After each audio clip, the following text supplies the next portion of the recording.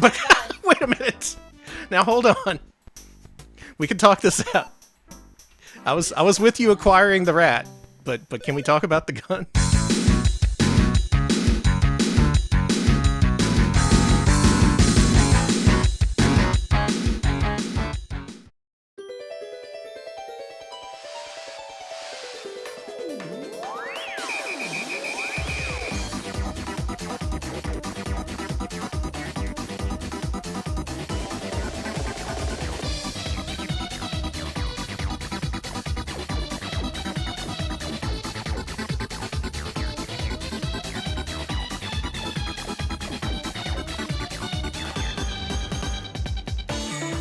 Live from Austin, Texas, where episode 1 is free, but you gotta pay for the rest. It's Retro Pals with Danny and Alex.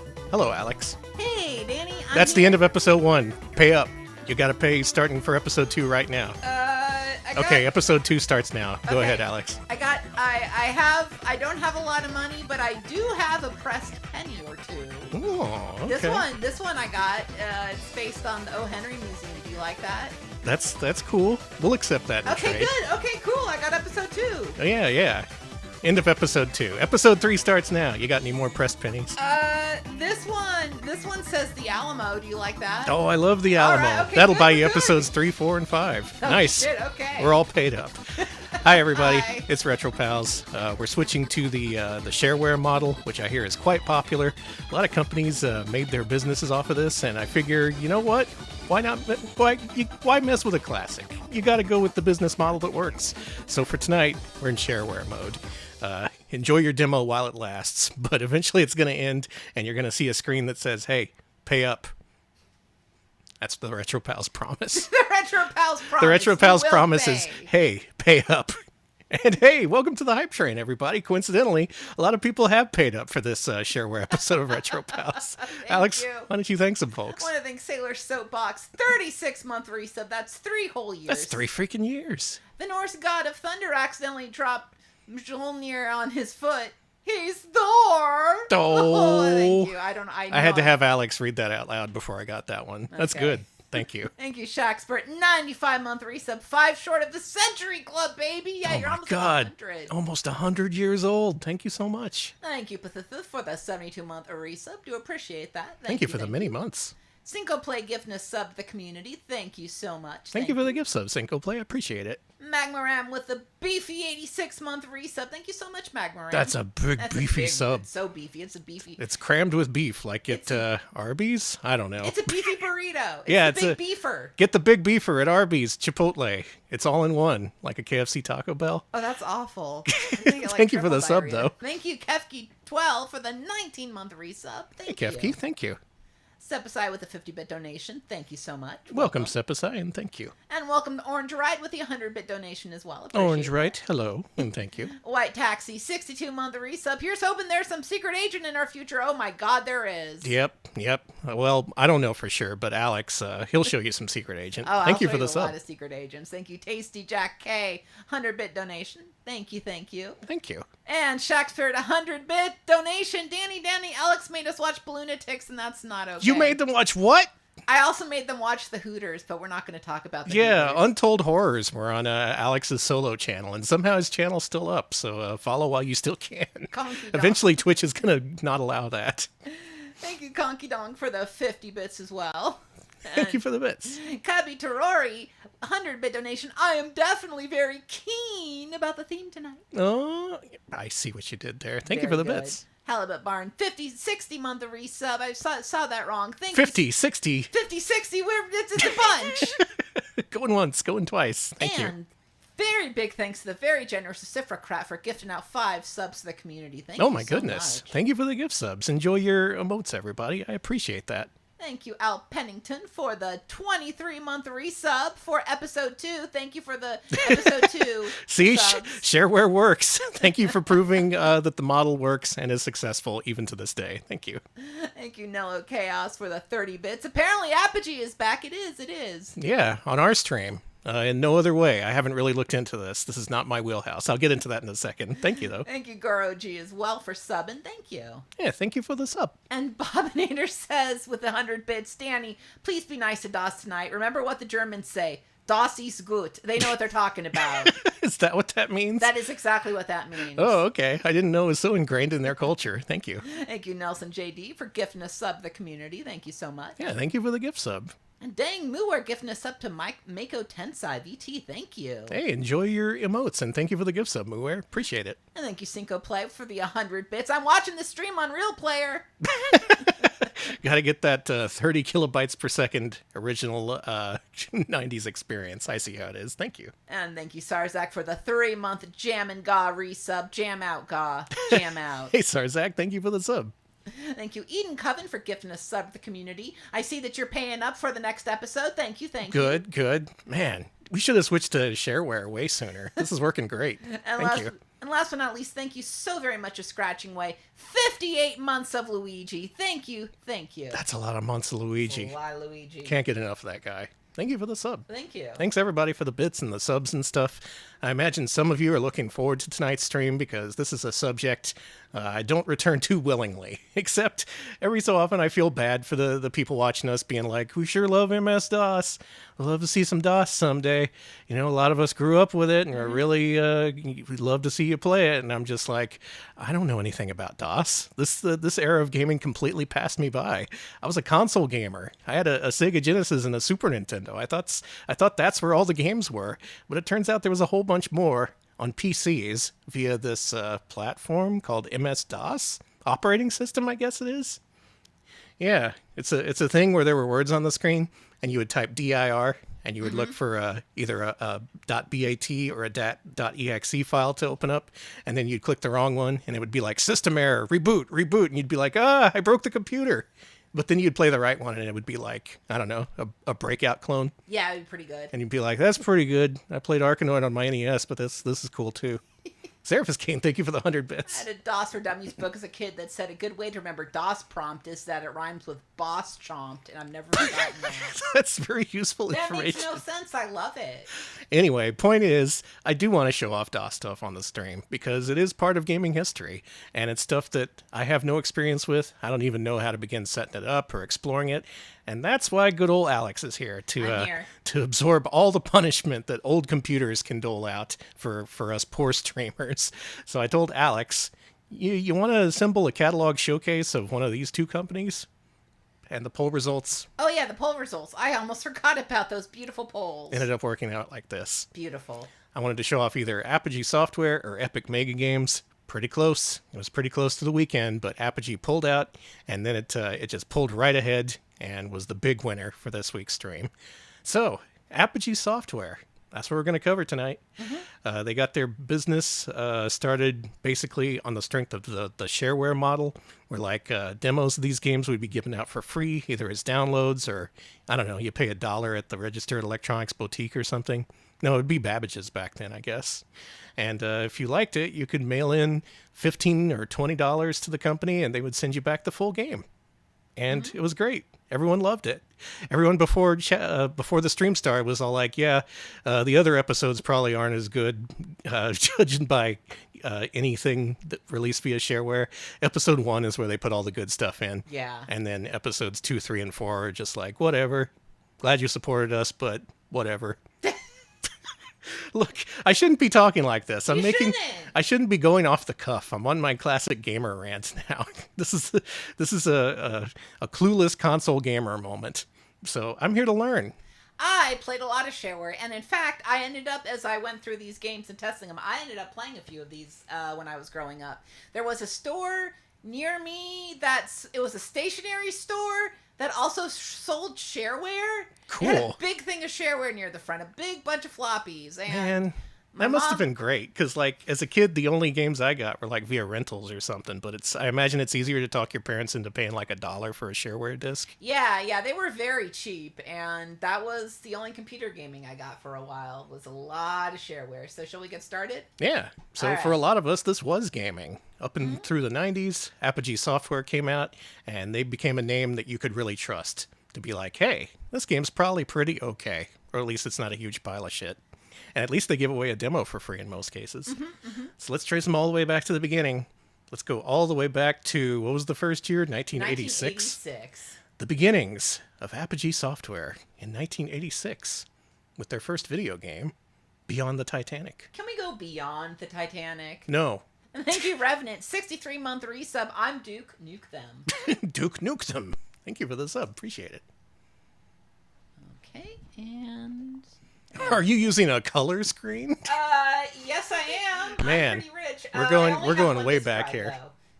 One disk drive. Okay.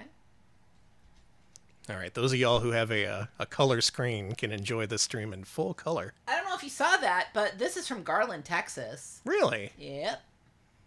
Was Apogee based in Texas? Not that I'm aware of. Oh, okay. Well, I almost got excited. But the creator of this is from Garland. Look at that. That's 1, 2, 3, 4, 5 different colors on screen all at once. All right, so I'm on the Titanic.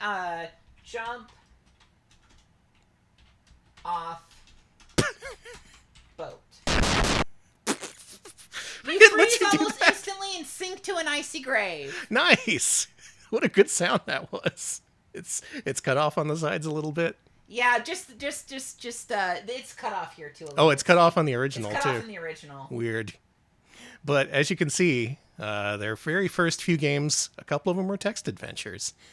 We typically don't have the ability to show these off and make them interesting. Just they existed. They're out there if you want.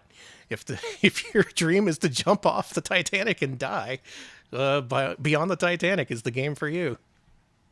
Good start. Apogee was founded in Texas. Their current incarnation of the company still is. Well, how about that? I didn't know Well, that. howdy. I say to all Based in Garland, Texas. Well, now I love Apogee. Delicious garlic bread, Texas. Danny, be nice to Garland. I like Garland, Texas. Me too.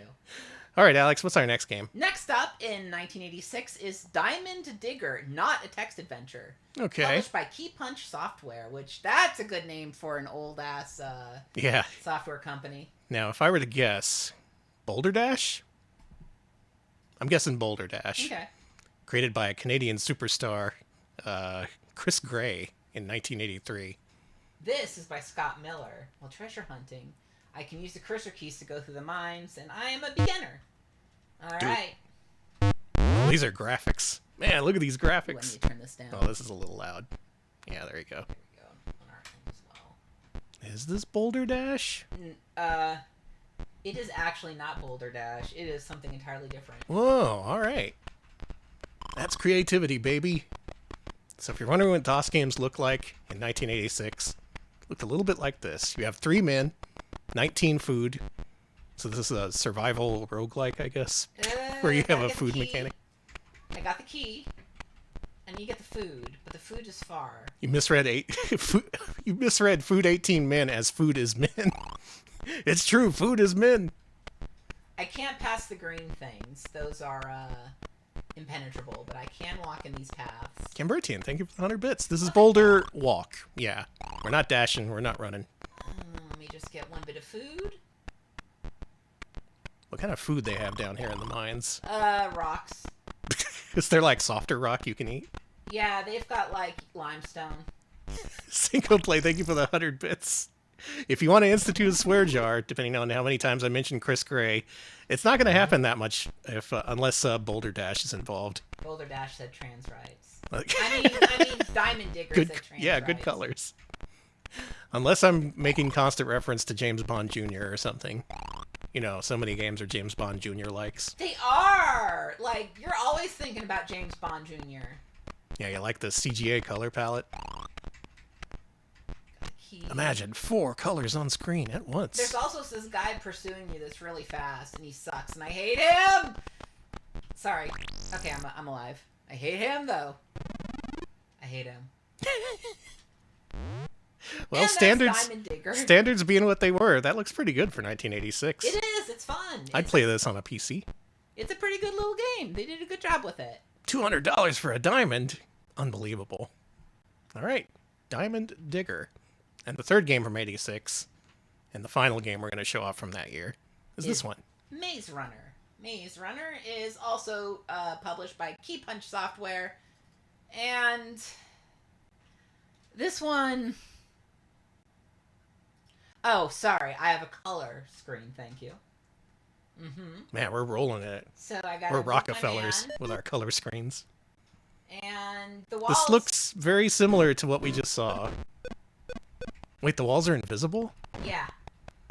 Oh, jeez. Teleport. Fucking ZZT looking ass. We would have seen ZDT if people had voted for Epic Mega Games. But I guess we're going to see a little bit of that here. Anyone play this? Can you tell us anything about this game? Oh, I should have mentioned it, but since I know so very little about the subject matter, I'm going to count on chat to fill in any of the gaps we leave. Basically, if you know anything at all interesting about these games, just shout it out. Try to make sure it's true. Because I'm ready to believe pretty much anything about these games. Oh, you need the map and then it fills in. I see. You can use this as a pickaxe to go through walls. This just uses, like, text? It looks like it does, yeah. And yeah, we did see some ZZT in the last patron request gauntlet. Alright. Apogee was founded by Dave Thomas, who also founded Wendy's. Wow, that's an amazing fact. Is that why the discs are square? Because the hamburger patties were square? This game causes a growth spurt if you're under 5 feet? Wow. That's why people played these games back then. They wanted to get taller. Where's the DOS? It's right here! Look! There's DOS! Find the DOS! Man, Okay. I'm learning so much tonight. Yeah, Dave's single episode. Yeah, just give me an episode 1 and a large fry. Excuse me, Biggie fries. Were those named after Biggie Smalls? I have a feeling I'm going to be turning Alex You're gonna be saying insane. a lot of stuff like that. Alex will be driven insane by the end of this stream due to the combination of DOS games and me just saying ignorant shit. So I like Rogue Runner. Maze Runner, I should say. It's fun, but it is also. Thank you, Bravo Needs Bacon, for the $1 donation. Thank you, and thank you, Barry Trio Bean, for the raid. Hey, thank you for the donation. I appreciate it. Yeah, looking at this, I really appreciate how far things have come. NES looking pretty good right now, huh? And hey, Barrier Trio, hope you had a good stream. Welcome. You were playing, I was looking in just earlier, but I already forgot. It was cool, though. It was cool. Well, Yeah. DOS gaming isn't awesome so far. We're just seeing 1986, but things are about to be awesome. We're about to see the best games ever made, according to the internet. So yeah, that's Maze Runner. It's a really I like the conceit of the maze being invisible and you have to kind of feel it out. That is kind of neat, Yeah. yeah. Back in 86, I would have the kind of patience for that, I think. Oh, me too. Ken Satan! Yeah, that's right. That game rules. Thou art but a novice. I love those parts. Anyway, 86. That's the start of Apogee. And now we're moving right along to 1987. They released 2 games, the Puzzle Fun Pack and the Adventure Fun Pack. And those are just composed of games that they would release later and that we're going to play, or games that they'd already released. I'll show up Puzzle Fun Pack just so you can see what what it looks like. I do love fun packs. So Rogue Runner is just Maze Runner. Night Bomber we're playing later. Thing we're playing later. What? And What's the soundscape? also, Oh, we don't have a screen up. Oh, you're right. There we go. Sorry about that. Ah, the sounds of DOS. Bloop. And yeah, it's just Rogue Runner. We played that. Let's show off Raiders of the Forbidden Mine. Okay. And it's literally just this again. Oh, a retitled that game. Diamond Yeah, Dash. Diamond Digger. Boulder guy. So yeah, the Puzzle Fun Pack is like this. The Adventure Fun Pack is like this. It's just a list of games they'd already released or will release individually. So just keep in mind, if there's games we're not covering tonight, they're just compilations, really. Yeah. I do want to be complete with this. I want a complete overview of these guys. Give me the complete dossier on Apogee Software. All right. Next up in 1987 is Kingdom of Kroz. Danny. Yeah? Kingdom of Kroz. What you know what Kroz is backwards? Zork? Yeah. What the? Really? Is that why they named it that? I think Zork was very first. So this is knocking off Zork, if anything. Zork was very first. Okay. Zork was very first. I'll write that down in my notebook. I was going to say, why am I talking like strong Zork sad? is very first. Okay, got it. All right. So, yeah. Let's go. All right. Yeah, I got to get a bunch of whips. Whips? Yeah. Here are my whips. Okay. You ate them all up? Delicious whips. Okay, whip button. Whip. Oh, look at I'm out that. of whips. Fuck. Uh-oh. Look out. I'm fucked. Those letters are coming right for you. I played a game that looked like this. I don't know if it was ZZT or Kingdom of Cross. Get the gems. I bet there was a few games like this back then. There's enemies up there, but there's whips too. Okay. You gotta get past them so you can eat your whips. Oh, a lot of good umlauts in this game. I never trusted... What did I hit? I never trusted umlauts. It makes sense that they're enemy characters. What killed me? ZZT was heavily inspired by this. I see. So it's not just surface level. Old epic Tim Sweeney saw this and was like, you know what?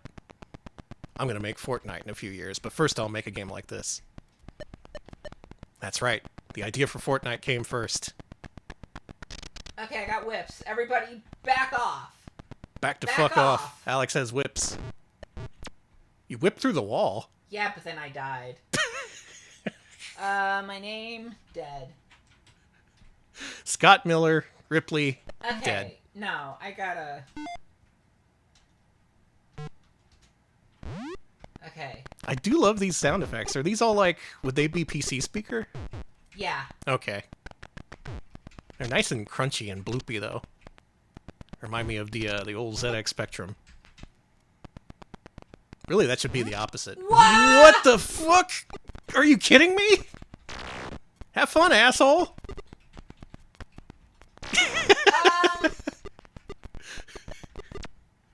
Welcome to Kaizo Cross. I'm super dead. That was awesome. Wow. Well, What do you think of Kingdom of Cross? I like the Cross for super players screen that you discovered. One screen to the right of the starting position. Cool. All right. Okay, Apogee. You're getting me here. Yeah, the screen was screaming at us. Just like, oh. Oh, but they were umlauts, so it was like, Ooh. Ooh. Ugh. Ooh. Sorry, I'm just imagining people tuning into us the first time and all they hear is just, ooh. Yeah, I tried to watch Retro Pals, but they're just grunting. Is it always like this? Do they get better? No. All right. No, we're just grunting all the time. Next up, in 1987, is a text adventure known as Supernova. Okay. Do you have to stop the sun from becoming supernova? Do I want color or black and white? Color, of course. This game is placed in public domain for your enjoyment. Okay. Oh, we got a PD game. Thank you, Scott Miller of Garland, Texas. See? All good things come from Garland, Texas. I've been saying this for years. What is my identity code name, Danny? 420. You may proceed for 20. So, I'm working into mine, and I want to die. Right. And if I recall, the point of the game is Jump off boat. jump off boat. So I'm just gonna say, drink poison. Oh, okay. Drink booze. Okay. Drink door. The door would not quench my thirst. You tried. Alex is out there licking that Jump door. out window. There's some moisture in here somehow. Jump from window. Okay, so I just can't die if I want. How about just die? Punch bartender. The word die is not used. How about eat bartender? It would not let me do it. Hit bartender. Hey, there you go. Oh, he Not lifts bad. weights in his spare time. How are you supposed to know that? I probably should have looked at his bulging muscles. Yeah. It pays to be observant in these games. Yeah, I died from one. I'm just dead as a doornail here, folks. All right, we're 2 for 2 on getting killed in text adventure games. Good work so far, Alex. That's 1987. We're moving on fast with this company. We're all the way in the future year of 1988. Let's see what they got in store for us with Night Bomber. We have a very sad-sounding cat right outside the door that you might be able to barely hear. I don't know why he's so sad. He gets so much love and attention all day, but the second we start to stream, he's like, meow. So here's a game I was not able to figure out. can't quit this game. You must fire all 12 missiles to finish the game. You can't quit this game. Alright, so I have to type in my angle. Cool, it's the first game you can't quit. And my angle is from 1 to 45 degrees. Yeah, so shoot your I'm gonna missiles. shoot 30. No, it's wrong. Why is that an R? 30. And enter. Is this an artillery sim? Yeah, but you can't see the bomb. Huh. Well, yeah, because it's at night. Okay, how about 20?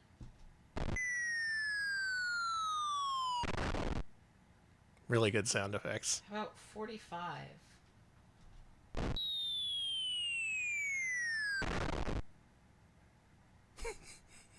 Am I even doing anything? One. Type 69. Oh, it sounded different that time. 69 is a little too high, unfortunately. It's only between 45 and... Oh, I see. 42 is a funny number to some people. Is that good? If you play text adventures, you know the significance of the number 42. If you play Being a Nerd Online, you also know the significance. I'm not a nerd, but I play one online. 13. Has anything happened so far? 20. 20 negative. No, 20. Yeah, I bet you wish you could quit now.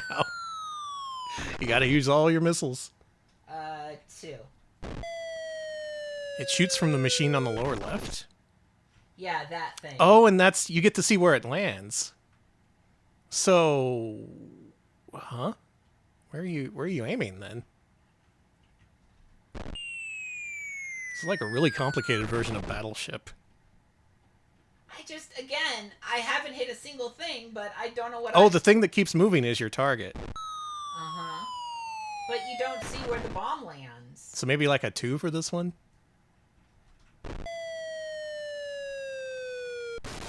Hey! Hey!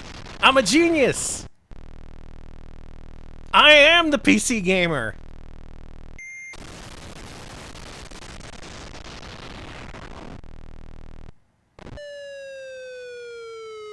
Call me a console plebeian no more, because I have mastered... Oh, God! I've mastered Night Bomber. You did better at You did better at a PC game than me. You need to applaud yourself. The key to Night Bomber, folks, is 2. Sometimes it's 2. That's my tip for you. It's 2. 2! Alright. Next up in 1988, we've got a text adventure with The Thing. Ooh. You might be like, what is The Thing about? Yeah? And there are a bunch of caves, and you got to go into the cave and not get killed and kill the Wampus. This sounds very familiar all of a sudden. Is it really called the Wampus? It's called The Thing. Oh, okay. You're not hunting the Wampus, you're hunting the Thing. But also in the Adventures of Fearsome Wampus, a cave creature no one has ever lived to describe. Oh, watch out for bottomless pits. And it's a text adventure where you have to navigate a maze. Yeah, this is Hunt the Wampus. Even as a console plebeian, which you can't call me that anymore, I know about Hunt the Wampus. I got a nugget. This is a game where you choose where and how to move, and you gotta hunt down this creature. I fell to my grave. Nice! That was what, 2 moves? Mm-hmm. Try No, again. 3. Man, a new record. Okay, south, east, and west. Let's go south. See, I was hoping this would be based on the John Carpenter film, but apparently South. not. You can pretend like it is, though. South. Alright, I'm gonna leave the cave. North. There's a Wampus. North. Oh no, a giant bat flies into the cave, picks you up, and drops you in another cave! What the? What is this? Adventure for 2600? North. Okay, and I south. It's east. Something is watching me. Hope you're making a map. I'm not. A Wampus is East. near. I smell a strange odor. Shoot. Oh, I can only use directions. Okay. That's fine. Your move, shoot arrow. That doesn't do anything. That's fine. East. The huge bat dodged the arrow. That sucks. Okay. I'm doing good by just doing Yeah, you're my east finding tactic. gold. Yeah. I found a clove of garlic. Something's watching That's why me. people want to hunt the Wampus. There's all this gold down here. Bat leaves me alone because of the garlic. Oh. Is that true in real life? Do bats not like garlic? Or is that just a Dracula thing? Man, these bats don't like me at all. No, it's Dracula's. Oh, okay. Real bats love garlic. That makes sense. And bananas. You ever seen one of those things just like demolish a banana? It's really good. Yeah. Maybe the bat thinks you're a banana. Alright, I'm just gonna head west. In a dark tunnel. Man, I'm doing good! You gotta use your imagination for games like this. You gotta put yourself in the shoes of the character. Imagine yourself hunting the Wampus. You're just going west. Go west, young man. Google AI says bats are repelled by garlic. Well, I don't need to hear anymore. Google AI says a lot of things. It's great for when you're trying to, say, set up a DOS simulator to work with the controller. It's true. Lots of really accurate, actionable information in there that definitely knows what it's talking about. This could be the longest game of Hunt the Wampus I've ever seen. Yeah, I can't believe I'm doing so well. Hump the Wampus? No, that's the PC-98 version. Kill me, dude! I'm usually very dead by now. I usually get killed like... Say, boy, I hope a big old Wampus doesn't come and eat me. Do Wampuses eat you? Wait, that's Grooves. Grooves eat you. What do Wampuses do? I just shot an arrow. Nice. Well, that's the thing. You get the point of the thing. That's the thing about the thing. That's the thing about the thing. I forgot to put the Wampus in. Rookie mistake. Rookie mistake. Alright, that was The Thing. Next up, 1988. Last game of 1988. We got Trek Trivia. Oh, hell yeah. You all up on your Star Trek trivia? And I'm not talking about that Next Generation bullshit. I'm talking the original series, because this is 1988. Okay, is someone anti-Next Generation? No, I love Next Generation. I know you do. I was going to say, no, you're not. And that's how you know these guys are for real. They are born and bred nerds, because one of the first games they ever made was about Star Trek trivia. You can't deny that these guys are the biggest nerds possible. The most popular TV series of all time, according to TV Guide magazine. Wow, thanks, TV Guide. Remember the cultural cachet that TV Guide magazine used to have back in the day? So you can either have the correct answer shown when you missed, or it will not show you the correct answer. I want to see the correct answer. Who here subscribes to TV Guide? Not anymore. No one does. What's in the latest issue? What are they going to show on Channel 42? The shell of a Horta's egg is made of pure... Let's just say dilithium. It was silicone. Ooh, that was a good sound effect, though. I lost a credit. Spock's mother is a... Chat, what's Spock's mother? Chat, tell me about Spock's mom. Which of these things is Spock's mom? She's a teacher? Okay. All right, there we go. We learn of this in Journey to Babel. Oh. Of course.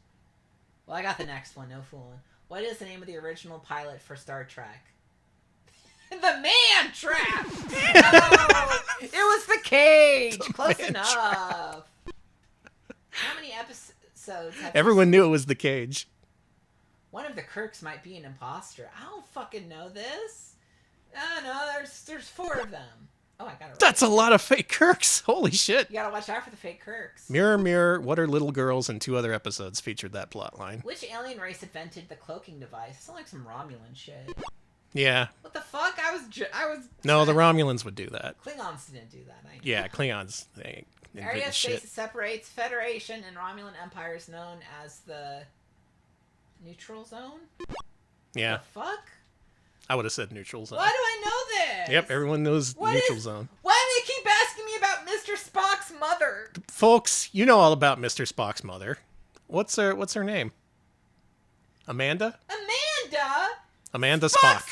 Spock's mom can't be Amanda. It's got to be like Perling or something. Man, this is the game the chat is the best at. I have never seen such great performance from chat in a single video game. All right, what's the name of the starship in the alternate evil universe? It's the Enterprise, the Emperor. The USS Emperor. It's the ISS. The ISS Enterprise. Fuck, I should have looked at chat. What's the I stand for? Inscrutable. The inscrutable ship. The only Star Trek episode specifically made for a holiday. What holiday was it? Was it Christmas, Lincoln's birthday, Halloween, or Valentine's Day? Halloween. Oh, it does stand for Imperial. Okay. The episode Cat's Paw featured witches, dungeons, skeletons, and magic. There was a Halloween episode. I gotta see that shit. What are the kids referring to when they use the term grup? Grup? Folks, what's a grup? That sounds like grown up to me. Yeah, that's what I'm gonna say. I got it right. Yeah. In this episode, the children would die as they entered adolescence. Oh, Thanks. that's a fun fact. All right, one more question. What is the ambassador's name in Is There in Truth No Beauty? I'm going to let Chad answer this one. Chat, answer this one. The ambassador's name in the classic episode, Is There in Truth No Beauty? Oh, we found a tough one. Is it Kolos? Is it Kolos? All right, chat says Kolos. All right. All right, the few of you who answered, you're correct. You get a gold star. Are you sure you want to quit? Yes. Okay. With 25 points, your rank is Transporter Operator. Hey, you get to operate the transporter. All right. You be careful with my molecules. This is from the Best of Trek 11, the Star Trek Compendium, and the Making of Star Trek. Oh. Damn, they had books they were looking up on this shit. Registered users will receive a secret code that will allow you to answer all questions automatically. Okay. Alex, you are an O'Brien. Congratulations. O'Brien is pretty cool, but he suffers a lot. Yeah. Much like being a streamer is suffering. All right. Not with that game, though. That was cool. 1988. Trek Trivia.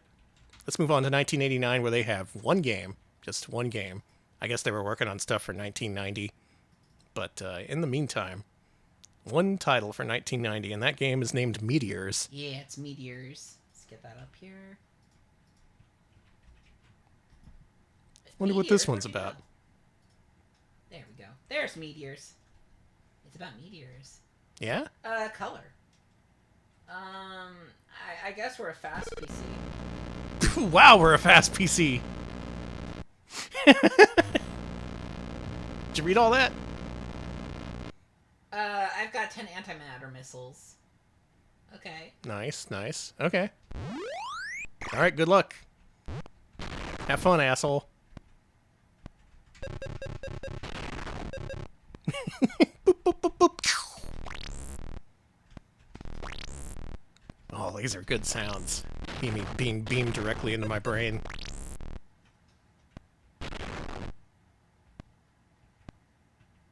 Okay. The outer wall remains intact. Oh, you figured out how to shoot. What am I looking at? I believe you're looking at meteors. I'm just going to assume everything out here in space is a meteor, except for the yellow triangle, which is Alex. You're out of missiles. You're fucked 6 ways from Sunday. Is this Dwarf Fortress? You know? I do tend to like games, just in theory, that have a whole bunch of shit on the screen. I don't know how to play them, but they look neat.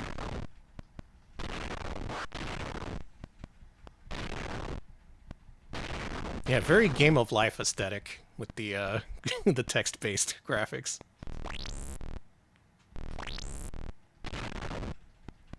It's fine. I'm doing good.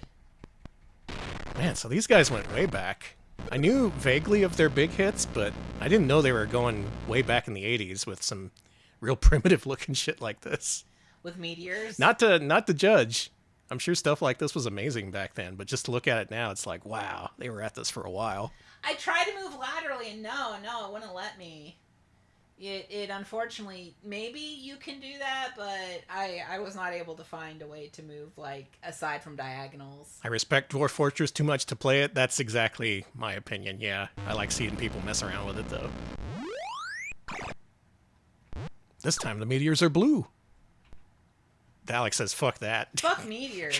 Blue meteors. Now we're talking. All right, 1990, we got a bunch of games. A whole bunch of video games. This is where Apogee Software breaks out and gets out on its own, makes a name for itself. So why not look at one of their best-known games ever of all time, the classic Commander Keen. This is Commander Keen 1, Marooned on Mars. This was released as shareware. You got this first episode for free, and then you could pay for the other ones if you wanted to. There we go. Let's see some Commander Keen. Oh shit, a game I heard of. Yeah, same. I know, yeah. Hey, who's that? That's a certain boy. Who's that little buddy? Apogee. Yeah, id worked on this. Did you know? Software. Who the hell are they? Never heard of them. Wow, graphics. Alex, this game has graphics. It's 1990. DOS games are allowed to have graphics.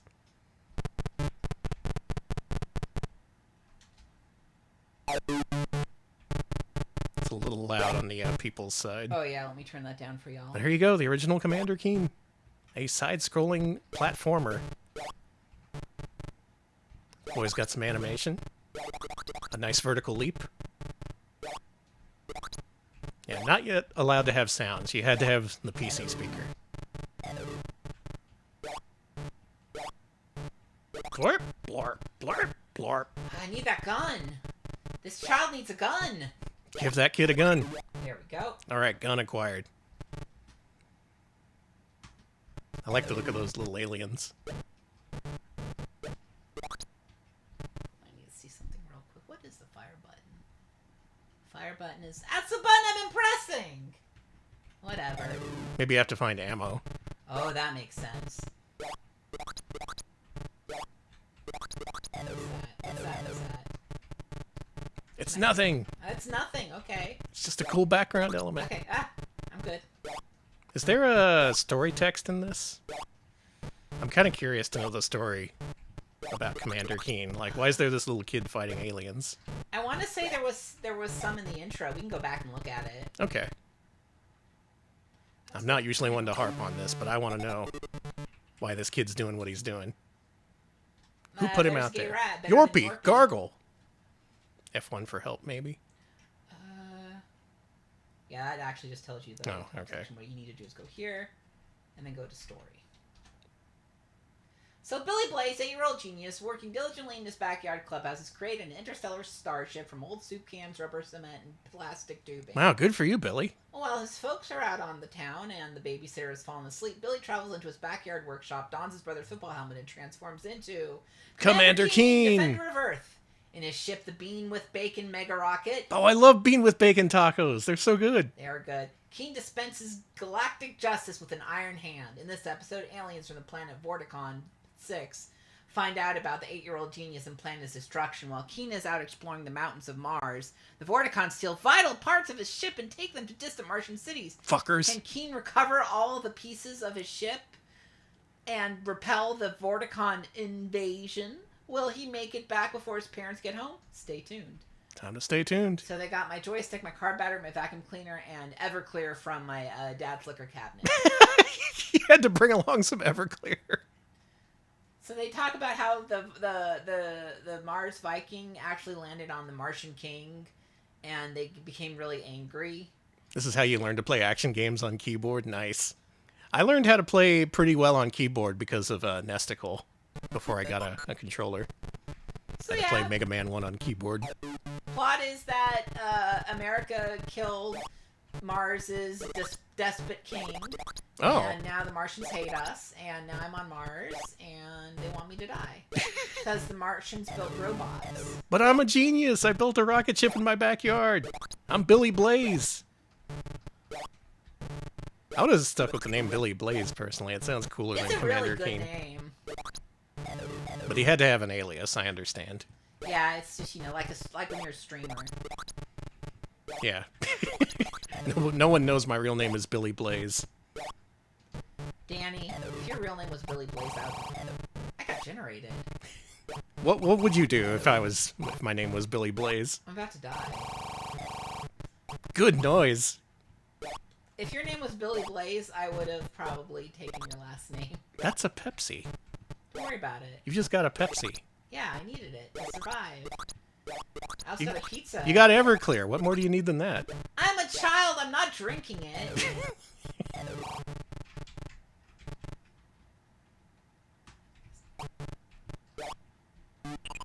There we go. Fuck you. All he wanted was a Pepsi. Just one Pepsi. Now look what happened. Don't generate me. I'm nice. Your friend in kindergarten was named Billy Blaze. That! What? There we go. You got eaten. I like this. Yeah. Between the simplistic but charming graphics and the really crunchy audio, I can see how this caught on. This is a fun-looking video game. I'd like to play this someday. Yeah, you should. That's the original Commander Keen. Incredible. It's the last name of his grandfather, B.J. Blazkowicz, from Wolfenstein 3D. Let's go. He's related to Mr. Wolfenstein? Yeah. Oh, man. Man, I'm glad we're doing this stream. I'm learning so many fun things tonight. Let's try a new game. Let's go to the Pharaoh's tomb. Yeah, why not? What are you doing in the Pharaoh's tomb, Danny? Chilling. All right. Commander Keen exists because Nintendo wasn't interested in the PC version of Mario 3. Yeah. Yeah. Like, they tried to develop a port, and Nintendo was like, fuck this. And it was like, well, fine. We'll make our own video game. See how you like it. Weep. Do you like this guy? George Broussard? I know that name. We'll be seeing more of that guy. Let's enter the pyramid. Do you want to know the story? Sure. I am Nevada Smith, a research assistant to a professor of archaeology at a major university. For years, you have studied in the hopes that the professor would include you in one of his famous treasure hunts, but it is not to be. Once again, the professor is planning on leaving you here to do more research as he goes in search of a secret pharaoh's tomb deep inside one of the Great Pyramids of Egypt. Wouldn't be so bad, except you're the one who discovered it. Looking up from another dusty old book in the library, decide you're not going to take it anymore. Slamming the book shut, you know what must be done. I ain't gonna take this shit anymore. I'm going to Egypt. It's the place to be. You sneak into the professor's office, avoiding the campus police, and take the ancient map of the pyramid showing the location of the tomb. Rushing back to your apartment, you gather a few items and throw them into a worn-out suitcase and rush to the airport to catch the next plane. You will have your moment of glory this time, and the professor will get what he deserves. Smiling to yourself, you fall asleep on the bumpy airplane, bound for adventure. Let's go. All right. I'm bound for adventure, baby. And yeah, I thought George Broussard's had an extra R in his name. He misspelled his own name on the title screen. That's pretty good. So this appears to be a side-scrolling adventure, a la Montezuma's Revenge, perhaps, where you play as this Indiana Jones type guy. Let's get this key. Like my little jaunty walk. Just slide down the side of the pyramid. I bet that would be fun, to slide down the side on a pyramid, like on your butt. Actually, no, that would probably hurt. It's pretty bumpy. Well, that's my contribution to tonight's stream. You ever want to slide down a pyramid on your butt? Kind of. See? Okay, get the key. Gunstar Heroes Stage 1. Yeah, kinda. You do slide down the side of a pyramid, but not on your butt. I don't know what that is, but I want it. What? Pharaoh's Tomb is now freeware. Okay, so you can play this for free if you like. Everything else, make sure you register your shareware, folks. It's the right thing to do. You're in. Alright, it's the first I've gotten in the game, so, oops. Okay. This is very ZX Spectrum to me. Oh, your mouse cursor is on the screen. Oh, it is. Doop.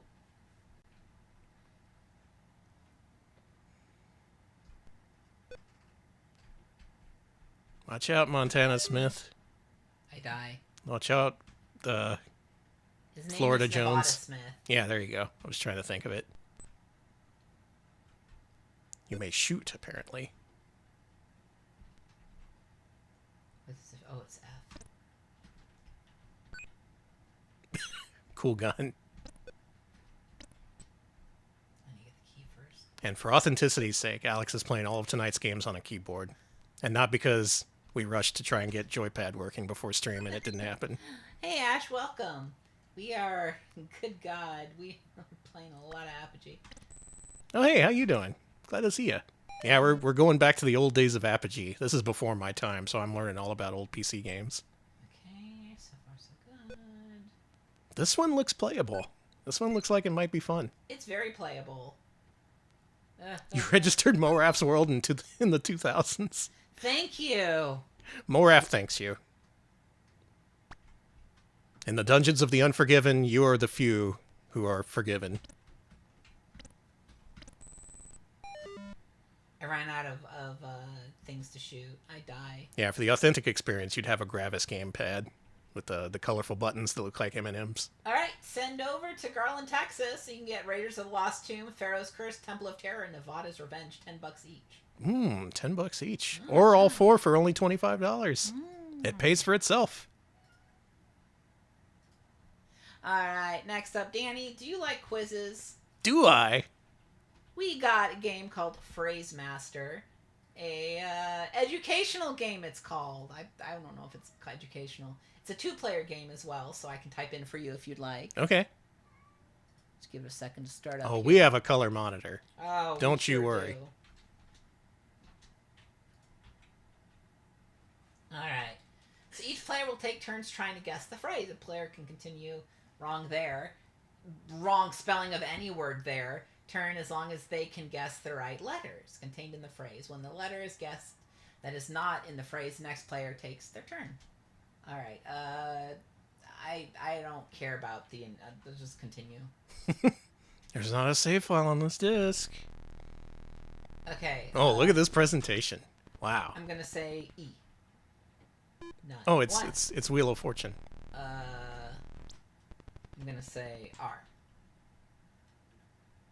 All right. No match. S. Okay. No matches. All right, my turn again. L. Fuck. All right, Danny, your turn. T. Show me a T. What? These aren't real words. All right, I'm going with It's not fair if you just make up fake words. N. Ha-ha! 2 N's. Oh yeah? Well, what is it? I don't fucking know. You. It's not me. No. All right. D. For Danny. Okay. Next one. B.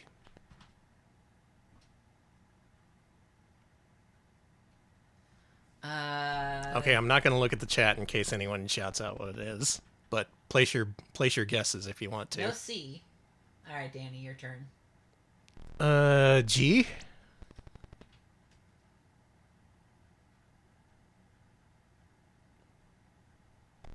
We're going to look pretty stupid, I think. This is probably really obvious.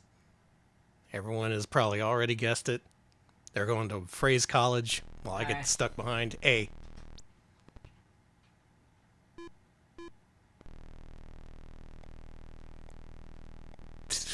I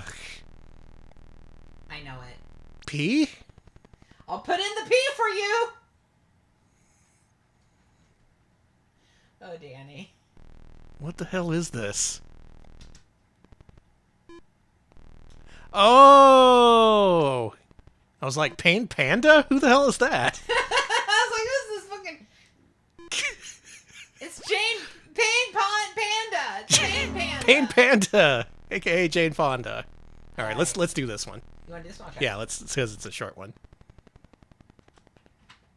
All right, the category is food. All right, it's still my turn. N. No match. All right, what are you S. taking?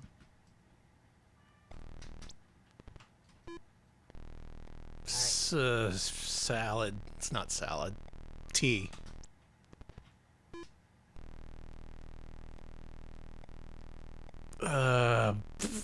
E. Damn it. Fat steak? Rat salad. Rat salad. There you go.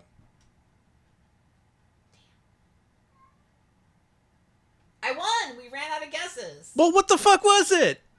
We'll never know. It was rat salad. No, I have to have resolution on this. No, it's rat salad. All right, I guess it was rat salad.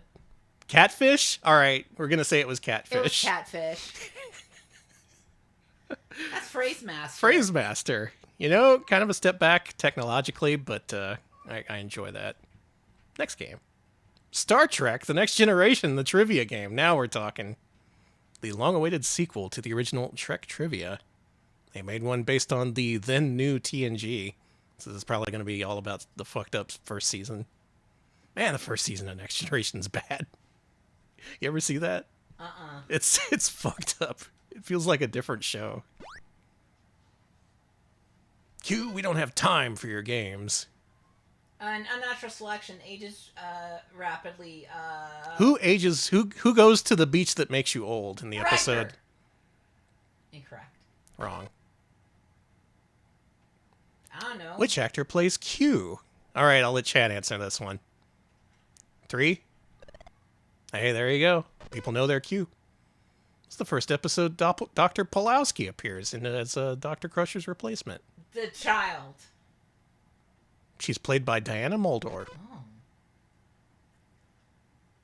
Q has made the Borg aware. The Federation, years before it would have occurred. The Borg was in this? Okay, so I guess this isn't just season 1. Yeah, Samaritan Snare. No, incorrect. It was Q who? Underdeveloped race of being... That sounds awful. Booby trap? It was the Samaritan Snare. Which episode features a nomadic... home soil. Hey, Jordan, thanks for the raid. Jordan, thank you so much. We're playing Star Trek The Next Generation trivia. So bring all your best trivia knowledge to this video game. Jordan was playing Muppet Monster Adventure on PS1, a game that is way more Spyro-like than I remember. Good, Hope you had fun with the Muppets. Yeah. All right, Danny. Let's do one more question here. Okay. Surface Kane, thank you for the 50 bits. Oh, thank you. One more question here. Oh yeah, the Everyone is Super Horny episode came really early in the series. Game over. Well, let me continue. Well, fuck you too, Next Generation Trivia. Let's quit. Thank you for the bits, Surface Kane. Danny, I have bad news.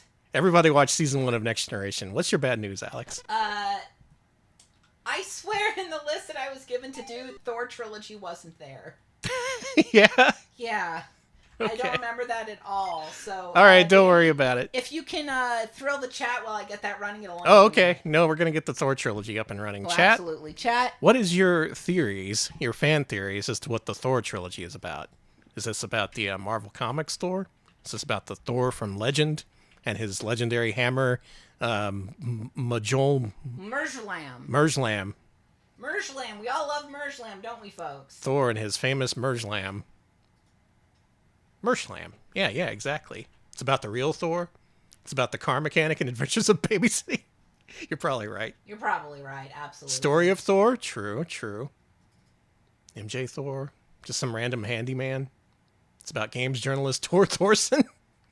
Wow. Really specific subject matter. All right.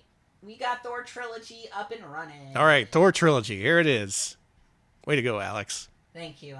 Let's see that Thor Trilogy. Wait.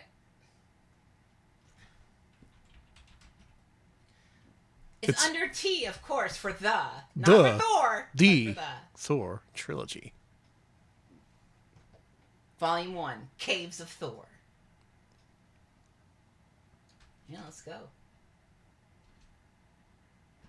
Caves of Thor, baby. Let's go. Volume 1 of the Thor Trilogy. All right, here we go. Get ready for Thor, Episode 1. Whoa. Whoa.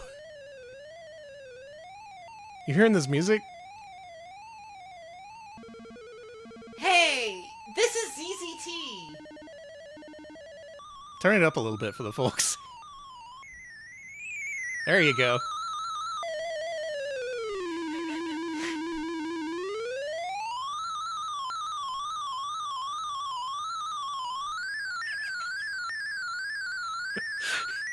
Music to go insane by.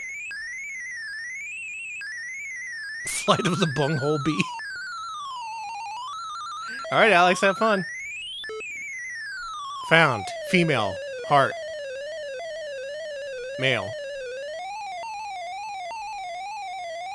Aiming direction. What the? Oh. Oh.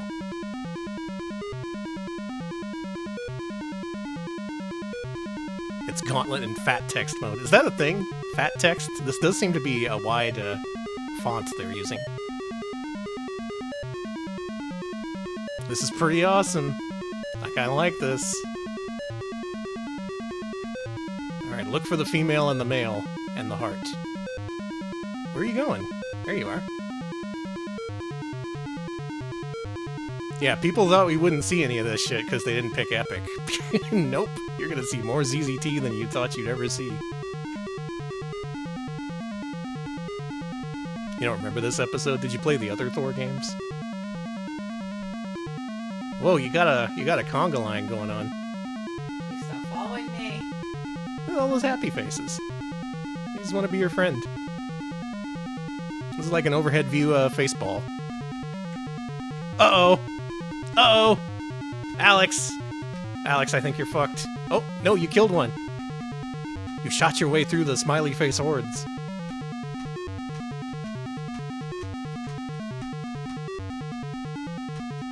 Remember, turn before you shoot. Sorry. Someone set that off. I say that whenever anyone says turn before you shoot. Honey, my name is... Oh, This good. game is kind of sick, Danny. That looks pretty cool. I like the completely insane music. This was worth getting working even. I I like how I love the intro. I want to see the intro again. Yeah, do it. Dupe. Quest over. Quest over. You don't. Turn off computer. Here we go. No, no, no, no, no, no, no, no, no, no, no, no, no, no, no. Yes. Yeah, let's hear that Fly of the Bumblebee again. Press enter when finished. Richard. Here we go. Thank you, Todd J. Todd, you did good.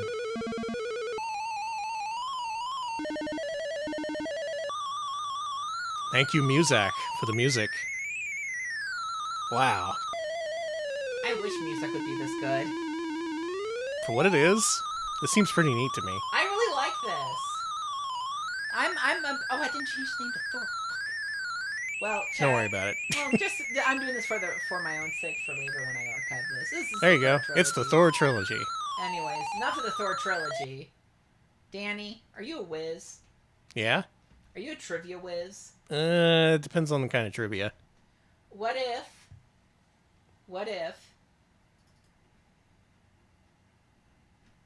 I didn't know the subject matter of the trivia? Would that be okay? Absolutely not. Okay. You're setting me up for failure here. All right. Let's start the game. What is Ozzy Osbourne's real first name? Folks, I'll leave this one up to chat. What is Ozzy's first name? Personally, I never looked it up, so I don't know. Is it John? Is it John? John Osborne? Chat doesn't know. Seen many answers here. Terry, John. Ozzy, Thor, John, Osmond. What is a woman called when she is knighted? I believe that is a lady? That's a dame. Dame? Dame. That's a dame. Oh, okay. Like Dame Judi Dench. Yes. That's how I actually remembered. Who was introduced in Detective Comics 20? That would be That's Batman. Batman. I know that. Oh, that's Batman. Who is the fourth Musketeer? Chat? Trick question. There isn't one. Wrong. There is. Is it D'Artagnan? I thought he was the part of the core trilogy. No, D'Artagnan is the fourth Musketeer. The other three are the three Musketeers. Well, shit. In Nathaniel Hawthorne's book, The Scarlet Letter. Oh, come on! Danny, you know what the letter is on the Scarlet Letter, right? You know what the Scarlet Letter is, right? I wish it had the letter H up here. So I could answer that, but no, that would be the letter A for adulteress. It sucks that she had to wear that all over town. Yeah, it sucks that we still do that. Everyone's going around wearing the letter A. Actually, I think they're just baseball fans. Gynophobia is the fear of... I guess we're saying woman instead of, you know. Yeah, okay. There you go. Which animal is the world's largest land carnivore? Kodiak bear. Kodiak bear is bigger than grizzly, huh? Yeah. All right. That bear is It's a huge. huge-ass bear. Big ass bears. Yeah, A is for Alamo. I wear the A. All Texans have to wear an A because they all failed the Alamo. Yeah, and the fans of the Oakland A's are also all adulterers. Which king is shown in profile on the playing playing cards. Oh, fuck, I used to know this. I want to say it's the King of Spades? No. I'm an idiot. I'm a clown man. Incorrect. Lionel's last name on All in the Family. There's a character named Lionel? Oh, no, there was. Jefferson. Yeah, the Jeffersons. Yeah, okay. They moved on out of the And then they were moving on up. Yeah. Who was Batman's brother? Alfred! Algernon. When is Father's Day? Third Sunday in June or the fourth Sunday in June? I think it's the third. I think so too. They make it stupid so you forget. I want a free miss. How many feathers were in the NBC's Peacock logo before they retired it? Oh. I want to say 10. Yeah. I was wrong. It might have been 11. I was counting it in my head and I was just like, that's a lot of times. I think we did pretty well at this game, though. Yeah, I think we Oh, that would be, Dirty Harry. Dirty Harry. Or was it the Deadpool? No, it's Dirty Harry. Okay. No, it was not Dirty Harry? Well, what the fuck do I know? Never mind. We're horrible at idiots. trivia. We're bad stupid. at trivia. We're quitting. Q for quit. Yes, I do. What I'm noticing here is Apogee had their real, big hits, their genre-pushing games, their platformers, but they also had these simpler games that would pay the bills, and I imagine had a lot of broad appeal, especially in the early 90s. So it was smart of him to make this stuff, just to keep the lights on while between big projects. So we're not trivia whizzes, but you know what I am a whiz at? What? Words. You're a word whiz? Yeah. All right, word whiz. Show me your wizardry. Okay. Color, please. Yes, sound on. Yeah, we'll never learn what the master gland was. Good luck and have fun. Okay. Correct answer. Show me what the correct answer is, please. I'm a fool. I'm a clown fool. I yearn to learn, so tell me what I'm getting wrong. The effects of a tsunami became apparent. That would be a series of huge sea waves. Okay, I got that right. All members of the caucus agreed it would make good sense to espouse the radical position. Support? I thought espousing was support. But it feels like that's not the correct answer. Yeah, see? Okay, I was right. Okay, never mind. I second-guessed myself like a clown man. When towns burgeon, we must question whether the advantages outweigh the disadvantages. They begin to grow rapidly. Yeah. This game's no problem for me. This is boring to watch. We should probably move on. Yeah, okay. This is just looking up dictionary words. Oh my god.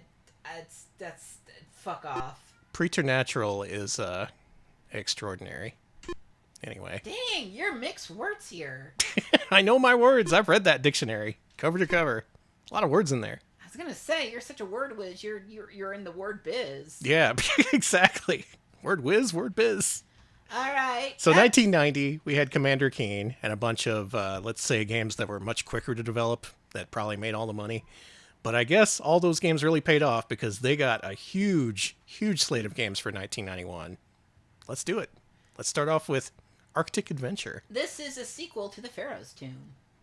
Not to be confused with the MSX's Antarctic Adventure, which is about a penguin or something. Conky Dog, thank you for the bits. Thank you. Until it asks you the definition of I homosexuality. Maybe as a bonus after you get every single other word. Okay, same movements, jump is space, fire is F. Got it. Yeah, this sure looks like that other game. Okay, where am I? Oh my god. Oh, Okay, you're in the upper left. Whee! You're platforming. Deluxe paint fonts detected. I'm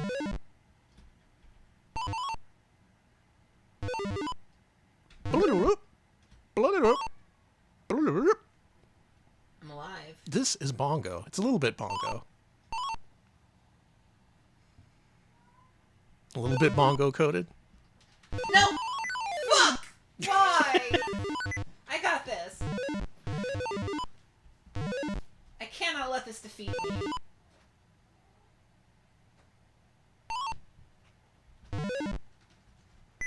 I'm letting this defeat me.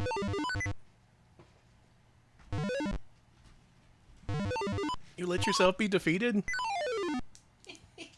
Sorry, I let the cat in. No, Danny had to let the cat in because He sounded so sad. He was like, "You're streaming MS-DOS without me?" He's a huge MS-DOS freak. It'll be funny when he wants to leave in a second. Yeah. He just wanted to make sure we were okay. It's fine. I know we're locked in the room together screaming at each other for several hours a day, but this is called streaming, Buttons. It's normal. It's healthy for some reason. He just heard me in here yelling about words. He's like, words? I hate words. Can you beat level 1 of Arctic Adventure? That's my goal. You got shot in the Arctic. I'm gonna let my dreams be dreams, I think, on this. Maybe we can work our way towards this goal. Okay, I got this. I only got a couple life slots. Just a pyramid game in the snow. Yeah, pretty much. A lot of games you can just boil down to being a pyramid game in the snow. Lost Planet. That's a pyramid game in the snow. That one level of Super Ghouls and Ghosts. Mm-hmm. What other games take place in the snow?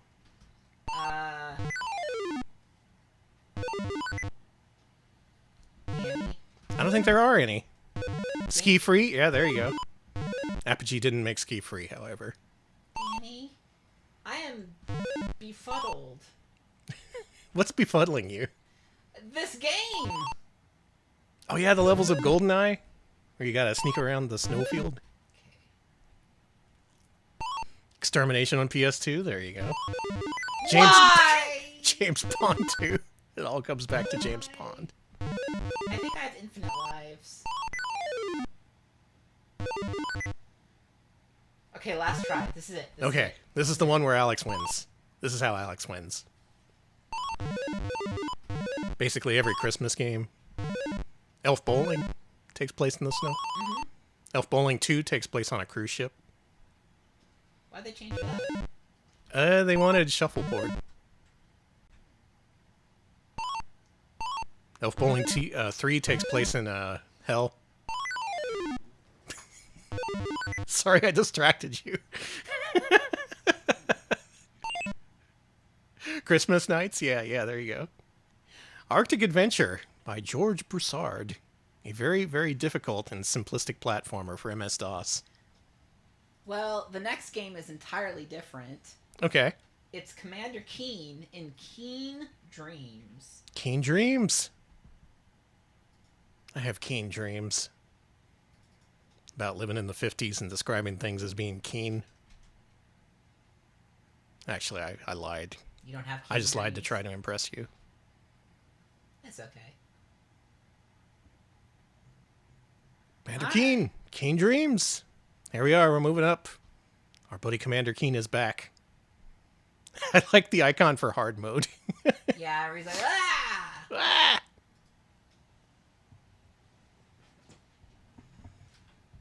All right, Keen, a.k.a. Billy Blaze.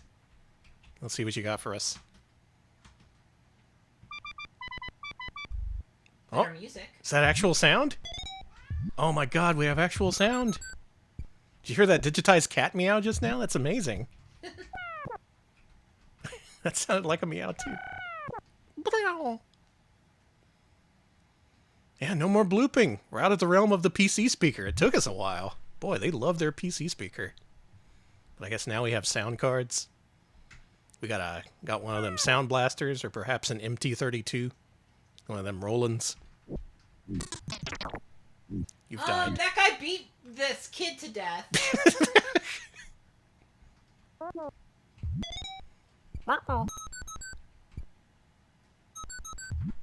Dude, games can have sounds now. And not just horrible screeches that come out of the PC. Yeah, you got stabbed by a potato. It happens. Not often. Can't recall many games that feature potatoes with swords. Oh, you Sonic the Hedgehog'd him. Yeah. You Sonic CD'd him. You like his jump? It looks pretty fun. It looks like it's pretty floaty. Here's the thing. This is fun. Those horrible screeches are nostalgic. That's the thing. I wish I had the nostalgia for the era of screeches. I can still appreciate it somewhat, but it's not genuine. I just remember that I played the Beverly Hillbillies adventure game on PC, and it had PC speaker noises, and I just remember being stuck trying to play it and being like, this is I hate this. I've seen people try to play that. It looks incomprehensible.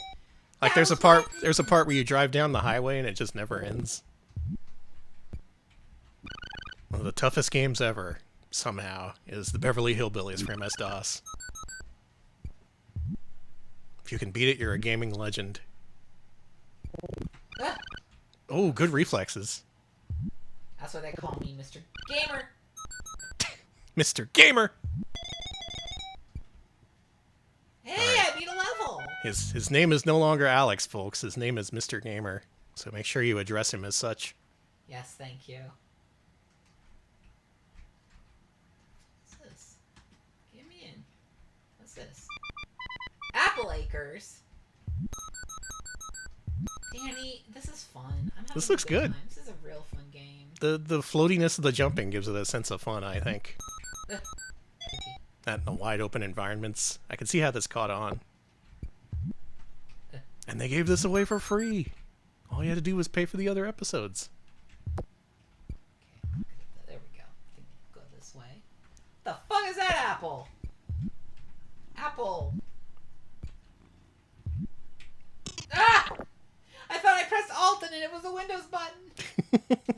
Oh, well, you want to see more of King Dreams, or I think that's enough? I think that's enough. All right. We'll see more of Commander Keen soon. Oh, we actually will with our next game.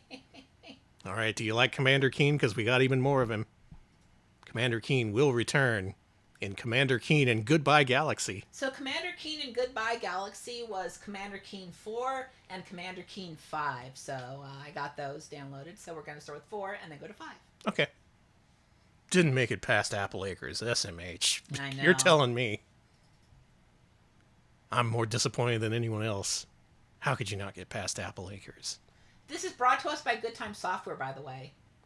Good Time Software? Yeah. Like Good Time Video? Yeah. Like GT Entertainment. John Carmack and John Romero bring you this video game. With music by Bobby Prince. There's our boy.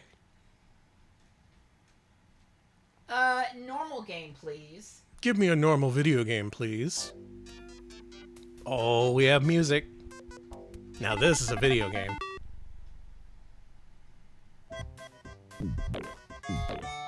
Oh my god. Folks, we have a video game. It took more than an hour of searching, but we finally arrived at a video game. Not to say that the other games we played tonight aren't video games. Trek Trivia, a fine video game. But this one most closely resembles what we consider a classic platformer game. Not to be weird, but those trees are stoned. Yeah, they're stoned as hell. They were smoking the good shit. Happy birthday, man. Other people read that expression as horny. It could also be horny. Maybe it's both. The stoned horny woods. Damn, this looks good. But why are you in Flintstones world? Because it's the Shadowlands. The Flintstones live in the Shadowlands? Yeah, they live in the Shadow Dimension. The Flintstones live in the Shadow Dimension. The sounds in this are really good. I like your jump sound effect. It has a nice bloop to it. Yabba dabba doom. And you do have a gun, apparently. Okay. So start shooting. Hey, there you go. Oh, I've only got 3 shots left. Bye.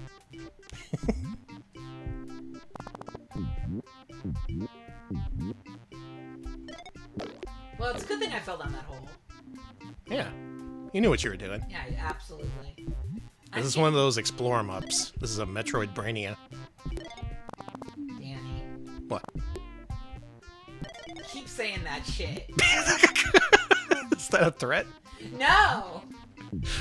No! I would never threaten you. Getting mixed messages here about my use of the term Metroid Brainia. Look, we have to cleverly and closely define what our video games are about. That's how we enjoy them. Anyway, what constitutes a Metroidvania is, you have a gun. No, that's fire, dude! And you gotta use your brain. So any game where you have a gun and you gotta use your brain, that's a Metroidvania.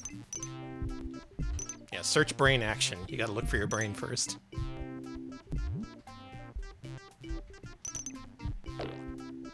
What if instead of playing video games, I play the ultimate video game? What's that? Educating myself? All right, Alex, hit the books. I am! I don't know if I told you this, but someone put a bunch of old telecourses on archive.org, and I was like, fuck it, I'm going to go through one of these, and I'm doing it now. And it's hard! I didn't know education was so difficult. Education is difficult, and so is Commander Keen and Goodbye Galaxy. That's part 1 of Commander Keen and Goodbye Galaxy. Let's go to part 2. You learn a lot from Retro Pals? I'm learning a lot from Retro Pals. I've learned plenty tonight. Next is Commander Keen 5, the Armageddon Machine. Metroidvania is the elevated horror of games, yeah. It is! I don't like to play simpleton games. I like evolved brainy Brought games. to you by Good Times and Software. Thank you, Ed. Thank you, John and John. Alex, are you a Romero or a Carmack? I don't know what to say. Romero. Okay, I'm a Romero. Okay. I've decided So for you. Chad wanted to see Paddle War, and I think I should show that off. All right, let's play Paddle War. Wait a minute. This looks a little familiar to me. Oh no, I've started up the great Romero versus Carmack argument in chat. You know, I once saw John Carmack talk at QuakeCon. Oh yeah, you mentioned that. Didn't understand a single word he said. He spoke for 2 hours. So I'm in space now. Going through the ion ventilation system.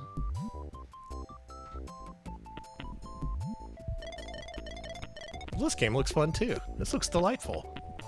Danny, I have a secret to tell you. These games are fucking great. I love these games. They look fun. They look really fun. They have a sense of whimsy and delight to them. John Carmack can easily beat up any of us. Is he jacked now or something? Did he pull a Carrot Top? That scares me. Okay, I have a question. Are you a... I know game devs watch this. Do we have any jacked game devs watching this? You guys are fascinating. Fascinating. He's a black belt in judo? I didn't know that. I am the opposite of jacked. Once my thyroid got removed... Dude, you got double killed. Yeah, I really died. Yeah, the jacked... Maybe I thought, I don't know why, but I thought that the jacked game devs would maybe watch us while they worked out, you know? Maybe they'd be like... Jace Hall, classic jacked game dev. Gotta make gains while I'm watching... Wait, multiple people are referencing that. Is that a thing that actually happened where he choked out Jace Hall? You could make me believe that. I know so little about PC gaming. You could implant an entire alternate history in my brain. Alright, I'm gonna look up a video of John Carmack choking out Jace Hall. And if I don't find it, I'm gonna be very cross at you people. I hate that enemy. Could 100 John Carmacks take down one gorilla-sized John Romero? I think the gorilla-sized John Romero would get tired after a while. I had not seen a single thing about that gorilla thing, but then our roommate mentioned it to me, and it's all I've been able to see since then. You're too busy having mental battles between hundreds of animals. I'm not! And why do men think they can beat up wild animals? I've seen guys being like, oh yeah, I can take a bear. No, you can't! I've seen that before too, yeah, just people being like, which animals you could take down. I love seeing the confidence of dudes who are all like, yeah, I could probably beat up a giraffe. Like, how would you go about that, dude? Are you planning to dodge roll around it a la Dark Souls? Anyway, big thoughts happening at Retro Pals HQ. Meanwhile, Commander Keen is an excellent video game. You got Commander Keen in our next sequel, which is Commander Keen and Aliens Ate My Babysitter. Oh no, why'd they do that? This one by FormGen. Ah! Big screen. There we go. There was a series of books around back then called like Aliens Ate My Teacher or something. Yeah, and it was about like aliens taking over for the teacher or whatever. Yeah, yeah.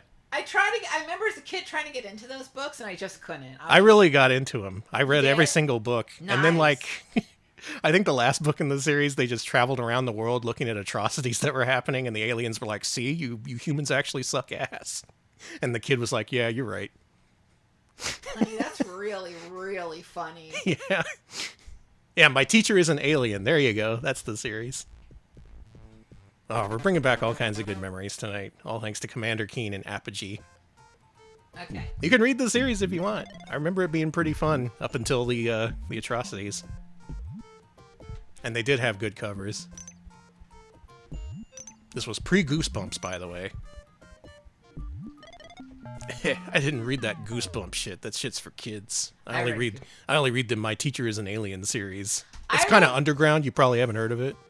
I read Goosebumps, but what I remember the most about Goosebumps was, and my mom's wife who was a school teacher. She was That's like, alien. there's this one Goosebumps where it's just about these kids who have to want Halloween to be forever, but every day they have to do Halloween and they're exhausted and they hate it and it's the same thing over and over again. My mom was like, I think that's the writer talking about having to write Goosebumps.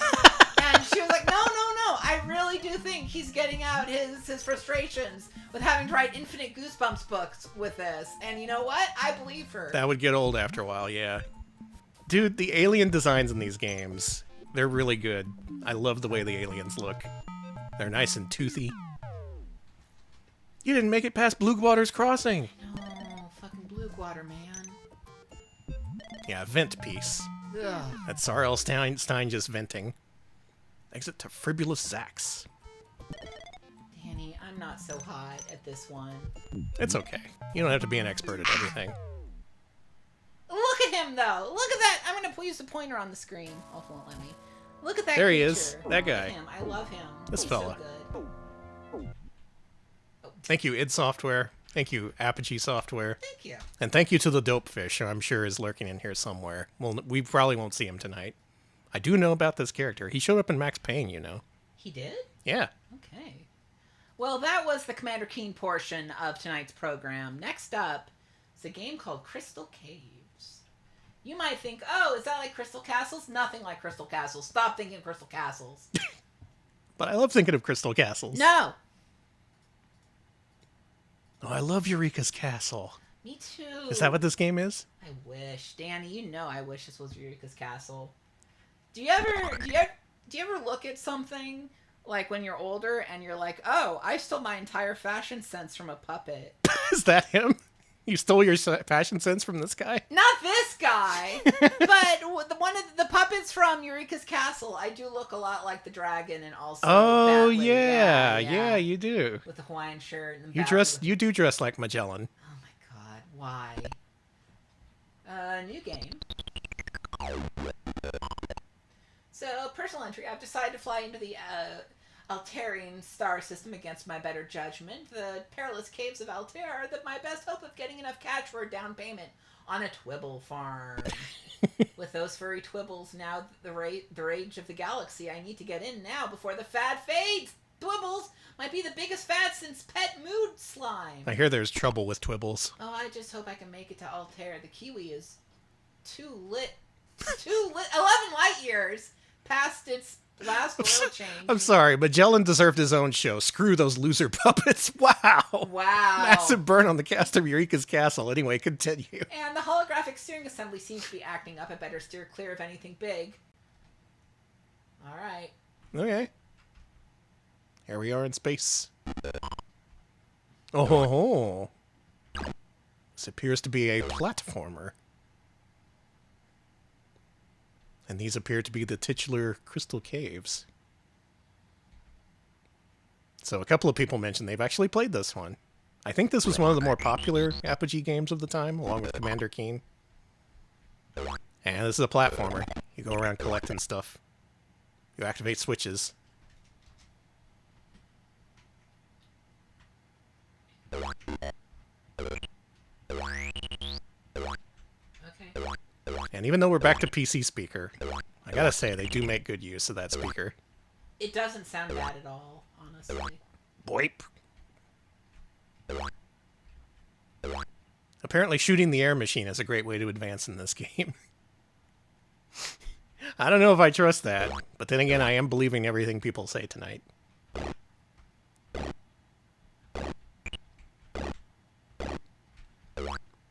Actually, yeah, this is 91, so on NES, we were doing Mario 3, we were doing Kickmaster, and probably other platformers too. Meanwhile, on PC, they had trouble making the screen scroll, so it took them a while to catch up technologically. Among other things, just differences of platform, differences of focus. Alright, my goal, shoot that air machine. The nice thing is that these games ran on everything, even like an underpowered 286. Yeah. I could see this being huge for people who got hand-me-down computers. Oh, yeah. I had to play a lot of shareware crap, because... Not crap, that's not fair. Well, some of it was crap. I had to play a lot of shareware stuff that, because we did not have a great PC for a long time. My first PC was... I'm pretty sure it was a hand-me-down from a family friend or something. Late 90s, I got a 486 SX 66. Not DX. It couldn't do floating point math, so a lot of shit crashed. But it did run an old version of Nesticle, not the newer versions. And it ran Genesis, the Genesis emulator, without sound. If you enabled sound, it would crash. So you can see how my PC experience was kind of colored by the fact that I got it late, and I mostly focused on emulators. I did still check out a lot of shareware and freeware games. It was a good time to join in. Got to see some of the early internet. I know some people joined it way earlier. There's some people who are all like, oh man, the internet ain't been the same since 96. It was the Wild West. You could do anything. Well, I don't think I'm getting to that air machine today, but this is pretty interesting. I like crystal caves. There's caves full of crystals. Can you get them? It's crystal caves. That was rhetorical, Alex. Oh, okay, sorry. Can you get them? No. Well, we did the crystal caves, but what about the Dark Age? It's time to go back to the Dark Ages with our next game from Apogee. Dark Ages. Dark Ages. Okay. Dark Ages Volume 1, please. I see jump, I see fire. Oh. Yeah.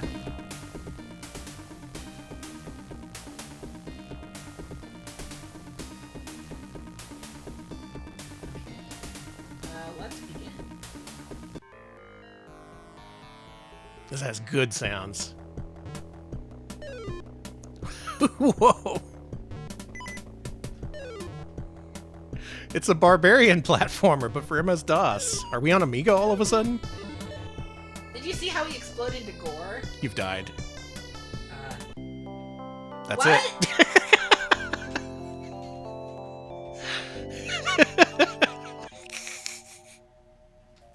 Rastan, that's what I was thinking. Yeah, it's very superficially similar to Rastan so far.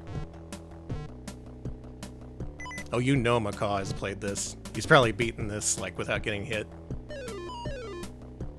Okay, don't fall down the hole. There you go. Even this music sounds very Taito to me.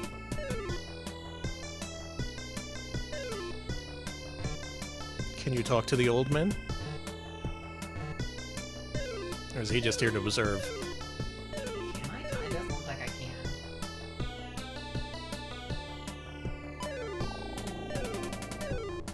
Hey, my attack doesn't do jack. Oh, it got somebody, okay. Get those coins. Dum dum dum dum dum dum dum dum. Oh, that is a heart down there. It's beating. This is... I do like trying to do a barbarian game on DOS. They had to fill the niche. Amiga people got too many barbarian games. We gotta get some of that. Yeah, the strut's good.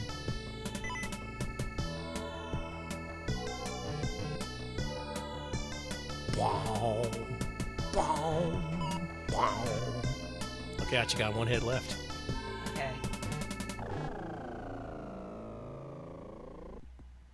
Damn, what the hell are these jams? They're great, right? Just out of nowhere. Oh, exploded into gore.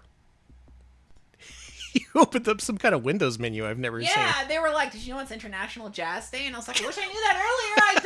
I died. You pressed the jazz button on the keyboard. Apparently.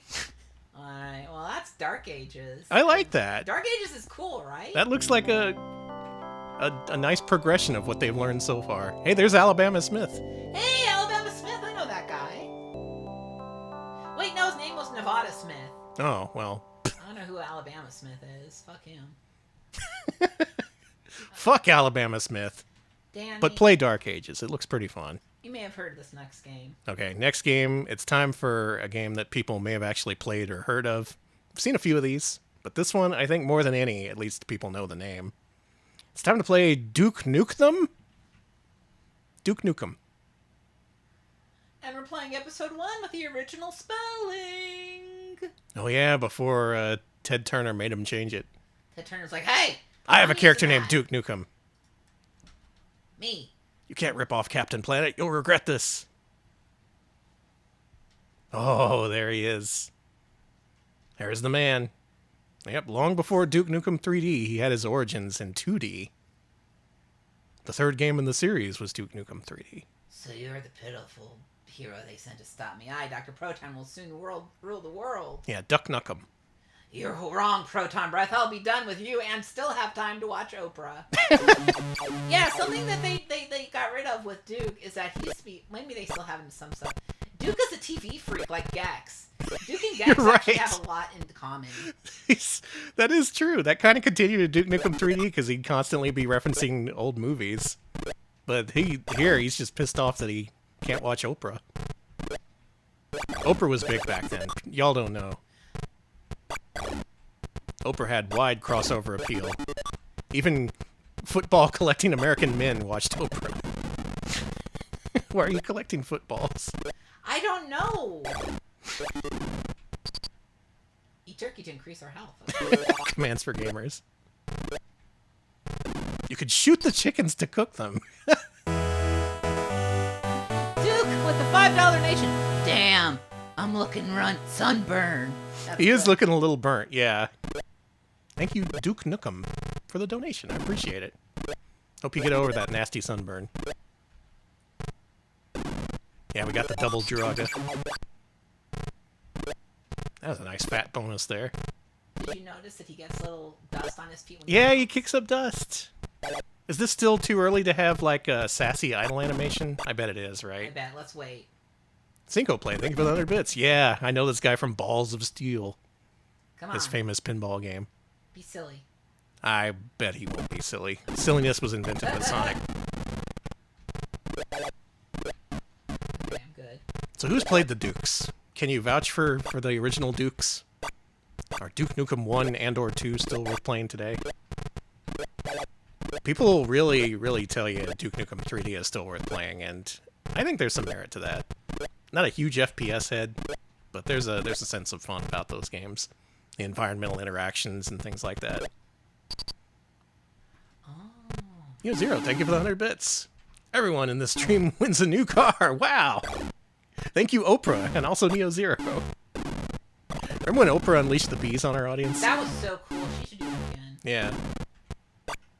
That was her big heel turn in the 2000s. Everyone loved Oprah until the one time we were all invited to her studio and she unleashed the bees. She shouldn't have done that. I noticed you collect Coke in this game, unlike Commander Keem, who prefers Pepsi. Yeah, well. We have minor commentary on the soda wars. Maybe little kids prefer Pepsi, but real men like Duke Nukem drink Coke. You ever think about that? No, I think I think you're off in your own little world there. It's Pepsi and Duke too? Well, I don't even know what to think now. What's masculinity mean, anyway? Isn't that the whole point of Duke? That, like, he's masculine, but he's normal? You know what I mean? Yeah, yeah. He's Like, he's like a turbo stereotypical male, but he'll surprise you every so often. yeah, no, he's like, he's very Johnny Bravo coded to me. You know what Yeah. I mean? Mm-hmm. Where it's just like, okay. Wait, those are Diet Coke cans. What does that mean? Where does that fall on the masculinity spectrum? Like, you drink the right soda, but it's diet. What am I supposed to think? And true, Duke loves balloons, but that's like a cross-gender thing. Everyone loves balloons. Yeah, balloons are loved by everybody. Unless they're the balloonatics, in which they're loved by no one. Never mention the balloonatics on this stream ever again. Done. That's for my stream and my stream only.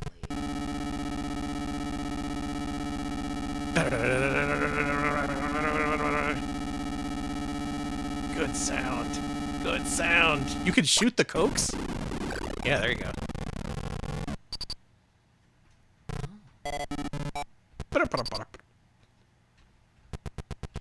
Danny, I beat a level of Duke Nukem. Hey, nice work. This is a good stream for fans of noises. Do you like his dance? If you love noise and Duke dance, I think you'll like the Retro Pals. This is why Danny doesn't give me control of the stream, because I'll just... Yep, this is why this is a rare treat for you, because we're doing PC games, so I have no choice. You've entered the Duke Nukem Hall of Fame. Yep. Oh, you can't say that. That's a correct spelling. That's a time paradox. He didn't have Oh, that hey, name yet. Bonus Lizard, thanks for the raid. Hey, Bonus Lizard, thanks for the raid. Hope you had a good stream. We're playing the early Apogee Software games for MS-DOS. We finally worked our way up to Duke Nukem, or Duke Nukem, as he's known in the first game. All right, next up is Jumpman Lives. Danny, do you know what this is? No, I don't. This, as best as I can tell, is a remake of the classic Epix game Jumpman. Whoa, cool. They have a few of Montanok. these. Montanok, thank you for the raid. We're doing Apogee games for MS-DOS tonight. Hope you had a good stream. I don't know this one. We just finished up Duke Nukem, but have not heard of this Jumpman Lives. I thought I put that guy 6 feet under, but now he's back. Mm-hmm. Shamu Soft Designs. It's made Good by a name. whale. Yeah. All right, let's go. No, S for start. Okay, thank you. Beginner, please. I'm baby. Nothing to it. All right, there's nothing to it. You should be able to beat this no problem. Yep, this is Jumpman. They brought him back, and he's still jumping. Anyone play this one? We got any fans of the Jumpman?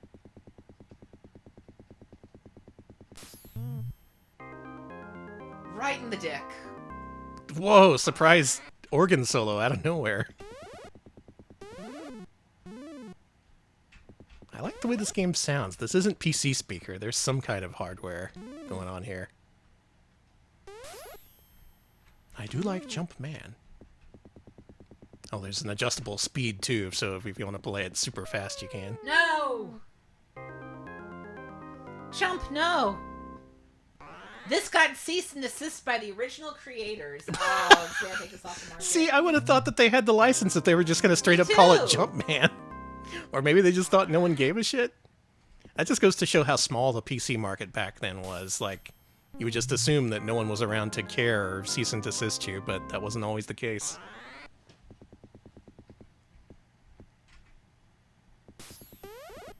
Man, the Wild West of gaming indeed.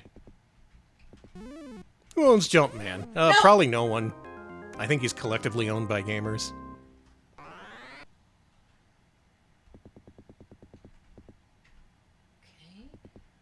Randy Glover quit Epix over this game, and he went on to create the hit game Glover for N64. That part's not true. That's not true. That was just my editor's commentary. Moreover, Mario was named Jumpman, so if Nintendo wanted to... Yeah, that's what I was thinking.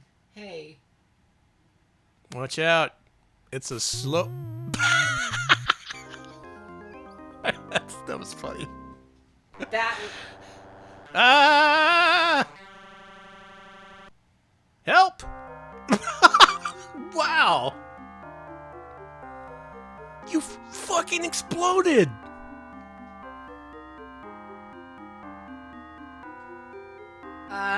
The whole damn Earth blew up, Alex! Good job, Jumpman! Good job, Jumpman. Yeah, suddenly huge color depth just for the one game over screen. Nice. My initials. No! Don't you dare. There we Let go. me be me. Thank you. Number 1 in the Hall of Fame, baby. Number 1 gay. Number 1 gay, it's me. Good. Nice. Jumpman lives, but not for long before getting cease and desisted. Unfortunate.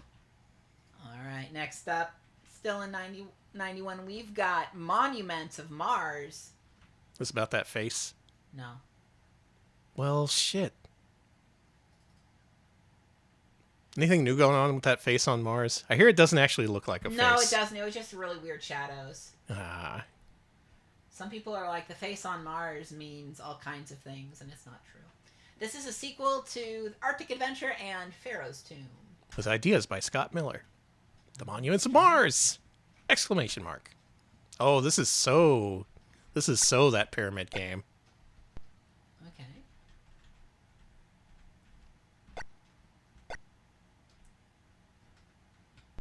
Okay, so maybe you shouldn't slide down the side of a pyramid on your butt, but what about like a toboggan or something? It would still be a bumpy ride. You'd probably still like die, but I'm not sure where I was going with that. What's the safest way to slide down the side of a pyramid, Alex? Ice. You call it ass sliding. I'm out of bullets.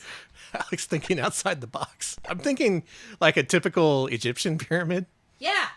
You make it out of ice? No, you slide down on ice like in Rad. Okay.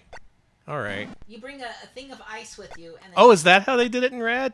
Yeah, weren't they sliding on ice? I don't think so. I thought they were. Chat, fill me in. Were they sliding on ice? For the folks who have seen the 80s BMX vehicle film Rad, do they do ass sliding with ice? Because I don't think they do. I think it's because I think they use their asses, given that it's called ass sliding. I really thought it was sliding on ice. There's a movie we got to show in the Discord. That is. Rad is a classic of Retro Pals. I was apparently very wrong. See? Yeah, that's why they call it ass sliding, because you do it with your ass.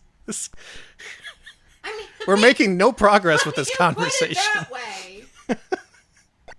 We're all just talking in circles. While you're going down the pyramid, I'm out on the outside sliding on my ass. This is ass sliding. See, BBH knows. God, that's a good movie. I got that the Blu-ray of that for Christmas. That was out of print for so long. Yeah, we had to wait for it to come back in stock. It's got a steelbook.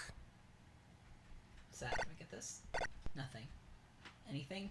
There's a Rift Tracks version? Oh, man. I haven't seen that. I just like the original. I bet the Rift Tracks version is amazing. I Yeah. hope that they go over the really wonderful... It's great. It's a fun movie. It's really good. My favorite is the emotional dance sequence with the bikes. Yeah. The bikes dance. The dance at the school where they bike dance. You saw it in the theater. Oh, I'm jealous. Sick.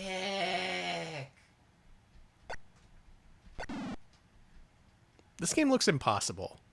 This looks like Arctic Adventure, the Lost Levels. Kinda is. Fave Drift Tracks? Oh, man. I saw some pretty good ones. I enjoyed the Battlefield Earth one they did a long time ago. The Room is, of course, a classic. Really wish I had a gun. Oh, you're out of ammo? You need to restart the game? No. If I'm out of ammo, do I need to restart? Birdemic, yeah, that's a classic one. That's a classic movie, period. Yeah, true. Wish I could make a movie as cool as Birdemic. Well, you can. Yeah, First, pretty much anyone can. Why don't we make the Retro Pals Birdemic? We could make it a message movie about, I don't know, what message do you want to send to the people, Danny? Make sure to preserve your video games. Is that movieable? Is that something you can make a movie about? Someone's got to do that. The Ice Cream Bunny, fuck yes. Oh my god. The Ice Cream Bunny is disturbing.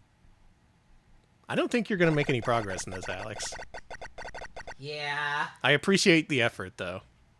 So, if the earlier platformers in this style weren't tough enough for you, make sure to check out Monuments of Mars. Send your checks to Garland, Texas today. We have one more game for 1991, and it's actually a game I played as a child. Oh my god. I actually bought this as a kid. I got this on shareware. It's Paganitsu. And Danny, remember what when earlier it had Alabama Smith? Yeah? This doesn't start Nevada Smith. It starts Alabama Smith. There's multiple Indiana Jones ripoffs. There's Romancing the Rose, Quest for the Silver Dagger, and the third one, which went by too quick. Uh-huh. I played the fuck out of this. Yeah? Did you like it? Yes. Alabama Smith, very famous. National Enquirer reported he had given birth to twins. A talking retro pals. Now there's a concept. It's a bit of a long intro here. So yeah, it's I really liked this game as a child. Oh, okay. And I don't know if I still will, but... Yeah, another Oprah reference. Apogee. Always taking breaks every day so they could watch Oprah. It's a Lolo-like. Oh my god. You're right.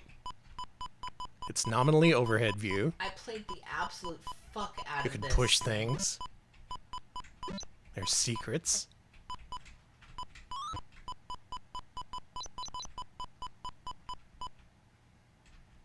So I remember the first room, pretty easy.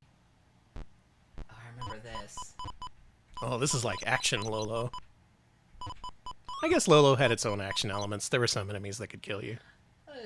It's a song by that hit rock group Daggers and Roses. Take me down to Paganitsu City where the grass ain't green and the girls ain't pretty. I get it. I get it. That's a joke I understand. Yeah, delightful.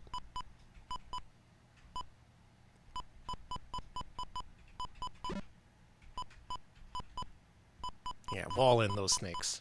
Did the snakes hurt you in this? Yeah. Oh, okay. See, the snakies in Adventures of Lolo are harmless. But they will block your path. Ask me anything about Adventures of Lolo. Okay. Do you have any Lolo questions? No, I don't. Sorry. Oh. Actually, yeah. Have you ever met Lolo? No? Really? Hey, Lolo DePuzzlo. No, we're not talking about you. No. We're talking about the other Lolo. A different Lolo. Lolo summoned. I have not met the Lolo from Adventures of Lolo. His girlfriend is named Lala. She's pink. If a spider is completely restricted from movement, it will suffocate and explode, its entrails becoming diamonds. Did you know? Alex, did you know? Lolo and Lala fought Kirby and they died. They died? Yeah, that's why there aren't any more Lolo games. Kirby That's ate really them. Sad. Fuck, I fucked this up. I fucked this up bad. I fucked this up real bad. I'm... Kirby's a killer. You can't go against him. He'll just straight up eat you. Okay, how do I restart? Well, I guess I just get killed. Pretty gory. Yeah, good death animation. Alright, I got this time. Yeah. Try out the spiner, I got it. Alright, this is how you beat the level. Yeah, I got this now. Kirby is a cosmic horror, and that's okay. Yeah, it works for him. Yeah, technically that was Lolo and La La La, but they looked exactly like Lolo and La La. And also they died and haven't come back. So I'm extrapolating from there. Maybe the real Lolo and La La are still alive on a farm somewhere.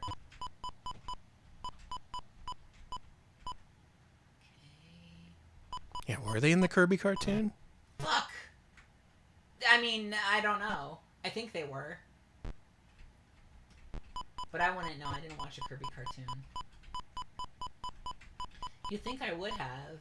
Yeah. It's got that DDD. And it's got his gay best friend. If you push the rock into water, it just straight up disappears. So don't do that. Yep, just like Lolo. How do I restart? Lolo and Lala are busy raising their child Lulu. Oh, nice. Oh, okay. Good. I'm happy for them.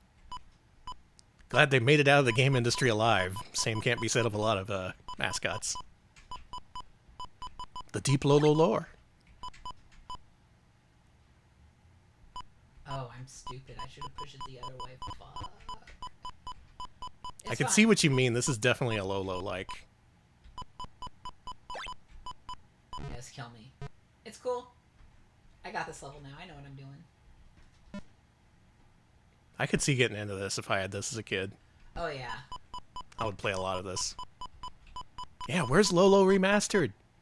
I want to see his pores in 4K. Oh, that's no good. Alright, I bet I can beat this level if I just... Show me all the flaws on Lolo's skin. Danny, Hyper-realistic Lolo.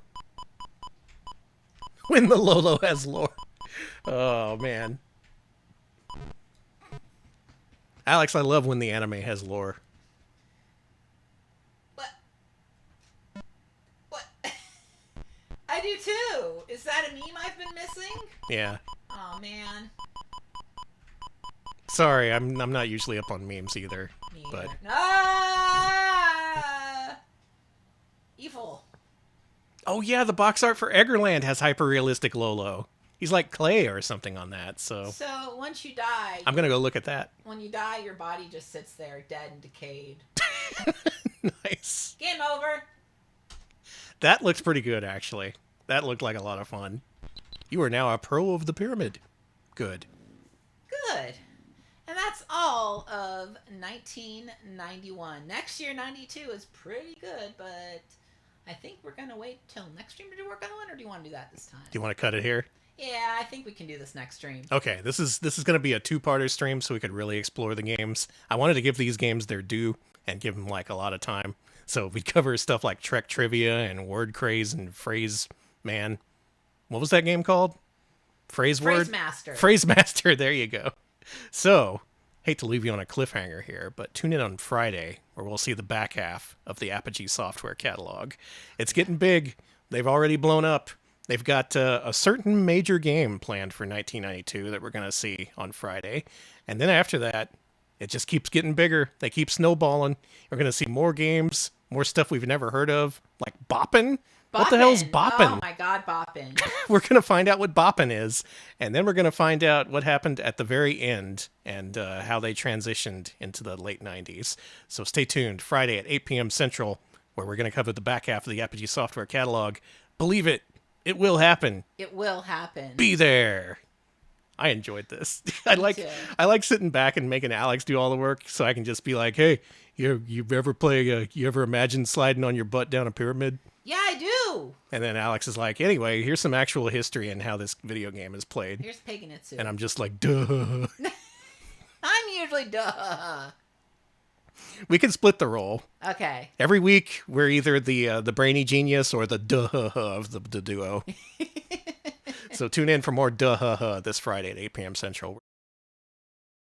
I didn't realize until I opened my mouth just now that I'm in danger of losing my voice, so I'm going to have to stay a little bit restrained. This is my third day of streaming in a row, and I'm still developing my streaming muscles again. Building up those throat calluses. Ugh. Or whatever it is. So I'm going to have to be like, if I get too excited, everyone's make sure to say, "Danny, simmer down." Yeah, simmer down, Danny. Be less excited. Be nice to yourself. And it's this restrained, normal attitude that I bring to the stream tonight to tell you that we're covering the back half of the Apogee Software catalog for MS-DOS. This very famous company. We played some very not famous games on Wednesday. No, yeah. It was interesting exploring their early history because there were a lot of text-based games. There was trivia games. There was games that just pushed letters around the screen in random directions and stuff. It was typical of early MS-DOS. And then we saw that evolve with the Commander Keen series. And, yep, that's about it. A very slow evolution for Apogee. But we're picking up in, I think, 1992? 1992, yeah. Things are about to get big in a big way for the big boy company, Apogee Software. So, come on, big boy, show me some games. Well, all right. Big Boy's first game of the evening is Aquanoid, which this states is freer, but Apogee did develop this. Okay. Aquanoid. Is this like Cybernoid, I wonder? No. Oh, all right. It's Aquanoid. What do you think Aquanoid is? I was just thinking a clone of Cybernoid, the famous ZX Spectrum video game. Also, hello to everybody. Hello to all MS-DOS fans. Thank you, Justin. Have fun. All right, everyone who's not named Justin, close your eyes. You're not allowed to see this unless you pay.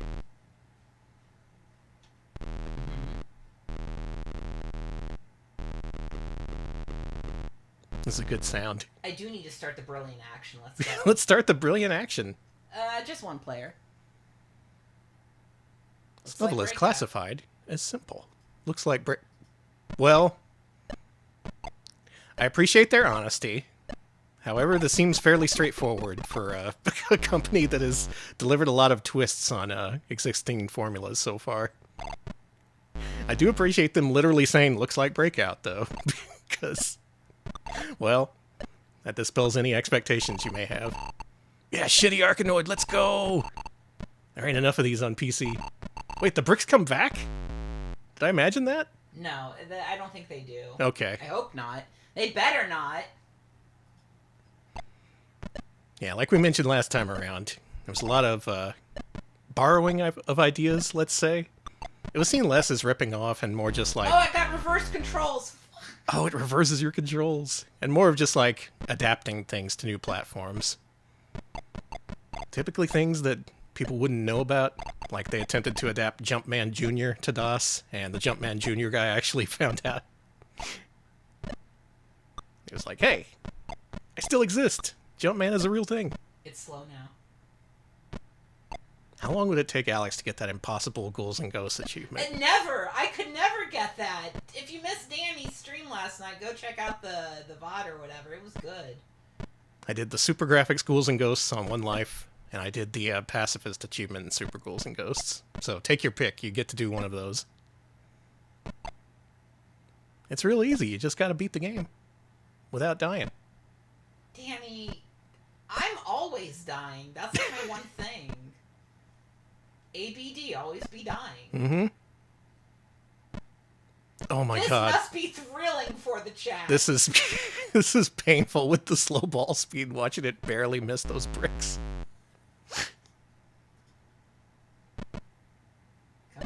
Come on, hit one of them. Clip, you're right. This genre was perfected in the arcade hit Goindal, aka Homo. As featured in a patron request gauntlet. Alright, I beat one level of Aquanoid. You get... This level is classified as simple. It's Arkanoid. You get Arkanoid. Yep, that's Arkanoid. Game over. Pretty nice game over screen, but That's not so bad. is there a guy on that high scoreboard named Steven Finger? Let's just say yes. Okay, congrats to Steven Finger. I don't want to know about Steven's fingers. What's next, Alex? Next up is a game we've featured a few times before. It's time for Cosmo's Cosmic Adventure. Let's go.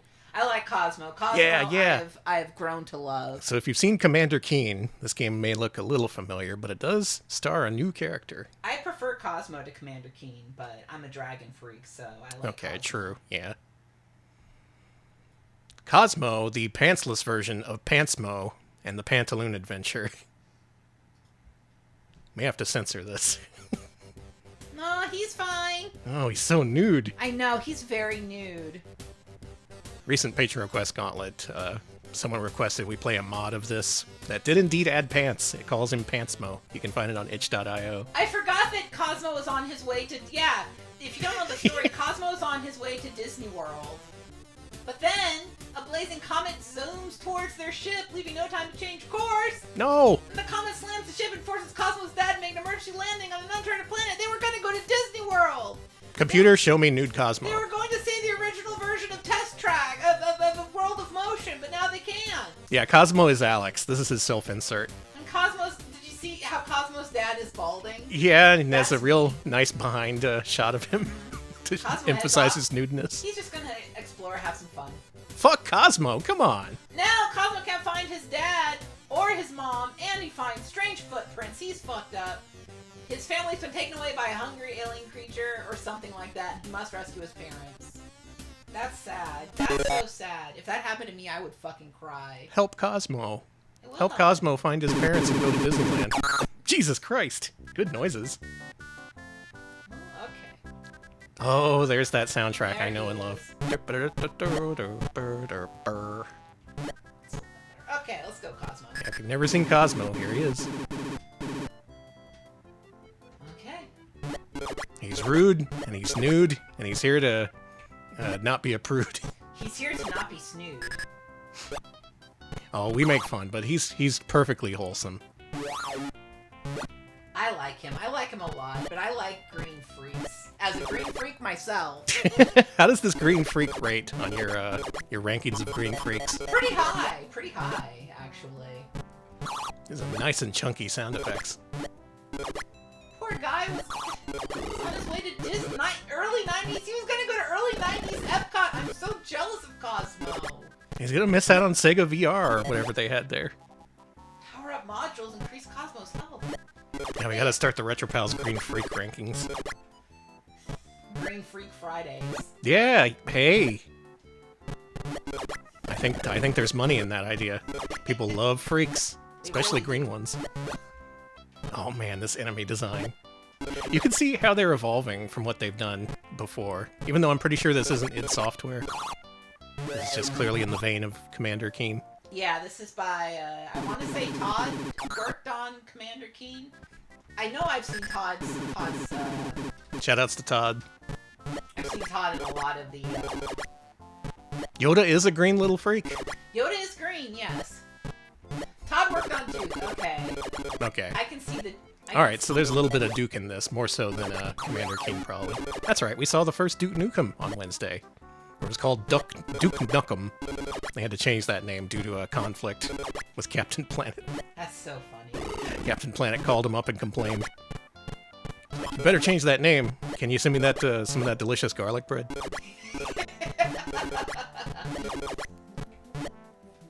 They worked it out. Luigi is a green little freak. Doesn't have to be skin, but it helps. I'm fine. I'm not gonna die. The original id Software graphics guy left because they did Doom and he wanted to keep doing Commander Keen games, but everyone was like, oh, those are just kid games. I want to shoot some demons and like chainsaw them and stuff. I want to shoot the cyber demon until it dies, they said. Well, I fell down a hole. Cosmo's Cosmic Adventure. It's pretty cosmic. I do want to play more of this, though I gotta say I do prefer the new mod, Pantsmo. I do prefer Pantsmo too. I like him clothes. It's a very thorough reskinning. That's Cosmo. Yeah, we're good. We're good. Cosmo. That's pretty cosmic adventure. My name. Let's see. Don't. There. Because he shouldn't be. So we got Bart, Lisa, Marge, Itchy, Scratchy, Mr. Burns, Maggie, Krusty, Homer, and Cos don't. All my favorite characters. Yes. Airing on Fox these weekends at 7 p.m. Cosmo's Cosmic Adventure. What's up next for 1992? Next up is Math Rescue, which I played a little bit of. Do we have to rescue Math? Sorry, we do.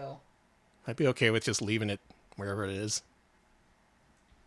All right, folks, it's time to rescue some Math. I bet you didn't even know Math was in trouble. I didn't. Shows how much I pay attention. Mm-hmm. Whoa, never mind. Okay, all right, I'm all in. Give me this video game. I like the bisexual pride flag lighting. Yeah.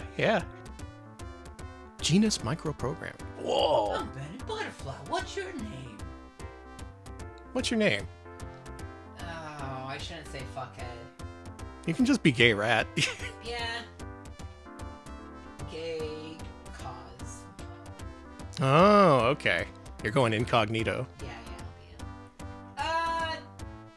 I'm gonna go with medium. You want a challenge between ages 7 and 10. Okay. Should I try? I'm gonna try hard. It would be funny if I got messed up. Okay, next. Oh, you gotta have episodes 2 and 3 if you want multiplication and division, if you really want to suffer. Well, Missing numbers? Numbers are gone, and the Dow Jones is gone. Oh, that's a problem. My mom has closed herself in the bathroom and won't come out because her paycheck is blank. Not Karen. Phone number is blank too, so we can't call anybody. Wait, is that Karen from Pickle Wars? Really? Oh. Wow. It's all connected. Well, we got a creature that looks like a giant nose standing in our driveway, stealing numbers off of our street address and loading them to a robot-controlled garbage truck. You give me back those numbers. The huge butterfly appeared in the air and dumps a bucket of slime on the nose, and then the nose disappears. Cool. So, grabbing a nearby garbage can lid for protection, hoping the butterfly will continue to help you, you embark on your mission to recover the stolen numbers and help with mysterious aliens. Ooh, that was a funky breakdown in the music just now. Man, this is really high quality for the time. Oh, fuck yeah, it's another platform. Okay, she can watch 7 hours of TV. She already watched 13 whole days. Can you solve the puzzle? The riddle of the Sphinx? Wow. Good. 8. This really does look like, fucking Pickle Wars. That is a platform where we ranked on Mascot Friday many months ago. You can play it if you want. On the pet store, I see 9 snakes and 2 in the other. And that'd be 11 snakes. Thank you. You're just lucky I didn't spring for episodes 2 and 3. Thank God. If you buy 3, that's too many goldfish. How are you gonna hold 3 goldfish? And bonus points by exploding the garbage truck, which solves the problem at the bottom of the screen. Alright, Alex, go explode that garbage truck. Okay. I used to be an 8 Front Street. Now I'm at 2 Front Street. Wait, that's not how that works. That's not how anything works. It's not. But, yeah, sure. Go off, I guess. What? Huh? That's a Gruzzle you killed. Oh, you slimed it! Yeah, you gotta slime the Gruzzles. Alex, I think I like this game, in spite of the math.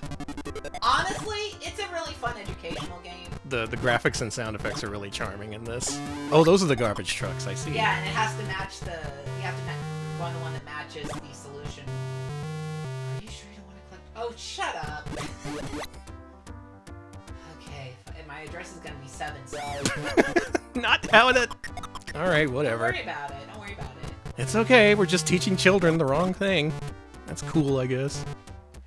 This is honestly a pretty fun platformer. It looks fun. Okay, my... Stop. What's with the address 4! questions? 4! They're just rubbing it in now. 2 plus 2 is 4. 2 plus 2 is 4. 8 minus 3. We're not even gonna come up with a prompt for this one. You're like, fuck it. Yeah, your address is 2. There's only 2 buildings in the entire world. I only weigh 10 pounds? No, Whoa, I cool! weigh 8? Is that how that works? That's really small! You found the secret bonus.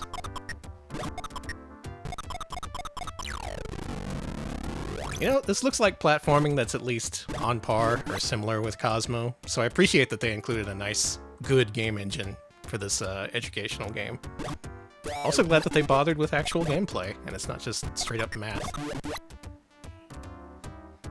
So yeah, this is a... Yeah, someone called a Gruzzle Zomber to help me with weight loss. Need you to remove a couple of numbers from my weight. I like that they can just remove numbers from the scale and then you're fine. Don't worry about it. Yeah. You live in a different house now because they added more numbers to your address, though. So get moving. I will. Alright, next up, in 1992, we got Secret Agent. Secret Agent. Mm-hmm. I've not seen this. I know there's a Data East arcade game called Secret Agent. That's probably not what this is. Alright. There we go. You had this one. Nice.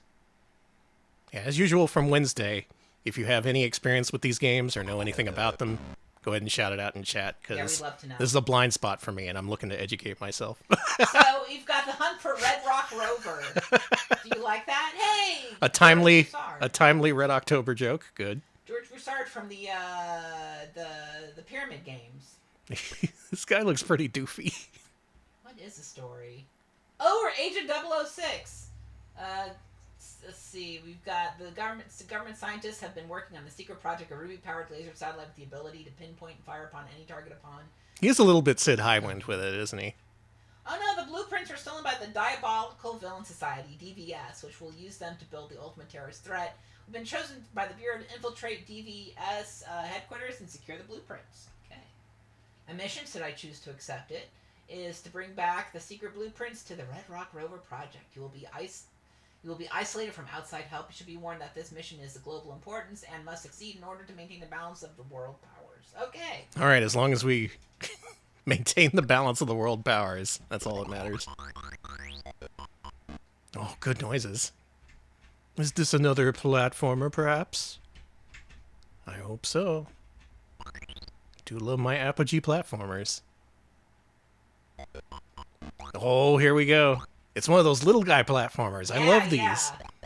Okay, we got the items. It's a little bit different focus than something like Cosmo, where the focus is more on the level design and more like typically more puzzle oriented, a la Lode Runner or some such. Or like, yeah, Crystal Caves, which we covered last time around. Same team as Crystal Caves. Oh, okay. Same guy, George Broussard, I think. Yeah, that's right. Old George. Georgie B, they call him. They've never called him that. Maybe they did. It's also, this is another game like the other, like Crystal Caves that uses a computer speaker noise. Oh yeah, that's why it's so crunchy. This is on your childhood shareware disc. Nice. Thank you, Room Temperature, for the bits. If we don't feed the fish, how will they know they ever eat? It's true. Okay, I'm good.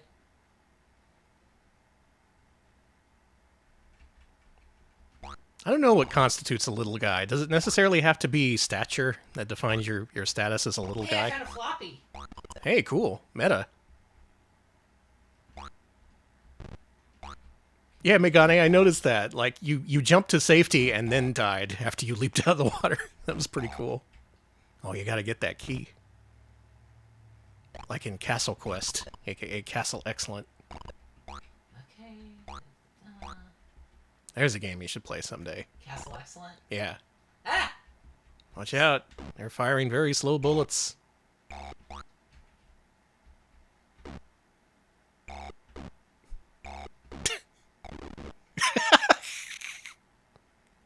That tickled me. I wasn't expecting the tombstone. You can't bop on that guy's head. Yeah, little guy is like Blomby. It's something you feel rather than something that can be defined. Yeah, Zadet, not a little guy by any stretch. That is a big dude game. Deep down, we're all big dudes or little guys. That's true. I'm a little guy. Yeah. Speaking of little guys, Danny, did I show you my Walmart AI generated model? No. I didn't generate it. What happened was I was looking for shirts on Walmart.com, as you do. Yeah. And they were like, hey, you can put in a custom model for you. Just tell us your size, weight, and... Oh my god, you need to show me this. I will. I need to know what Walmart.com thinks Alex looks like. I look like a guy who looks like he's named George or something. George Broussard? Maybe. It's really bad. I don't like my guy at all. My God. If a website just suddenly made me an AI homunculus of myself without my asking, I don't know how I'd feel about that. The funny thing about him is that his knees are messed up. His knees are very much AI generated, and they're going the wrong way. It gave him bad knees. Yeah, his knees look like shit. I do look like a guy named George. You're right. Oh my god. Local friend Krungo would know if Alex looks like a George, and that's apparently so. I do have George vibes. You got George energy. George is getting upset. Fuck. A little bit George coded with it, yeah. A little bit. Which Seinfeld character am I coded? I'm just Elaine. Really? You think so? I do Either dance. George or Elaine. I do dance like her. I put my thumbs into it. That's how you do a good dance. Yeah, that was really fast. That threw me how quickly Alex already had an answer ready for that. Yeah, I don't know. You're not Jerry. I'm not Jerry? You're not Kramer. I'm not Kramer. So, You have to be, I'm sorry, but you have to be Elaine. All right. I could also be Newman, or the Kenny Rogers chicken that opened up across from Kramer. Remember that? No. Oh, you haven't watched Seinfeld, have you? I've watched some Seinfeld. How you liking this game? I like it. That's why I'm still playing it. I haven't moved on because I'm Yeah. actually engrossed in it. It doesn't scroll so much because everything is so small, but that does give it a decent, different feeling from the other platformers we've seen. I got a key. Ah, fuck. You're definitely a George, but dance like Elaine. Non-bind Jerry. That's good. Wow. Well, Wow. That's Secret Agent. Pretty good. I like Secret Agent. Good. Not bad. I would play that video game. A real evolution of the formula that they were working on with Arctic Adventure and all that good stuff. Yeah, yeah. All right, Alex, what's next? Next up, fuck math. It's time for word rescue. Oh, yeah, here we go. This is the rescue I want to do. Chat, did you know I minored in English? Or have a minor equivalent in English? They didn't actually call it a minor, but I did all the work. So I do like my words, and I used to be a professional writer before, you know, when that was still a job you could have. Still be a professional writer. When they still allowed that. There's I actually Benny Bookworm, very famous. I majored in communication studies. Very, very useful degree if you want to be a streamer. It's Benny Bookworm. I'm Benny Bookworm. What is your name? Cosmo. Nice to meet you. So the Gruzzles can't read, and they don't want anybody else to be able to read, so they're stealing the words out of the books. That sounds like something those damn Gruzzles would do. Not duck! No, they're taking duck. No! Benny will magically put the words back if we find them. How are we going to do a duck game stream if there isn't the word duck? We're going to have to call it, like, you know, that bird. The one that doesn't have a name. We can call their BBS. I want to complain. I don't want him stealing the word duck. Okay, I got 3 books. Okay, so like I thought, we have a game that's somewhat And similar that's to 10. Math Rescue, so that makes sense. Oh, you're still gooping people. Rat. Now I need to Rat. get a picture of a rat. Rat, rat, rat. There it is. Oh, blessed run. Starting off with an early rat, you love to see it. Gun. Okay, got a But gun. wait a minute. Now hold on. We can talk this out. I was with you acquiring the rat, but can we talk about the gun? Gun. There's the gun. Kids love guns. Straight up fucking revolver. Yeah, give gun to rat. That's Sorry, how we when I solve first- this puzzle. When I played this game to test it out, the first thing I got was gun, and I laughed so hard. I'm glad it gave it to us again. See, Rat, cup. That's toe. what I expect to see in a game like this, not gun. Police officer. That's pen. There's a cup. Cop. I know where that guy is. What are we building with all these? Is this like a combination puzzle? It's a book. We're putting the words back in the book. Oh, okay. I thought we were building RoboCop. No. See, we have his toe. We have his gun. I like my jaunty little run. We have RoboCop's pet rat, as featured in RoboCop 3. No one has seen that movie, so you can't deny if it's if that's the case. A lot of books. Alright, so Yeah, this is a hell of an inventory. I'd love to see which adventure game this would correspond to. Part toe, part gun, all cop. pot. Okay, that's all the way this way. I love this jazzy music they got in some of these games. It's really nice. Hey, Benny. Pin. Rat. Everyone say all the Gun. words as they appear on screen. Gun. Cup. Cop. Toe. And pot. Yeah, there you go. Good wording, everybody. We learned a lot today. Bobinator, thank you for the bits. This company's last game was an edutainment platformer where they got Christopher Lloyd to do voices. Good. Nice. I wonder if there's enough Christopher Lloyd games to have a stream based on. I know there's that. There's Toonstruck. And it's more of the same, really. Okay. They go around sliming dudes and collecting words. Looking for hats in guns. That's fine by me. There's an ant. I kind of like this game a lot. Look at that This is dog. it's really pleasant and nice. I quite enjoy these. Where is the hat? Hat? Cinco Play, thank you for the 100 bits. This is not ass made. We haven't yet had to collect ass, but I'm sure it's coming. Well, I don't know where the hat is, so I'm out of here. But that was Word Rescue, a pretty fun entertainment game. Kingdom Hearts 3 DLC has Christopher Lloyd voicing it? Alright, I'll add it to the list. So right after we play Toonstruck, full playthrough of Kingdom Hearts 3, baby. Look forward to it. Chat. Uh-huh.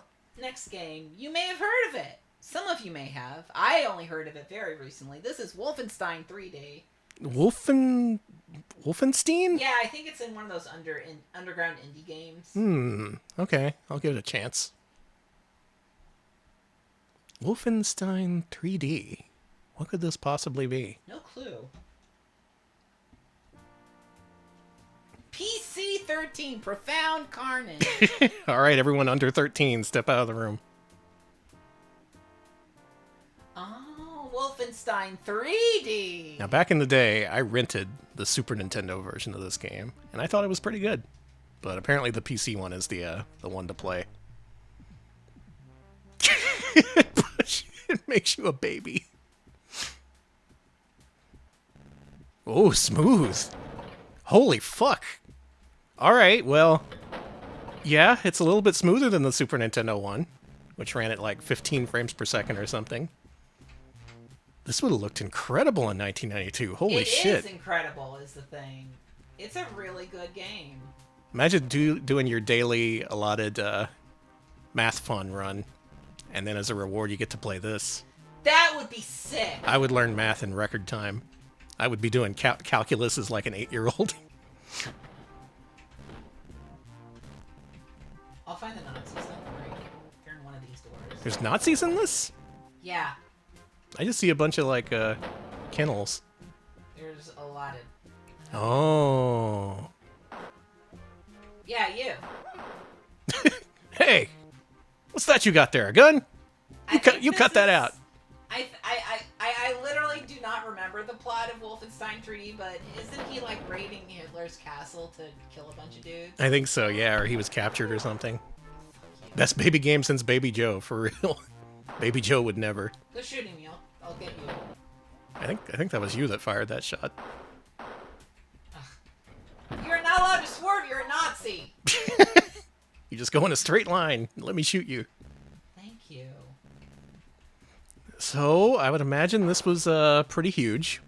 This had a massive impact on PC game development at the time. I'll just steal these stolen relics, that's fine. Not just the fact that it's a first-person shooter, per se, but just the fact that this was at all possible. It opened up all kinds of doors for developers to be like, oh, you can present a 3D environment like this. And it's like actually possible. Stop swerving! Thank you. It was a good yelp. Okay. So this game was like the perfect storm back then. It delivered something people didn't see before in an interesting and honestly kind of graphically amazing sort of way. And it paired it with the time-honored tradition of killing Nazis. Where are you? Let me find you and kill you. Oh my god. Stop. Stop. There we go. It's fine. It's fine. You guys cut it out. I'm a bad shot. You ever play much FPSs, Alex? Nope. That's why I'm such a bad shot. Yeah, I'm not much of an FPS player either. Hey! He was shooting you in the back. Now, one thing I did like about this the Super Nintendo one is it did have an auto map you could bring up. Oh, that's sick. And I feel like that's something this game really needs because the environments get pretty samey. Maybe it's better on PC, though. I do remember getting kind of bogged down in the Super Nintendo one. A lot of stuff seemed the same. But you do get some nice, powerful weapons in this. The levels are quite challenging. I want to go behind. Okay, I can't go behind that. And there's a lot of hidden doors that you can scrape the walls for. Yeah, the Super Nintendo version was censored to shit. I actually have a prototype of the Super Nintendo one that's like halfway towards being censored. Like, they kept the Nazis, but the dogs already became giant rats. I dumped that a long time ago. You can play it if you want. It's a PAL prototype, weirdly enough, because it was developed by a PAL developer. And yeah, Code Man, that kind of blew me away to learn on Wednesday how Billy Blaze is the what's the opposite of ancestor? Antecedent of BJ Blazkowicz in this game? Relative, oh, what do they call that? When you've got a kid. Descendant, there you go. Descendant, yes. Alright, I went back to get some chicken. This engine is slower than Doom's engine, despite coming out earlier. I see. Yeah, this game had its time, but it was very quickly overshadowed by Doom a couple years later. Yeah, Doom ate this game's ass. That is not what I meant. That's not what I meant. Clip it. Say it now, figure out what it means later. Just getting some Nazi gold. Don't worry about it. As you do. What should I do with this gold? Give it back to people? Yeah, give it back to its deserving I was gonna owners. say, not the Nazis, but like the people they stole it from. Do I have to like? I'm gonna go to Facebook Marketplace and be like, hey, I found a bunch of Nazi gold. Does this belong to you? Lost and found gold.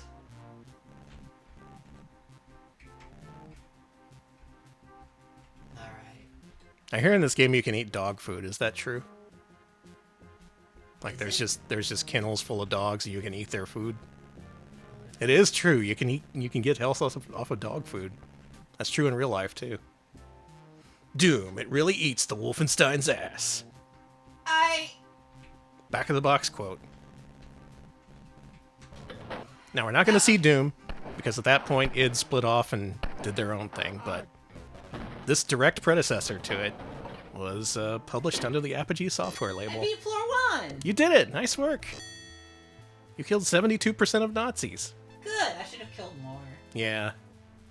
But not bad. Not bad. Still a fun game. Still quite playable. I do like the get psyched in place of now loading. All right, what kind of sassy messages is it going to give us? Dost thou wish to live with such hasty abandon? I doest wisheth. Wolfenstein 3D. Good shit. Good shit. Play it if you haven't. There's many ways to play it in modern form, as well as many sequels and whatever. All right, that's the end of 1992. We are now in 1993, and we're starting off with a little game called Alien Carnage. The year is 1993. We've got some Alien Carnage. It's just, man, tracing a direct line from those ASCII-based games that you played last stream to Wolfenstein 3D. Like, things advanced quickly on PC. We need to watch the intro to this one? Okay. Okay. Sub-Zero Software. Okay, looking good. Interactive Binary Illusions. That's a good name for a studio. That's a great name. It's true, Apogee means action. Look it up in the dictionary. Whoa! Yeah, it's anime. Holy shit! Yeah! Oh no, there's an alien ship. This is vaguely Wing Commander to me. If you're surprised hearing me say that, I played the Sega CD Wing Commander, not any of the normal versions. Ah. Well, it's attached itself to the Corporation skyscraper. That's cool. Turn innocent people into mindless zombies. This was originally known as Halloween Harry, but name changed due to it having nothing to do with Halloween. Well, they're going to use Earth people as slaves in their quest to take over the galaxy. That's not good. That is a pretty good idea. That limits your sales if you limit it to one single holiday. That is true.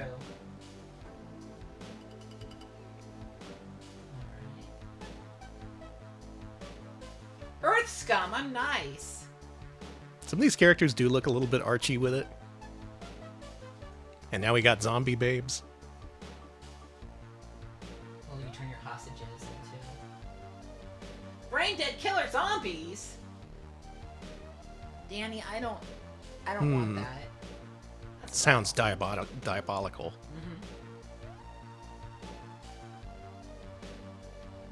I can see a little bit of escape from the Planet of the Robot Monsters in this. That kind of Okay. kitschy 50s look almost. Same team that went on to do Ty the Tasmanian Tiger and Blade Kitten. Oh, those guys. Man. What are they called? Not Blitz Games. Fucker game.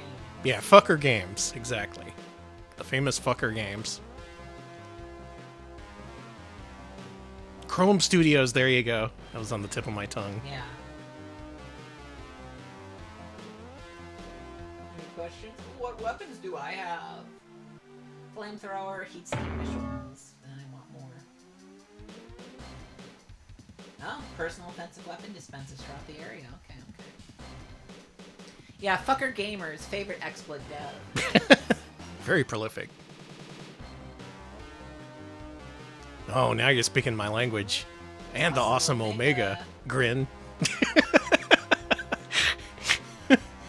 Sounds righteous.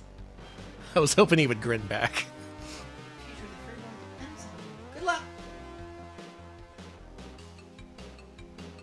Yeah, I'll do my best. And no promises. We'll see what we can do. Alien Carnage. This almost looks like an Amiga game. It is so Amiga feeling. And yeah, we'll soon see if this is one of those games with a good or a bad flamethrower. Medium. The sewer. Oh, good word art.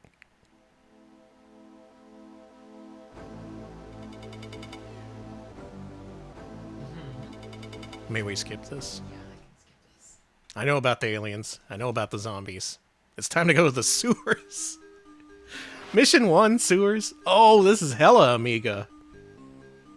Were they intending to make the most Amiga-looking game possible? Because they succeeded. So I have to free her. There we go. Actually, this has more the look of a Spanish game from, like, Zeus or something. Like a fucking, Risky Woods. Or Wolfchild. Wolfchild, not a Spanish game, but still very close. It does have a jetpack. And you start with a flamethrower, which is nice. I didn't know that this is what Halloween Harry was. It really does not scream Halloween to me. He's a bit Stanley Donkey Kong 3, a little bit. I could see him in a greenhouse. Oh, your jetpack fuel is also your ammo, apparently. Yeah. I don't know about that flamethrower. Yeah, it's a little iffy. Yeah, if you run out, that would be a problem, because you can't traverse and you can't shoot either. Luckily, they have... Oh, let's go back up. They have this, so I can refill. Oh yeah, the POW containers.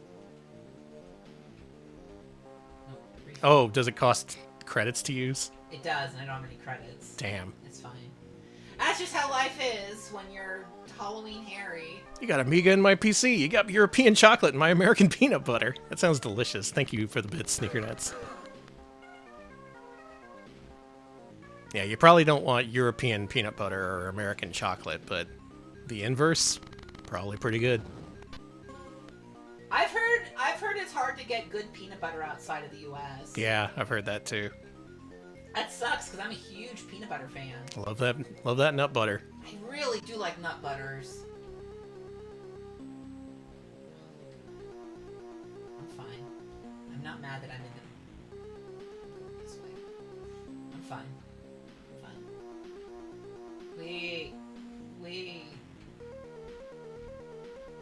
This looks good. This also looks like a big step up compared to their last platformers from last year. 15 credits? I know different developers and all, but just the jump up in terms of graphics is pretty impressive.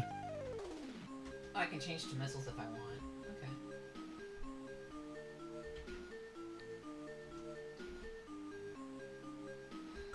We use the good emulsifiers. Yeah, let's start a fight. Let's start a fight over who has the best chocolate or peanut butter. That sounds productive. Listen.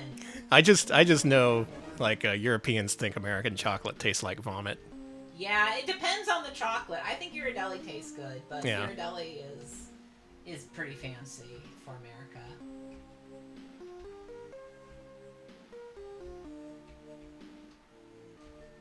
That. That. Okay. Just felt like blowing it up. Yeah, I've specifically heard that comparison. Vomit specifically. Vomit? Yeah. There's a kind of like sweetness in it that people associate with vomit. It's more prevalent if you're not used to eating it constantly. Danny? Anyway, this game is about collecting vomit and also collecting American chocolate. And in the end, your character asks, "What's the difference?" What the difference? I don't even know if that's the case, but we are in the sewers. Halloween Harry is just out here trying his best.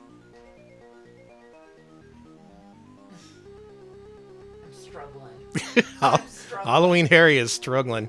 It's a struggle out here. It's hard out here. I'm just going this way. Yeah, why did I say that in a Patrick Star voice? Okay. An invisible door? You... Doesn't do shit. I'm fucked. Sorry, Halloween Harry. That's enough. That's Alien Carnage. Danny, what do you think? I like it. I like the way it looks. It looks a little bit convoluted with the sewer maze right at the start, but I like the graphics. The jetpack mechanic seems fun. Maybe check that out. Alright, we finished Alien Carnage. Next up in 1993, we have Biomenace. Biomenace. So episode 3 was the shareware episode, and it was the easiest, just right in the middle of the campaign. Biomenace. There we go. Alright. Well, we played a bunch of Commander Keem. We're gonna go into Dr. Mangle's lab. Oh man, now this is DOS. Yeah! Something very Sega Genesis about that opening. We need to add stacks 956 and config Now 6. hang on, this is a lot to take in. Let me write this down. Okay, we gotta start game with B-Menace, comp, most SVH cards, gotta stop with that, shoal. Let me take a photograph of my PC screen so we Boot, can consult this. boot with a clean disk, okay? It's not shareware. You will need to add your own stacks. We did not include stacks.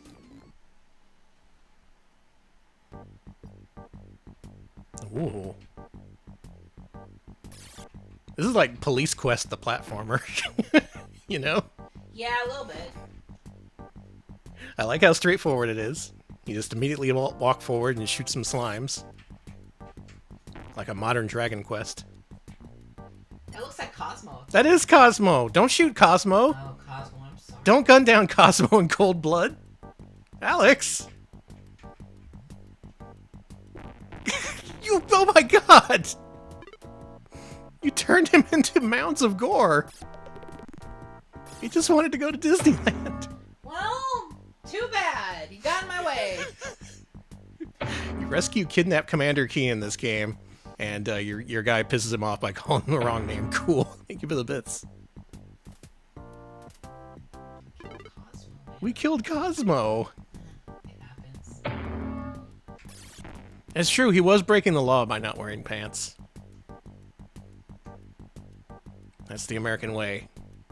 No pants, we shoot you. Maybe I was gonna say, maybe America needs to not shoot people with pants, but what do I know? No, without pants. Okay, you're right. Oh, God. It's a little freaky deaky guy. See, these slimes, they should have pants. Cosmo up there should definitely have pants. He really does look like Cosmo's dad with the hair.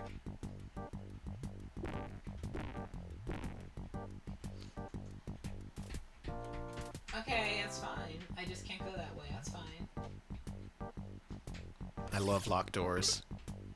Especially ones in the sewer. You just love the sewer. It's your favorite place. I skeletonized. This game has really nice graphics. I like the way it looks. Seems like it plays okay. It does. Oh, these guys are like killing humans. I just noticed the background skeletons and stuff. Maybe Cosmo's family shouldn't be killing us. You gotta see the title screen? Okay. Once we quit here, we'll have to go back and see the title screen. Man, this is kind of grim now that I look at it with all these dead bodies lying around.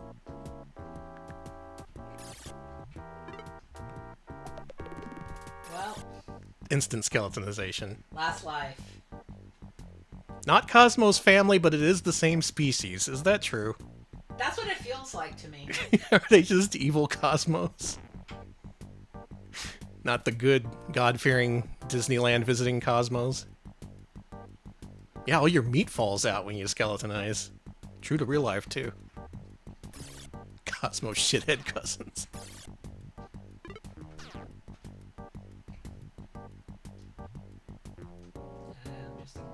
Cosmo is already evil? I'm starting to believe it.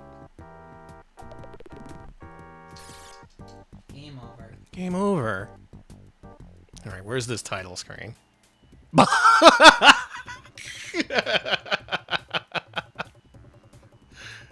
Okay. Mike Dawson's like, what do you mean look behind me? There's nothing back there. That You is can't trick totally me. Mike Dawson. Oh my god. Can't get me to look back there. You're just pulling a prank on me. Here, let me try this ring toss. That was good. That was really good. I really like that too, yeah. Biomenace, a 1993 game from Apogee. Alright, next up we got the premiere of Blake Stone with the first Blake Stone game, Aliens of Gold. Aliens of Gold. Ooh. Danny, have you seen... You know what? It's not pissing me off, because that's not the right word for it. But you know the gold bikini trend everyone's doing? Yeah. I have not seen a single person doing it as the girl in gold boots. Oh. That's a missed opportunity. If I... Dude, I have seen so many VTubers in that swimsuit. Yeah, not me. I'm not wearing Dozens a swimsuit. and dozens and dozens. That is a legit trend right now.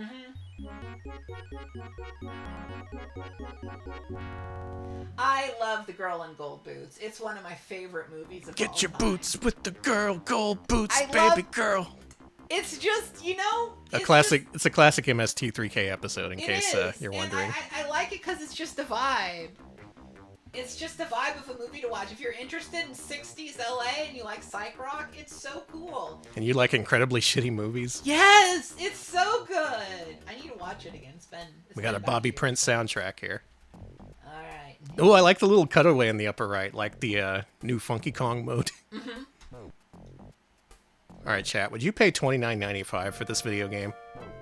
That's what we're here to discover tonight. Goldfire is aware of our arrival. Sensors indicate movement toward the 9th floor shuttle bay. Yeah, the PG-13 may be a trademark thing, so they had to do PC-13. Oh, it's another one of these games. All right. So this is like the Wolfenstein, but more alien-esque. Whoa, I know that noise.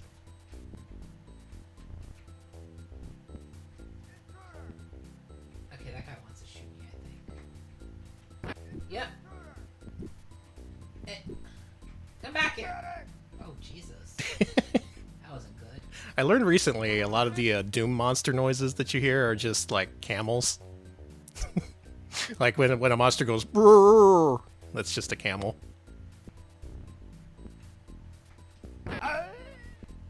And when you press up against a wall and go, that's a camel. That part's not true. Not every scientist will try to shoot you. If you try to shoot a scientist who's not shooting you, you'll get in trouble. Cartman, thank you for the 100 bits. If the aliens are made of gold, what are their hearts made out of? Blood. Yeah, what do they mean by aliens of gold? Are we here to harvest them for their delicious gold? Yes. This stream is now sponsored by Camel. Finally, we get that cigarette sponsorship. We're never getting a cigarette sponsorship. They're not sponsoring anybody. If you're wondering what streamer would go that low, Camel, get in touch. Delicious cigarettes. You all need them.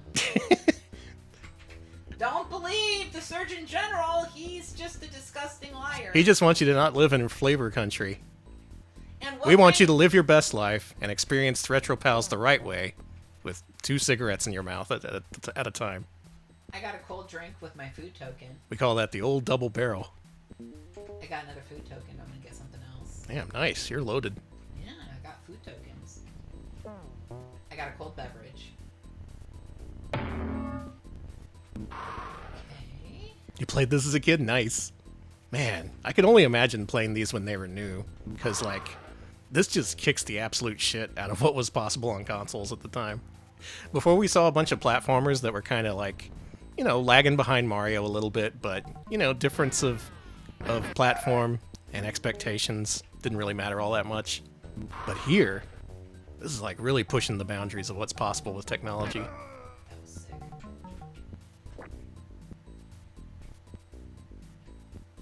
sick. Streamer go that low and Camel get in touch is exactly what RetroPal's all about. I'm glad you understand. Whoa! Yeah, these guys get bloody. You're dead. Yeah, this looks a little more advanced than the Wolf 3D tech. They got these pillars that you can actually look through. Rooms aren't just like a series of rectangular boxes. There's shit on the ceiling. Yeah, there's little lights on the ceiling. I need that. Thank you. Let me just get out of here. Don't need to deal with these guys. I could get into this. Yeah, it's fun. This game's right? looking pretty fun. I really like the readouts in the lower part of the screen. Goodbye. Real dedication to the aesthetic, really selling the location. There's one more guy in here. You shoot. Yeah, you. There you go. Fuck off. You're scared by the melt monsters? That would scare me as a kid. Yeah. I would probably get spooked by these games if I played them. Yeah, this would be too scary for me too, if I'm honest.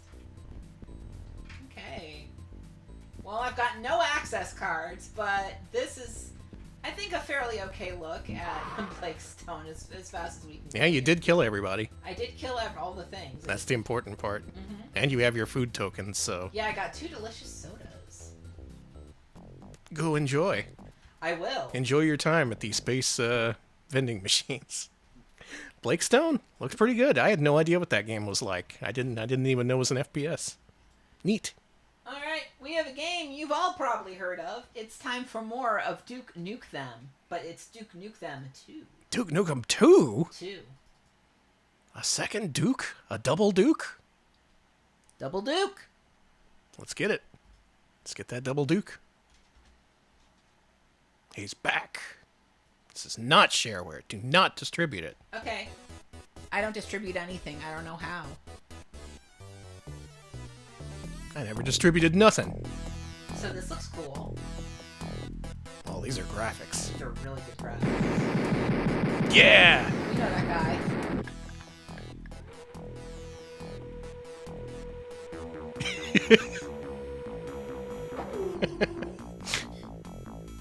I am back.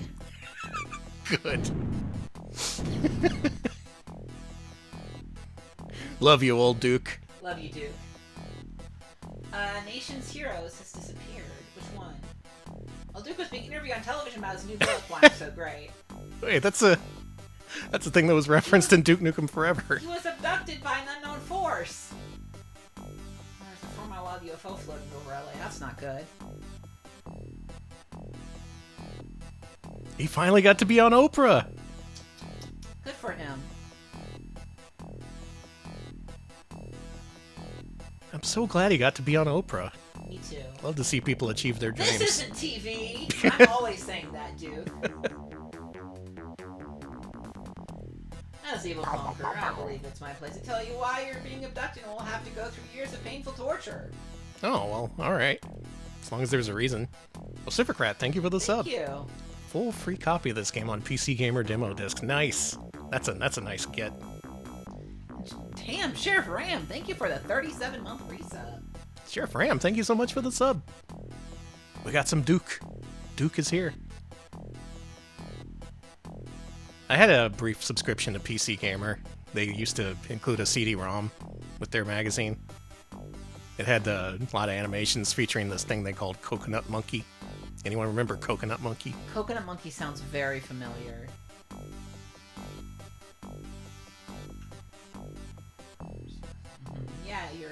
Yeah, he's trying to steal your brain so he can destroy Earth. Yeah, Duke's famous brain.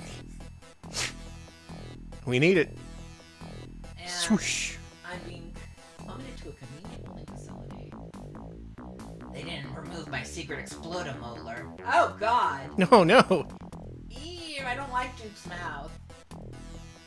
It's too easy.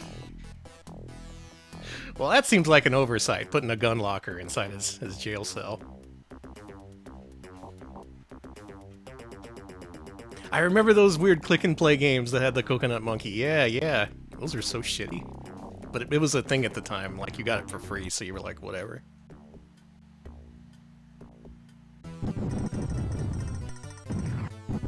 Later revisions of this game added his shades. I see, so we're not supposed to see the man behind the sunglasses.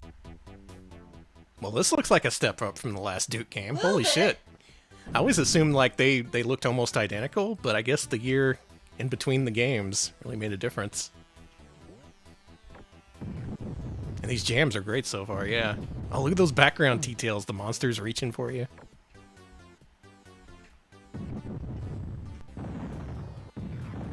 Oh, things blow up real nice in this. Sound effects sounded familiar. Did they reuse the sound from... what is that sound? It's like picking up meat in a game or something. Like a meat sound? Yeah, you know? Like from Castlevania or something. I know I've read that this game borrowed a bunch of elements from other games. It is from Super Castlevania 4! Yeah! It's the meat sound, I was right! It's so funny, I hear that sound and I was like, meat! But I didn't know what game, I just knew it was a meat sound. And yeah, there's graphics just stolen from Turrican, because, you know, why not? Oh, he exploded. I exploded, but good. Children love the meat sound. It's true, they could have sourced the same sound CD. Who even knows? We gotta find the source of the meat sound, people. I'm cool. Very cool. Very cool, very cool. I'm like, die, alien scum. Please. Yeah, you know the meat sound? Someone back me up here. Meat sound! We all know it. The caffeine in sodas provides 1 unit of health. It's the caffeine that gives you health, not the sugar. Caffeine's very healthy for you. Meat Sounds by the Meat Boys. Classic album. Yeah, And beyond. I'd listen to Meat Boys. Thank you for so many months. Oh man, 94 freaking months. That's a lot of months. That's Holy almost shit. 2 whole years. Thank you for the so many months of sub. I appreciate it. We're playing Duke. Oh, he somersaults in this one like the Contra boys. Duke! Okay, Duke's good. That is the Star Trek door opening noise. Wow. They source things from a lot of different places. Of course they source from Trek. Those nerds. Played this at a neighbor's house? Nice. Yeah, I'm seeing a lot of people say, oh, I played this as a kid, or I played this at school, or something. You can't really say that about a lot of console games, you know? There's always something special about playing a video game somewhere else, especially at school. Yes! Where you're like, oh my god, I thought my day was gonna be boring, but there's a video game here.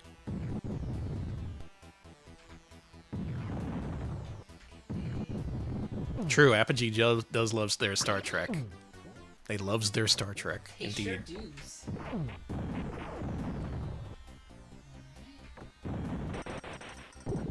Hey Laha, you played this as a kid. Wow. Yeah, this is the one. Out of all the games we've played so far, people have been like, yeah, this is the one I played as a kid. This looks pretty tough. And again, Alex is playing with a keyboard. It's a little tough, but it's not so bad. It would be really great if they made a game that looked and sounded and played like this, but like Metroidvania, you know? This ooze, man! Dunk escaped. Oh, Duke escaped. How do I use my keycard? It's not Duke anymore, it's Dunk. Oh, you gotta kill the ooze first. Played this on a DOS PC in your basement. This is basement gaming.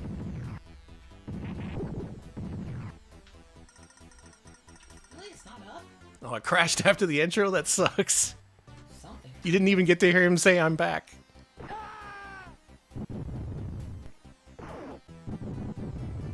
Dunk escaped. Time to make the donuts. Yeah. And that's Duke Nukem, too. What do you think, Danny? I like it. This is a huge step up from the first one. I always pretty much assumed both games looked almost exactly the same, but that's not the case. 15 letters max. A new high score. Gay Epcot. He's attending gay days at Disneyland. Yeah, his parents are supportive. Good. I'm glad. And that's Duke Nukem 2. Alright, still in 1993, we got another game coming up. This one's a Major Striker. Seen a lot of games titled like just guys with cool names, like Agent Stone, Major Striker, or was that Blake Stone? Blake Stone. Duke Nukem, Billy Blaze, Large McBig Huge, exactly. Mm-hmm.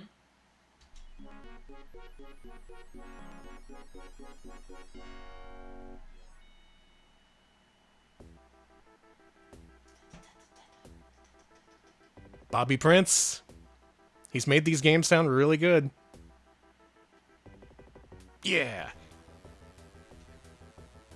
This almost sounds like Thunder Force music. A little bit. I'm a beginner. I'm a little baby.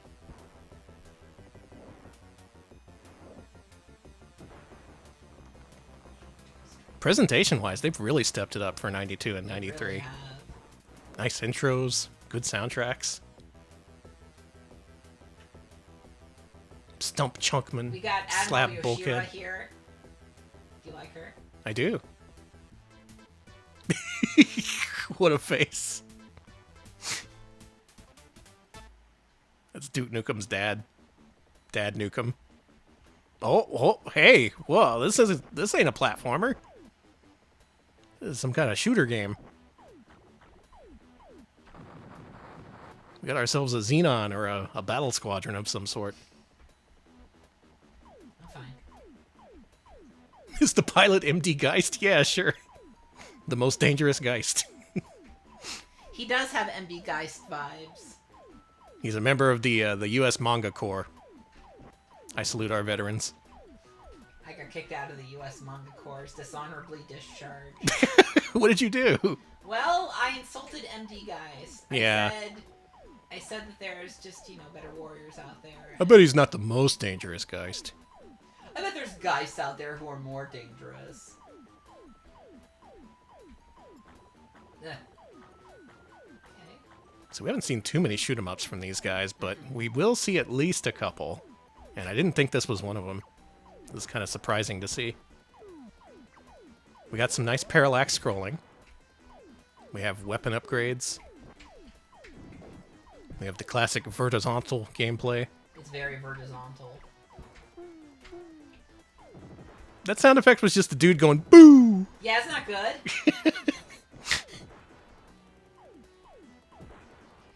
Pretty sure that's a lifted Konami sound effect right I there. got 3 now. So a mixture of mouth noises and also sound effects from Konami games.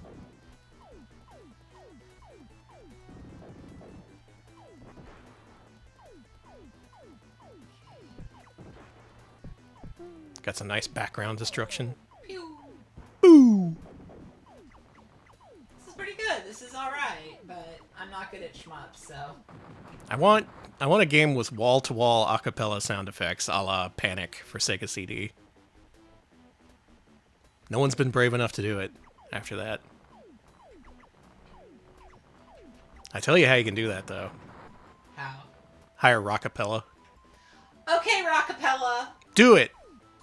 Make my video. That would be kind of sick. That could have saved the Sega CD. What's more timeless than Rockapella? Nothing. Make my video Crisscross. It's 2 weeks later. I don't know who Crisscross is. You ask me 20 years later, of course I know who Rockapella is. Rockapella never lost their edge.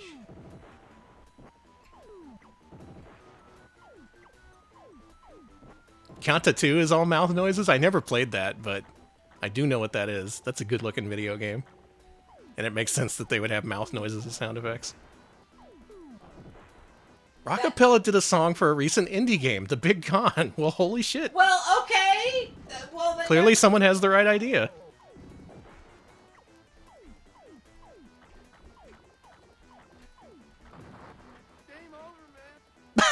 Okay, you can't just... Well, I guess they did. I guess they did. You can just do that.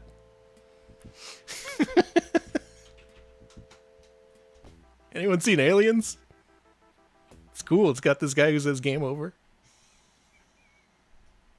Alright, that was Major Striker, but Danny, you know what's next?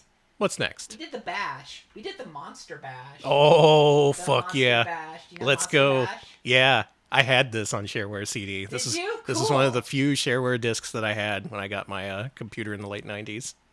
At this point, that was very outdated, but I played it anyway. I also had Epic Pinball. But this is a whole nother thing. It's not shareware. Okay.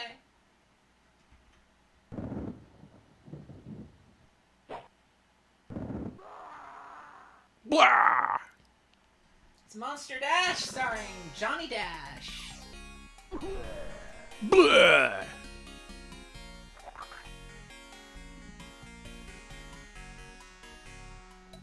Another snappily named hero from Apogee. Johnny Dash, Major Striker, Blake Stone. Okay, free all the dogs and cats. Got it. I remember this. I don't know if I ever beat this first level. We did play this for Mascot Friday, and I think I beat the first level then, but back when I first played this, I couldn't make heads or tails. Do you remember how to free the dogs? I think you shoot them? Yeah, there you go. You're free! Bark!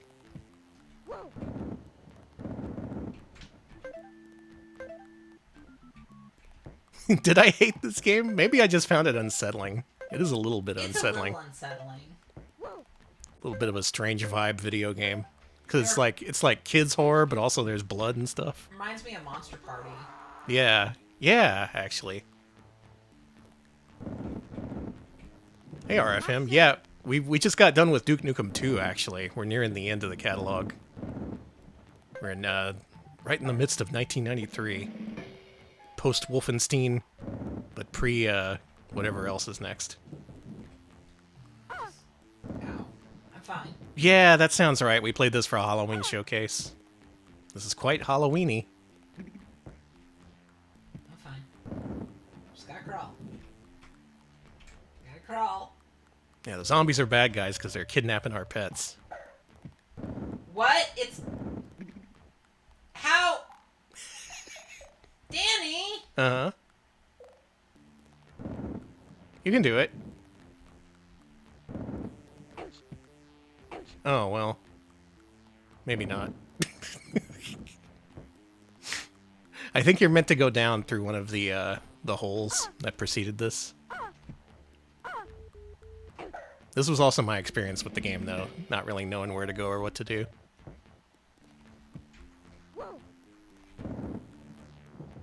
Oh yeah, we've done Keen. We did all the Keens. Goodbye Galaxy, Aliens Ate My Babysitter. A lot of Keens out there.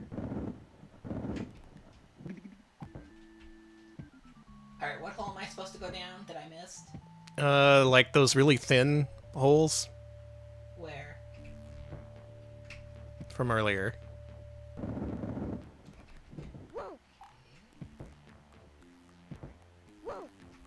Or were they after the pit somehow? They were after the pit, honey. Well, how did you get across the pit?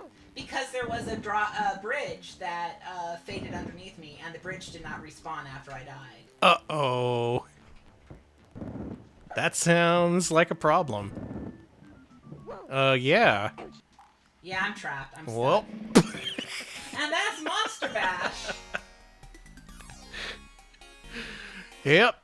That's Monster Bash. That's about my experience with Monster Bash. It seems okay if you can come to grips with its little intricacies. But yeah, that's how it go. We Alright. did play Halloween Harry, aka Alien Carnage. That one was pretty neat. Alright, we got one more 1993 game. Mm-hmm. Danny, it's time for Scuba Adventure, the search for the pirate's treasure. If I recall, this is another one where it's kind of based off of an older IBM game or whatever. Okay. Let's go on a scuba venture. Yeah, you gotta buy the game to get a bridge that respawns. That's punishment for using shareware. What should I vote for? Oh my god, that's too much info. Fuck off. Sorry. Fuck off, video game. Oh. It uses some graphics.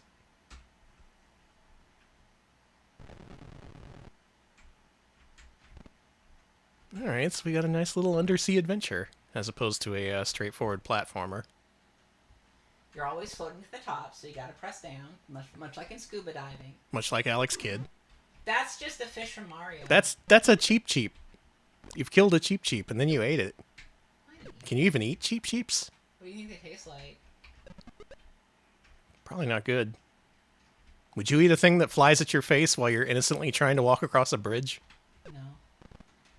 Zipasai, thank you for the 50 bits. I noticed that. Yeah, and the guy on the title screen was leaking for some reason. Maybe he was, like, drooling. No, God. Often these games are kind of, like, ineffably creepy to me as a console game player.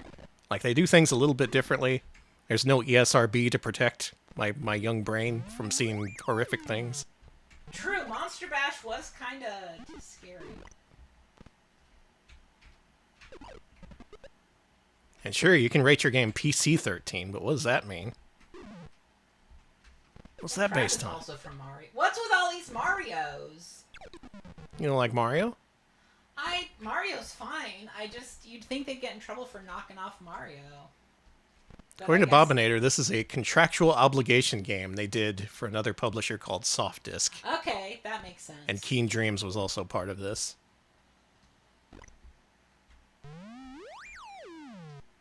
Good. Boo!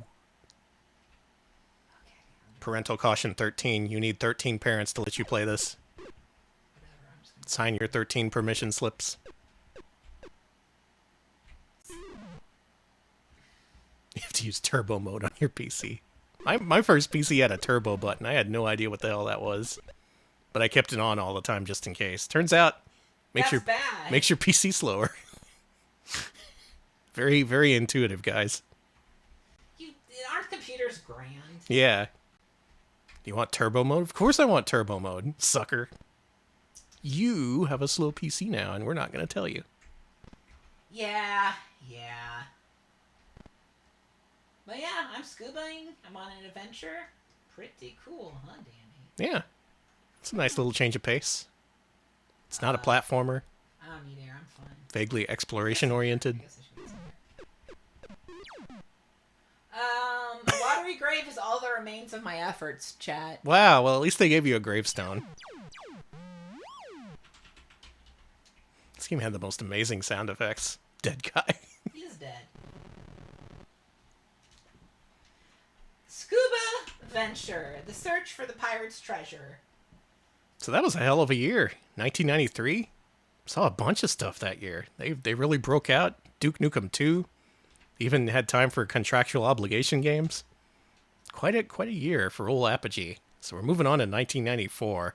And oh my god, do we have games for you here. We're starting off with more Blake Stone with the final Blake Stone game, Blake Stone Planet Strike. Blake Stone. Blake Stone! Blake Stone! Bro! Stone. We got any Blake Stone fans in the house? I kind of am. Yeah?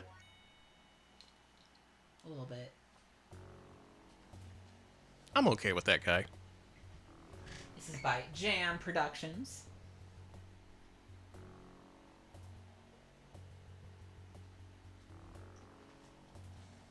I don't like the way his codpiece looks. Where'd his pants go? Are those pants? Those are pants. Okay. They're a jumpsuit. I don't like it. Here, Blake, take my food tokens. Novice, I'm big. Good faces. There's something about a difficulty select screen from this era that I really like. Them drawing different character faces, occasionally making you a baby. Alright, I gotta find the fission detonator and destroy the security cube. Commands for gamers. Okay, so I'll follow up to Blake Stone 1, the Wolfenstein-like. This runs at a little bit of a lower frame rate, which suggests it may be a little more complex. Can't shoot that guy. He's nice. Now, if he was mean, I could shoot him. Yeah, Jam Productions, known as Jelly Productions in the US. Can't eat now. Not hungry. Can't relate.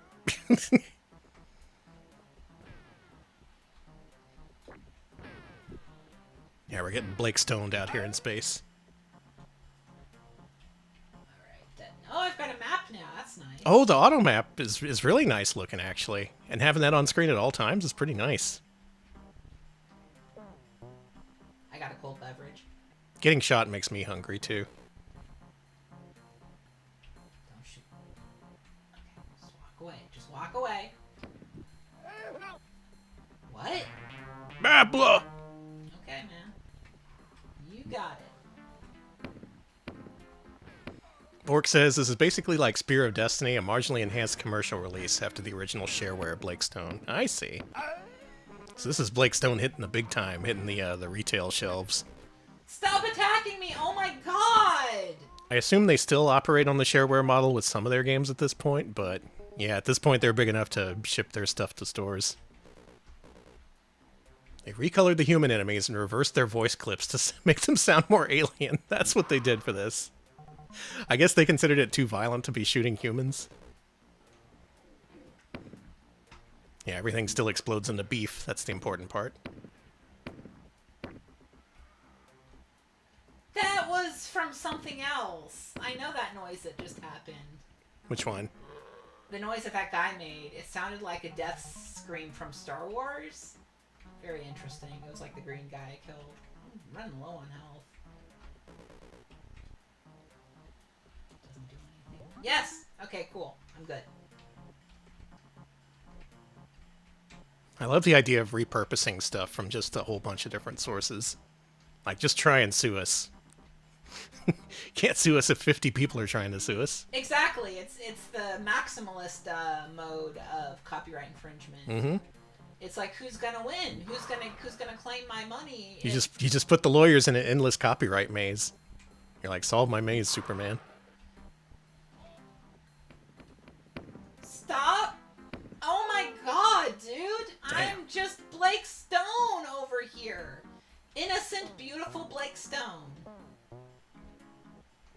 I ate something edible, but it won't tell me what it was. Yeah, you know, generic food slurry. That's fair.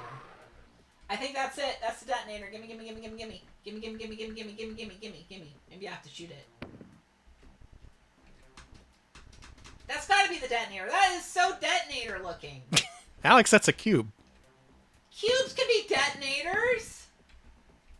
Yeah? Fine. Stupid. We should be able to just infringe copyright in ways that don't matter. That's how I believe. I think... It's like, I'm doing this not to try and say I have ownership of Star Wars. It's because I think Star Wars is cool, and it made a good sound that I want to use. Yeah, you get me. That was a detonator on the screen. That's clearly the security cube. Okay, security cube. I'm just assuming that's true. Yeah, let's... I'm gonna shoot this guy just so you can see what happens when I shoot an innocent. Alright. Only shoot biotechs that shoot at you. Do not shoot informants. I shot an informant. Oh my god, Alex, you shot an informant. No, it happens. So yeah, this is Blake Stone, Planet Strike. It's an FPS, if you're into that kind of thing. Looks like more Blake Stone. Has an Yeah. auto map. You can buy it at retail in a store. I can imagine that did pretty well for them. An FPS on store shelves right before Doom launched. Pretty good. Thank you, Blake Stone. Danny, up next is Boppin'. Oh, here we go. Do you know Boppin'? I only know the box art for this. It has weird triangle people on it. If you saw our post on Blue Sky, I included some of that box art. I don't know anything about this game. I just know it has little freaks on the cover, so of course I'm intrigued. Have you seen the Accursed Toys manifesto, Danny? No. Well, you're about to see it. Okay, thanks for buying Boppin'. Never give it away to anyone. Yeah, those guys. Yeah, look at them. That's the Retro Pals. That's us. So you're like, okay. Accursed Toys. What the fuck? Jennifer Diane Reitz. You know that her name from sounds Otaku World, quite and familiar. From Kokoro Heart and and Happy Puppy and a bunch of other stuff. Unicorn Jelly? Yes. Whoa, I had to really search my memory banks for that one. Yeah. So, wow. Their manifesto is that 60% of all computer and cartridge game players are well over the age of 25. It is to this larger, more sophisticated audience we dedicate our art. Wow. Adult games for adult minds is our second motto, after determined to disturb. We know that art is powerless unless it both thrills and upsets, and we do see our work as art. We will ever endeavor to do both in an intellectually exciting and unsettling manner. Nice. We shall make it our duty to create complete and powerful works that have both playability and artistic integrity. We hope to please and shock, pleasure, and surprise you. All right, I'm here to be pleased and shocked. So you're like, this is going to be very dark, This right? is going to be awesome. This is going to be the darkest games you've ever played, This is going to be an edgy horror game called Boppin' for some reason. Love child of Honey Buns. Honey Buns defrocked. So they talk about multiple universes. It's a long intro, but in these universes are video games, What?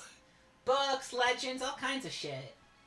Yeet and Boik were once mere characters in the popular arcade games Yeet of and some Boik. strange alien world. So beloved were they that the belief of their fans made them real. Wow.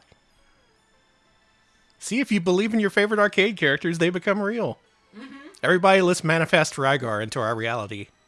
All the monsters are gone from the video games. Hey, Boik, all the monsters are What gone. do you mean, Yeet? There are no monsters in the games anymore. See for yourself. No monsters. That's crazy. Great? Yeah. No monsters means no score, no games. Yeet, look, it's all our friends, the heroes of the other game universes. Hawkman, Jerome, Yes. Victor and Vector, Blub and Blob. Oh, there's a shitty-looking pixel guy. Yeah, we've got Giandra, the generic elf, and of course Pete Pixelhead. All the monsters and villains all of our games have been stolen. Sweetie Honeybuns, a singing treacle bear, has imprisoned them. The nauseatingly self-righteous little priest has decided to clean up the multiverse of games. He's too pure and sweet even for us heroes. We're straight out of a job. Freaking priests. Horrors. No evil monsters to fight. You can't save anybody anymore. You must help us, Yeet and Boik. Honeybuns must be stopped. We are hero types, and we could never rescue evil from the clutches of good. But you've come from a world without good and evil. Save the game. Save Good our and evil job. are the same thing to us, you idiot, you moron. The monsters have been imprisoned in simple patterns and designs throughout the world within Honeybun's realms. Bond seeks these patterns and you free the monsters. Then seek out Honeybuns and defeat him. Restore the balance of good and evil, for without dark to compare with, there can be no light. Besides, we're bored. Okay. Let's get bopping. Ah! Ah! Yeet and Boink, the enlightened centrists. This game. What? What? I'm free! You freed Blinky. I don't know what I was expecting, but so far this is like nothing we've seen so far today.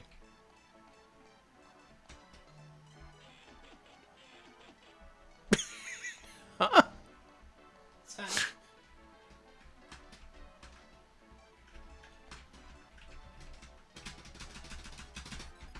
Try bopping. Danny. No, I'm it's just- pressing the only button you can press. We're having a look at the controls here. What? Sorry. Oh, it's doing a weird thing with the mouse. Yeah, there we go. Okay. All right. Okay, we're back in business. Yeah, is this some sort of genre mashup or something?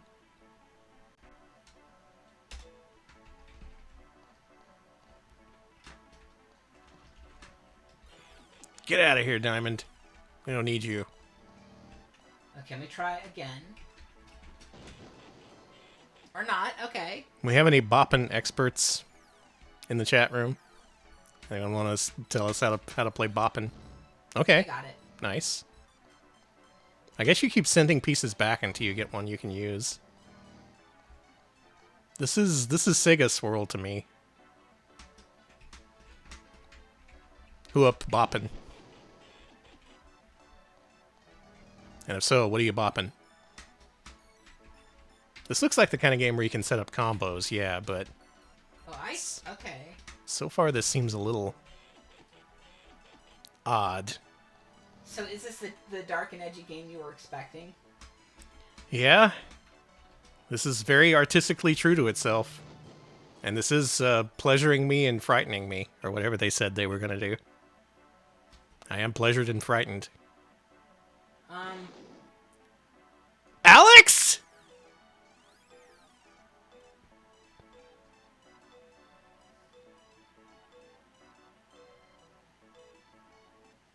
That's boppin'! boppin'! Folks!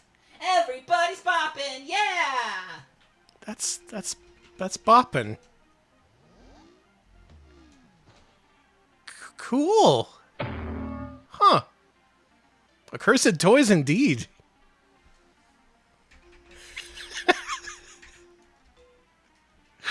Pretty sure that wasn't what anyone expected from a game called Boppin'. Enjoy your curse, everybody. You are now saddled with the curse of Boppin'. Well, you're about to be uncursed. We're taking you to a witch with some hocus pocus. Oh, okay. Time for some old hocus pocus. I haven't seen that movie. I haven't seen it. I remember seeing it as a child and thinking it was bad. And then I remember being like, no one's ever going to like this movie. And now everyone's like, oh, I love Hocus Pocus. And I'm like, was I just... Aren't they like remaking it or something? They're constantly remaking Hocus Pocus. Like every few years they're like, it's back. Alright, you play as a cool wizard in this game. Does this guy shoot himself too? No! Sorry.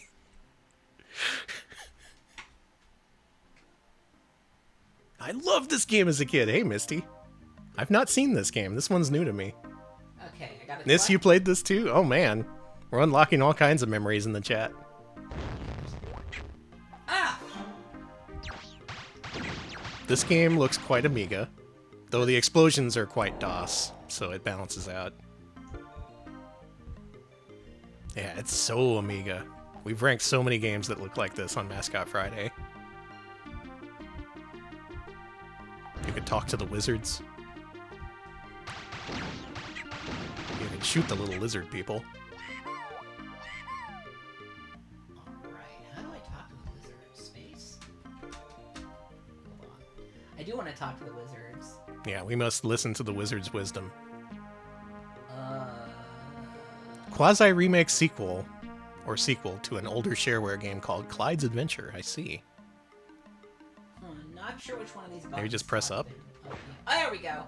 You might find a silver key to your left and up the stairway, but you'll never find the secret treasure room in this castle. Why are you such a... Well, thanks for the help. Talk to this guy. What do you have to say? Another brave apprentice will never make it through these castle walls alive. Well, fuck These, you! these wizards are only here to antagonize. I don't want to talk to him anymore.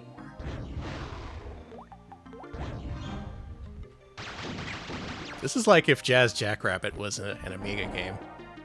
You know? I get it.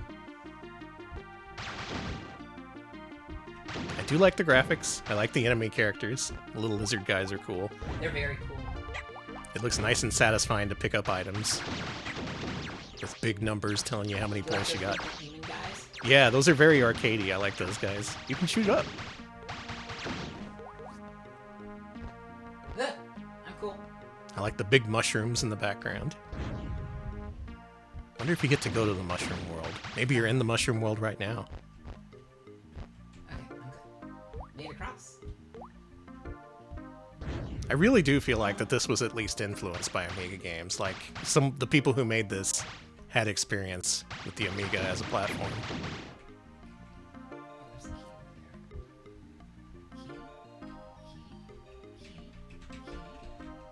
Maybe it's a door you need to unlock. Because I have the key for it. I got a silver key. Is that up for a second? Okay, just regular flashing. That's a gold key. Collect more goblets, Alex. Okay, I'm collecting. I just need one more crystal ball. There's the gold key. So many points. Delicious points. You love points. You love to eat them. You love to spread them on your toast. Yeah, yeah. Okay. Folks, what do you do with all the points you've earned in video games? Do you redeem them for fabulous prizes? I don't know where I'm going with this. I did! I beat the first level of Hocus Pocus. Hey, nice work. Good stuff. I like Hocus Pocus. This is a pretty good game. That looked pretty fun. Yeah, yeah. A nice balance between the collectathons and the action-oriented gameplays we've seen before. A little bit of both. Save your game before quitting. No. Wow. Sorry. The letters spelled out "bro" in the menu. I'm easily entertained. Good. Hocus Pocus. Didn't look bad. Alright, next up, we've got Mystic Towers. Now, this one's really interesting. We have definitely played this before for one of our gauntlets. Oh, yeah, this game. I've seen this before, but let's show it off again. This is like nothing else we've seen so far. I didn't even know this was Apogee. Yeah, Mystic Towers. Yeah, all the hits tonight. Turns out all of Apogee's hits, or the biggest hits, were in the latter half of their catalog. A Baron Baldric game. Yeah, Chad, so this game's kind of sick. Another Aussie game? Oh, we got jams. I'll start a quest cycle. A quest cycle? So it's like a roguelike or something? Okay, gotta kill all the monsters and destroy the generator. Okay. A sequel to an Amiga platformer, you say? I see it. I can see the Amiga in this.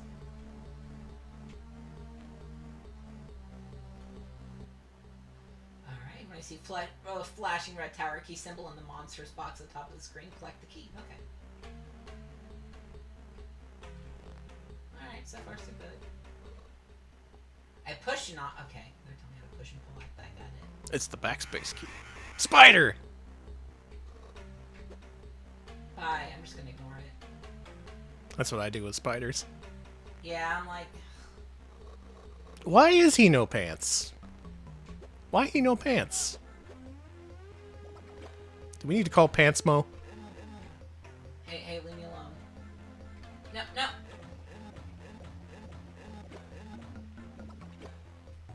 I think that took away like almost all my life. The exact center point between Solstice and Light Crusader, you know?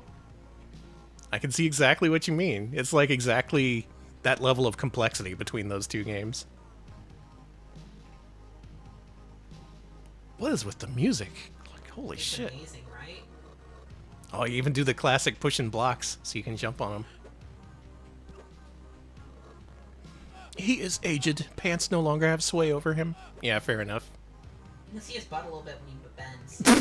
That's nice. Glad we can have a little fan service. Hey, that dude's eating your ass. He was literally eating my ass.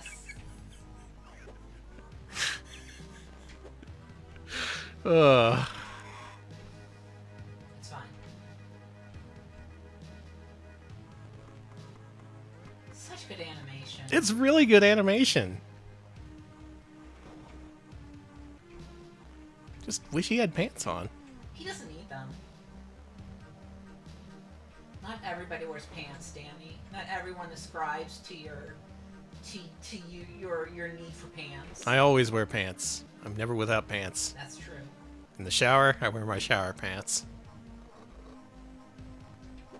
Your shower pants, huh? Yeah. Good eating animation. I got shower pants. I got mall pants. I got outdoor pants. Got pants for the backyard and the front yard. They're two different pairs of pants. Okay. I'm impressed. impressed by how many pants you have. I knew you would be. People typically are impressed by that sort of thing. You meet someone, you're like, how many pants you got? Well, let me see. Then they list off all the different pants they own, and you're like, cool. Let's be friends. That was so hard. Oh, I can do a Venom. I can do Lightning. Cool. I said the last game was Amiga Core, but good lord, this is so Amiga. And yet somehow this is a DOS game. Nice. This looks really awesome, too. It's totally awesome. I really like this game. Alright. Yeah, I got my pants for pants shopping. Your pants? Mm-hmm, my pants. Pants I wear to the Levi's factory. Not jeans, weirdly enough. Well, makes sense.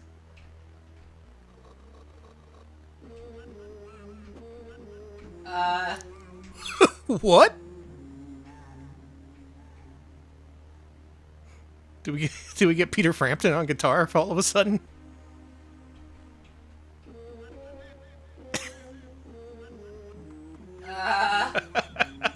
Do you feel?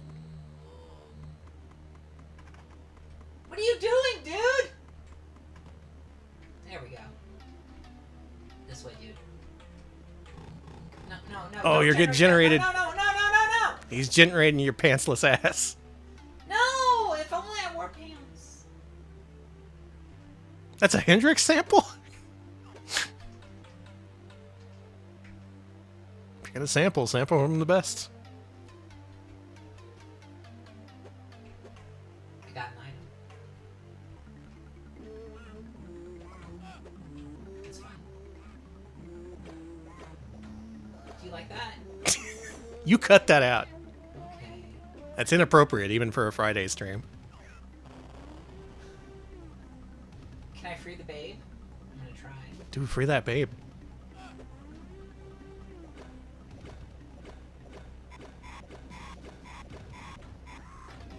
Oh no, you were killed in your quest to free the babe. It's okay, I'll free her now. Okay. Hey, man. Hey babe, you're free. Oh, there's an invisible switch I had to jump on over there for some reason. Okay. That's fine. I guess she's fine now. Don't worry about it. Well, this is Mystic Towers. I could go be playing this forever. Isn't Alex, it I think that was a statue. Oh, I missed. Get the closer look on our other screen. I was fooled too. I thought that was a babe that needed saving. Alex, you've successfully saved the babe statue. Nice Danny, work. Mystic Towers was sick. That was awesome. Damn. Holy shit. Next up, we have Raptor Call of the Shadows. Daniel, what kind of game do you think this is? Shoot 'em up. I know what this one is. You already know what this is. That's not... I've heard of this one.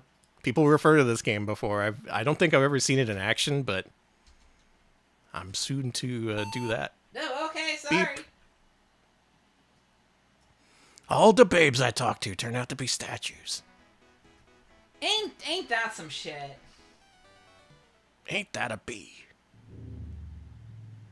Okay. Nice rendering. Huh, okay. There's a city. Mm-hmm. Oh, I fast forwarded. Oh, okay. Name, Gay Cosmo. Call sign, Gay Cosmo. Oh, I can change my ID picture. Oh, you can be a nerd, or you can be the the Grim Reaper. Player aborted. No. I wanted to change the picture. Look at all Okay. the guys I can be. There you go. I'm just gonna be them. Okay. Good My choice. Name, Gay Cosmo. Oh, the intro is sick, though, apparently. Okay, we'll see the intro. I just didn't know if we had time for it. Let's see the sick-ass intro. Okay, I gotta quit. I was curious to see what it looked like, too. Okay. Indulge me, if you would.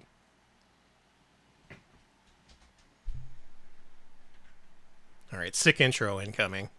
Now loading graphics.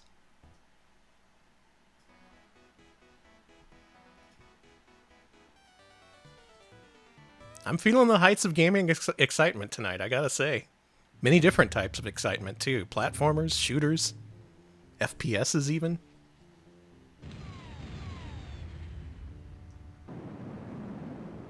Yeah.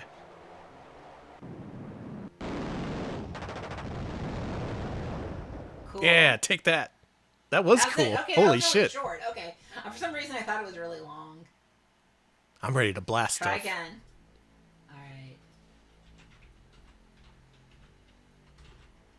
Gay Cosmo, aka Gay Cosmo. I'm in training mode. Yeah. Good nerd voice. All right. Okay. So this game was a mild genre in and of its own on PC, as far as I know. This is one of those games where you start off as like hugely underpowered, and it's really difficult to progress. But as you get more money, you can upgrade your ship, and you eventually become unstoppable. I only know this is because there's a couple of like PSP and Vita games that were in this mode, and they pretty much admitted they were Raptor clones.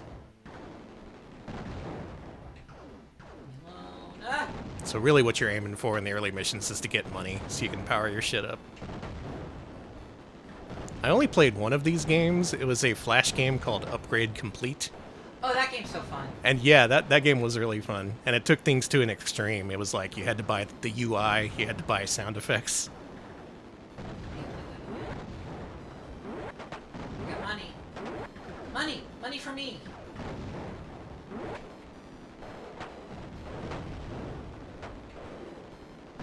This is the Cygnus that did graphics for Hocus Pocus, I see. Oh, okay. There's a cow and monkey cheat code with voice samples from the developers. Nice. Good. Didn't Epic make one of these? The upgrade-based shmup? And if so, what was it called? I know we would have covered it if we ended up doing Epic Mega Games. Tyrion, that's the one. Yeah, yeah. So there's a little bit of overlap between Apogee and Epic. Just two small-time devs. Just doing it right. Second missiles. I like the missiles. Did this get ported to Game Boy Color? I don't know. This feels like a Game Boy Color game. Positively, not negatively. Yeah. You're getting paid.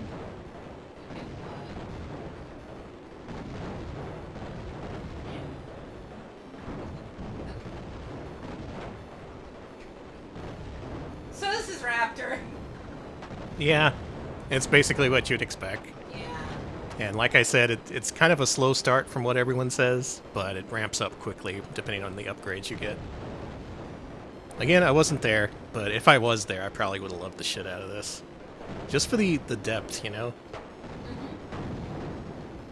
This isn't the sort of upgrade path you typically saw in console or arcade shoot-'em-ups. Yeah, they actually featured this game on one of the issues of Interactive Entertainment I went through, and I was like, that's where I know this from. Oh, yeah. Played a lot of the shareware episode. I could see playing a lot of the shareware of this. And yeah, very Euro shmup, despite the fact that the developers are in Chicago. I have to imagine a lot of these people had Amigas. They had to, right? It feels like they had to. They're trying to bring over some of that Amiga flavor. The Amiga menthols. Yeah. The Amiga chocolate that doesn't taste like vomit. Ah, they developed Nestor's Funky Bowling. Hey. Now there's a name I know and love. Good old Nestor. Alright, let's see if I can. Okay. Well. I beat a level! Hey, nice. All you had to do was stand in front of him and get shot a million times. Whatever works. Alright, what can I get to start this time? What can I get? I want... No. Mega Bomb. I don't have money? Well, I'm out of here. I'm taking my $39,000 and living a rich, full life. Quit. Thank you very much. Yes. Raptor, Call of the Shadows. Play it. Play it. That's my opinion. Or play our next game, Rise of the Triad, Dark War. Rise of the Triad. Now, there's a name I have heard many times before, but I don't think I've ever actually seen the game. All right, all you Rot fans. I know you're out there. I know you like to abbreviate it as Rot. Mm-hmm. Let's see what Rot is. Oh, man. Everyone chiming in with the Rot love. Arf, arf, arf. We're turning into dogs out here. Is this a sickos game? Oh, man. There's a remaster and a remake? Yes, there is. Like Wolf 3D if it was good. Wow. I gotta see this shit. Tom Hall, you say? Interesting. Assume that's a different Chuck Jones. No, same guy. Special thanks to John Carmack.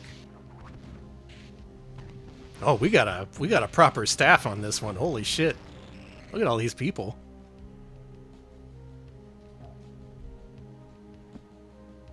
Ian Paul Freely, isn't that like 3 different KISS members? Yeah. I like the way he looks, too. Dig my grave now. Dig my grave now. Is that the hardest or the easiest? I guess we'll find out.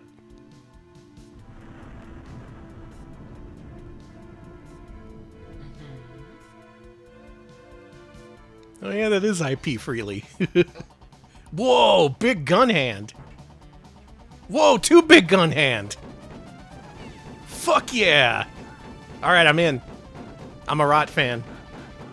Frame 1, I'm a fan of this video game. Holy shit, the music's really good too. Rise the Triad. It is Rise the Triad. For this one. There we go. Damn, these are jams. This looks good. Like, it's really good. there's a good sense of 3D depth. It feels like you're in a... You can jump? No, those are elevators. I can't. Oh, okay. I can't jump. But yeah, I was about to say there's a sense of elevation, which makes sense because it's an actual mechanic now. Damn. Can I jump? Fuck if I know. Let's go in here. All the classic FPS games, this has your favorite music. Yeah, this is sounding good so far.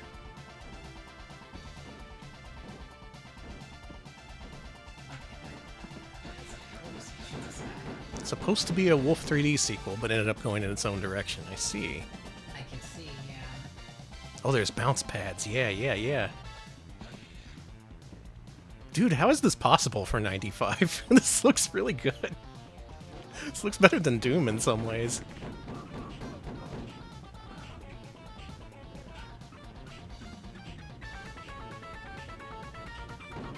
Yeah, get that MIDI guitar. Sorry, that guy looks... These guys just look like yacht rockers. Yeah, they just look like members of Steely Dan.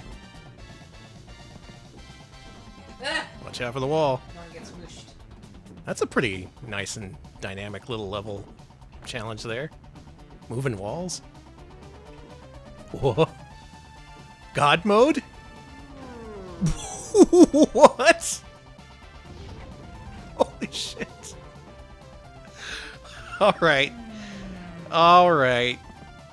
Damn, how did I not ever see this game in action? If only I had, I would instantly understand why people love this so much. There's like traps within the levels too. Stuff on the ground and on the walls and bounce pads and jeez. You can throw god balls at people? Damn. Yeah, this rules. There is a dog mode apparently. Good. Ooh, is a really good sound effect. There's a door over here that I can... The thing is, everyone always talks about Doom, of course, and Wolf 3D I think gets a lot of attention too, but I hardly ever hear anyone talk about this. But when they do, they're very enthusiastic, like, oh fuck, Rise of the Triad, that shit's so good.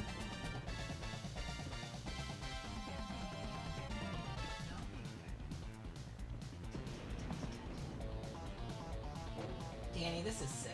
God mode sounds are based on goofy sounds John Romero would make during deathmatch games. That's funny. Get dunked on. I'm John Romero. John Romero's about to make you his best friend. You're gonna play Rise of the Triad together. Yeah. It's gonna be awesome. I'm alive. It's okay. It's cool. I didn't die. Yeah, I guess I completely missed out on the whole remaster because I didn't know what this was. But now I do. That's why I'm glad we do these occasional computer streams, because I'm outside my element, but I am really interested to learn. Especially when shit like this existed. I ate some priest porridge. Nice. It's been blessed. You asked to play this every time at your brother-in-law's place? Yeah, This I is would a too. real brother-in-law game. You ate some honk meal. Oh, Monk monk meal. meal. All right. I was about to ask, what's a honk meal?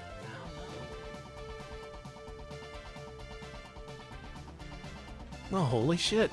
Now I know what Rise of the Triad is, and now I know what I've been missing out on all these years. This came out at a good time, too, just before the PlayStation. Just before consoles would get really advanced. I bet PC gamers were just like showing this to all their console-owning friends, being like, this is real gaming. This isn't like that baby Mario you're playing. This is the real shit. And if they did that to me back then, I'd be like, shit, you're right. I gotta play PC games. Alright, I think that's it for Rise of the Triad for now. But this is a good game. It's a good, innovative, really great game. I love it. It's been remade a bunch. You should play it. I love Rot. Well, I'm about to kill myself. Another game where you kill yourself. The classic boppin' ending. Good. Certified good gaming. Wow, wow, wow. Speaking of certified good gaming, we have a classic for y'all here. Last game of 1994, Wacky Wheels. Wacky Wheels! It's time to get wacky. There's a tagline on the front of the box that I thought was really funny. It was like, this is a racing game that you'll hate to finish. Huh. Well, there wasn't an ellipsis in there. It's just, it starts with a racing game you'll hate to finish. Apogee means action. Okay. All right, let's see if this is a game that I'll hate. Beavis Soft. Do you like Beavis Soft? Beavis Soft. No vibes, no Beavis. Well, I'm pretty sure I know what kind of gameplay they're gonna go for here. Obvious. Is there a dragon here? Yo, I like Ringo. I'm Ringo. Ringo, the Rapid Rascal. Amateur, please. These guys are in ring racers. I wouldn't doubt it.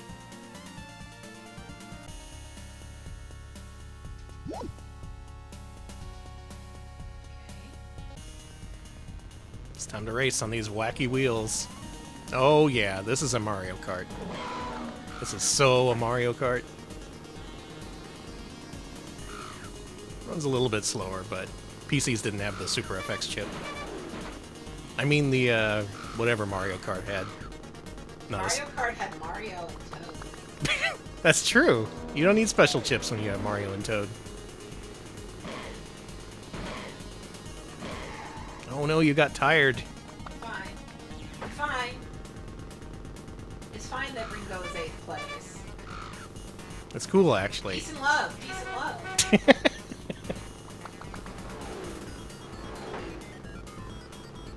Damn, what's with this music? Okay. Good. Ah! I'm alive. Guys who made this were shopping it around to the guys who made Scunny Copysoft. They left the source code behind at the Copysoft office, and that's how we got Scunny Car. So they didn't license it, they just took the source code. Yeah, I remember hearing that Scunny Car was literally stolen Wacky Wheels. That's awesome. Hey, thanks for the source code, guys. Too bad you didn't know we didn't have any morals or scruples. That's the Scunny way. No morals, no scruples, only Scunny. I got first place! Nice! Good driving. And that's Wacky Wheels. A very cute Mario Kart knockoff. I Rot like it. ludicrous shareware. That sounds good. Thank you for the bits. I gotta check out that remaster. Did they ever remaster Wacky Wheels? They should. And if not, why not? I mean, it is. You're right, Chad. They were called CopySoft, so what did you expect? True. You probably shouldn't leave your source code lying around at CopySoft. Good. All right, it's now 1995, and we only got one game for this year. They did remaster Wacky Wheels, but it got delisted. Holy shit. All right, we got one game for 1996. I believe this is the last Apogee game, or are there more the next year? There are... Okay, there's a few more the next year. But in terms of 1995 releases, this is all we got. Yeah, Realms of Chaos. Let's go with the Realms. It's another name I've heard, but do not know what the game looks like. So my raw opinions are going to be on display. is the skeleton whispering this? Where I'm a skeleton. Don't distribute it. Don't put it on a BBS. I lost my skin because I pirated this game.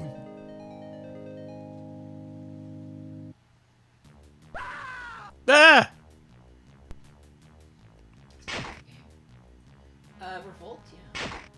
Revolt sounds good. No. Super easy to Psycho Warrior. Whoa! What? It's a platformer.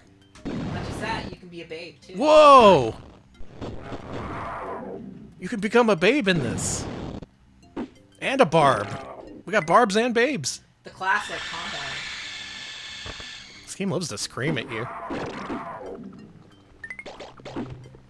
HRT Quest. I'm also noticing some stolen Castlevania sound effects, so we're keeping that. Keeping that tradition alive.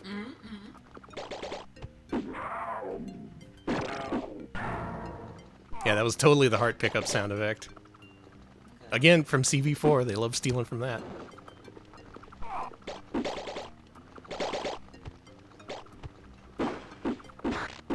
This looks kind of awesome. Danny, this game is sick, and I could play it all day, so... This looks fun, actually. It's really fun. The way the movement looks is very fluid.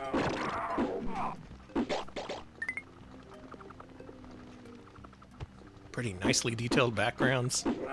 Some big dudes to hack up. They drop their teeth? That's cool. Free teeth for me. It's going to the mailbox walk cycle. Oh. Wow. That's the end for you.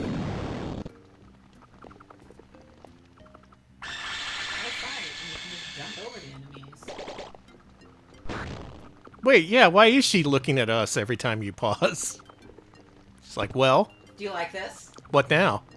What are you gonna make me do next, huh? Can I go now?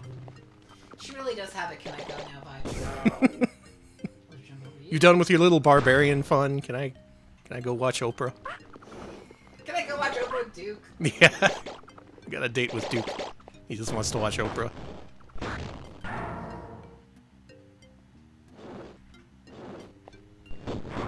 Netflix and chill, more like Oprah and Nopra, because I'm not doing anything when you come watch Oprah with me. Good. We're watching Oprah. That's it. I'm fine. I don't. Maybe not. She screamed like Earthworm Jim.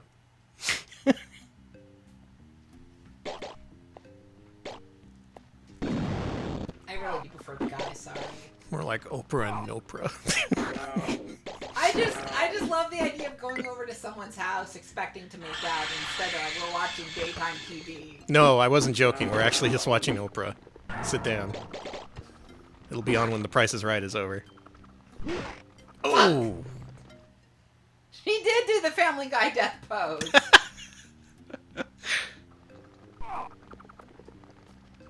I had never seen this, or if I have, I totally forgot about it. Maybe we played this on Mascot Friday? Maybe. It does feel familiar. It feels like a gauntlet game, you know? To me, this looks like an Amiga Barbarian platformer, but, you know, playable. It's legit very playable. Sorry to all the Amiga platformer fans. I'm sure you can name plenty of Barbarian platformers that are playable. Yeah. Savage, Lionheart, Zadette.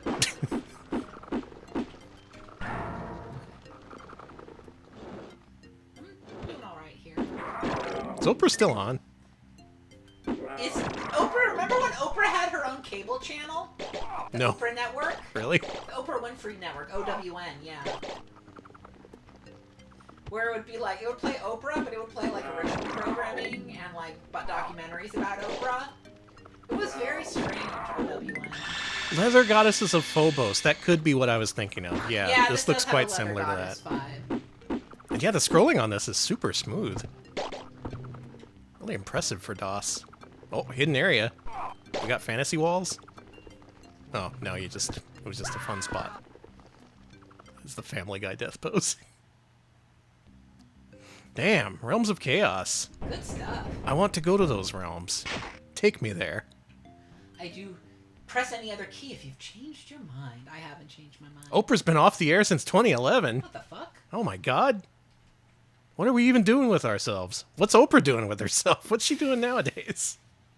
Alright. Anyway, many questions about Oprah, which will have to remain unanswered, but we're moving into 1996. Or we've got Death Rally. Yeah. Just got a few more games here before Apogee switches to a different name and ceases using the Apogee brand. But we're seeing what they're doing in their final days. with So that this name. one's interesting. You know who published this one, Danny? Who? You'll see in a second. It is very interesting. Sega? Capcom? No. Konami?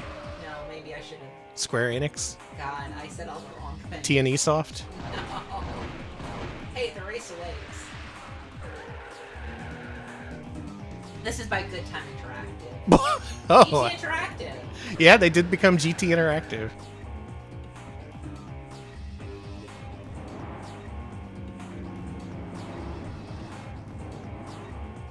Damn, this intro's nice. It is. Fastest cars. So at this point, these are CD games, right?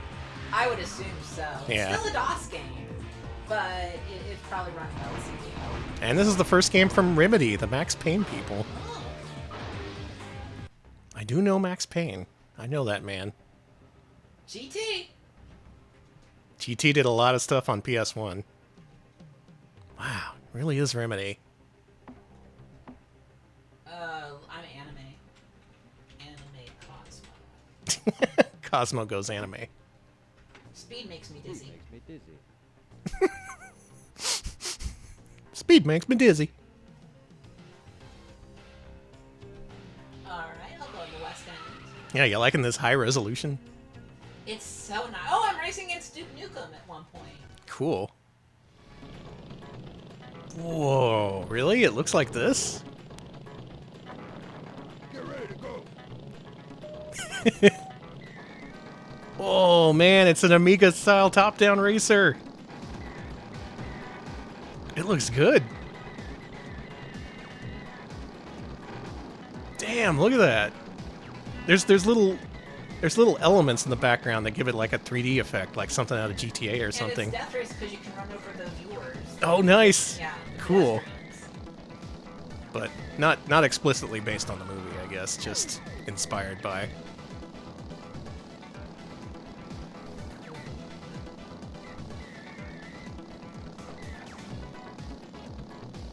You know, I'm gonna say it. What? Few games explore the sheer unbridled joy of running over dudes in your car. There's like only a few games. There's Right? this. Yeah, like so many games shied away from that. There was a bunch of NES games where you were in a car, but if you tried to run over people, they would just dive out of the way. Like, come on. Let me run over dudes. Let me squish them.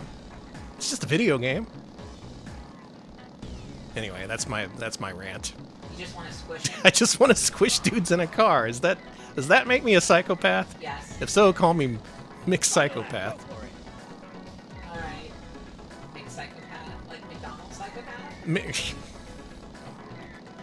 Mix like the. Oh, I get it. I was assuming. Give me a mixed psychopath and, Please, Minecraft meal. and a McGriddle and a give me a Minecraft meal. It would be cool if instead of Mick, it was McDonald's. Like, listen, Subway Hooters never happened, but we can make mixed Donalds a thing.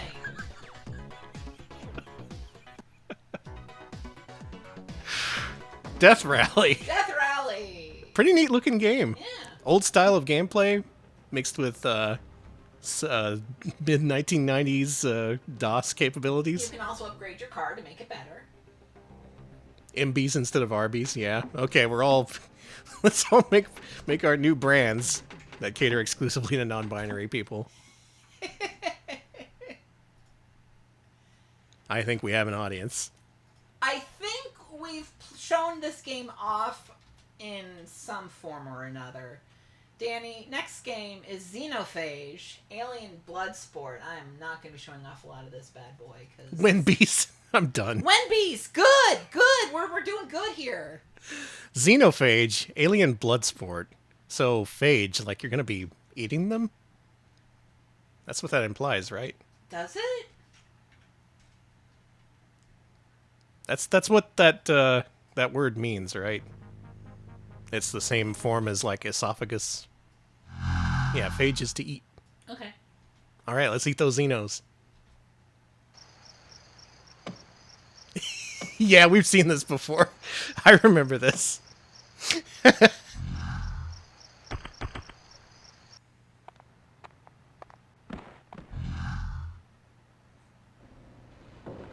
Oh man, what an intro. Okay, Barney, you can find as a hidden Because of character. the aggressive tendencies shown by your semi-sentient species, the Council has bestowed upon you the honor of relieving their boredom by fighting for the propagation rights of the species of yours. Oh, Uh-oh. The combat will be weaponless. The matches will take place in a holographic simulation of you or your opponent's home world. yeah, I was just walking down the street. Can we not do this? I don't want to take place If in you this. fight well enough, you will be given the honor of defeat at the hands of the Grand Champion. Cool. Failure to fight will result in automatic forfeiture of propagation rights. But if you win, you get to fuck. That looks good. Good effect. Oh no. Forgot about that. Worm versus mouth.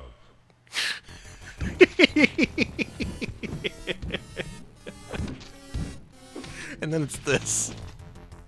All right, Alex, take it away. The worm. We have a fighting game. Toad versus Wet. Toad versus Quep? Round one. Fight. Oh my god. Folks, have you ever seen such dazzling graphics in all your life? This is the future of gaming right here. Don't really see this game brought up when people talk about the greats of 2D fighters on PCs. I see people talk about Epic's game, One Must Fall 2097. This ain't that. It does feature nice large characters, though, and really nasty-looking aliens. It looks like a stupid game. This looks like an idiot game to me. The way the camera is constantly moving does make me feel sick. It's nauseating. Yeah, that's a good word for it. This is a sicko's game. You have to be a sicko to work on this. Oh, good move. Okay, I've almost got him. Guys got in the ropes. One more hit. You can do it. Fuck you! I did it! I actually beat a guy in Xenophage! Holy shit! Damn, nice. Good work, Alex. Round two. Can you win round two?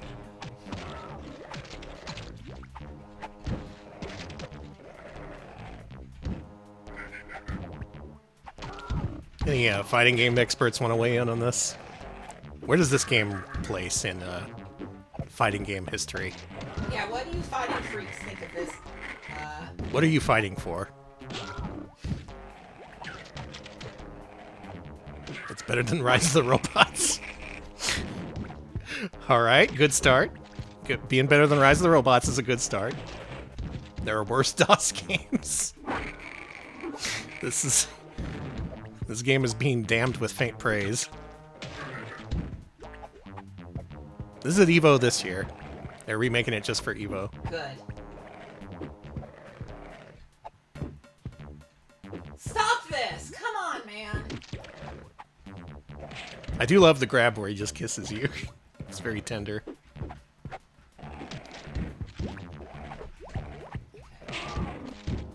Oh yeah, I'm gonna look away from the screen. It goes so fast. Yeah, get him.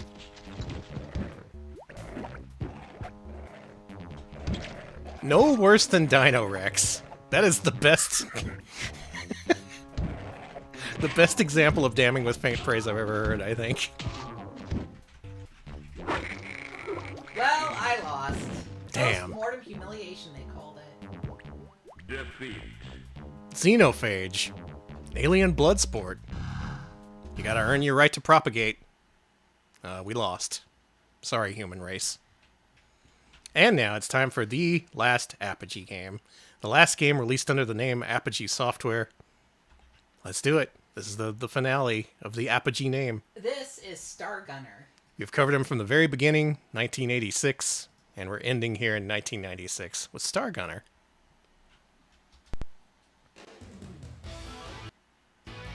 Oh, that's the last we'll ever see of that logo. I miss them. I like that logo a lot. I miss them already. Damn.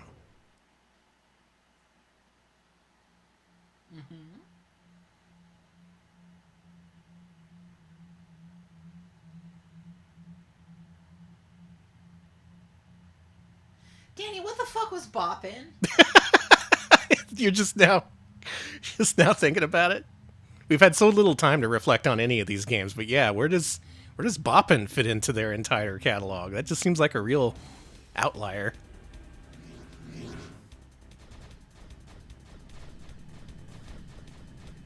It was an experience.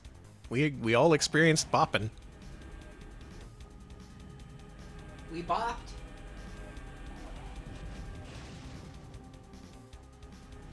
Hate to crash into an asteroid. I'm always doing that. It's fucked up. It's annoying. Why is there so many fucking rocks out here? Oh, okay. Yeah, that's fair. Just go behind me. Uh-huh. Oh, like that's fair. I see. Yeah, pretty easy to win when you just go behind me and launch a heat-seeking missile. Oh, wow. Real mature. Cool. Good title screen. Alright, Gay Cosmo. You gotta do it. This is Gay Cosmo's last ride. Oh, looping behind me? Real original. What do I want to buy? Oh, everything's so expensive. What kind of game is this? A horizontal shmup? Really? Huh. I was prepared for a 3D space combat sim a la Wing Commander, but nope. I will say, Apogee appeals to the lizard brain that I have, the console lizard brain that I have, in that all their games were pretty much action-oriented. Very little simulation aspects. Yeah, except for Boppin'. There weren't any games that I could really call it, like, simulators, like hardcore PC games that I would really associate with PC. Maybe that's why I find them so fascinating. They're so console-like in their output. Really focused on action, on presentation, on really selling the experience of things blowing up. Some fucking awesome music. That's been a constant in all their games. So that's what I think of when I think of Apogee now. Just pure action focus, making games that are real simple in premise and giving part of them away for free. And you just mail in some money to Garlic Bread, Texas, and get a full copy of it. Yeah, me too.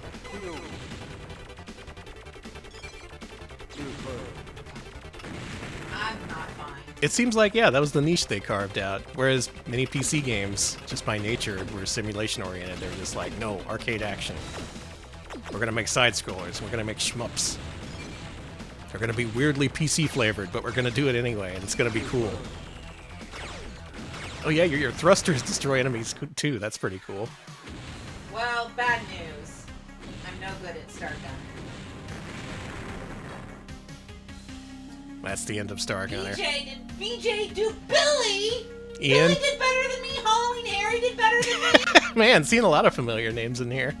I'm out of here. Sucks. Gay Cosmo just can't compete. Wait, Cosmos.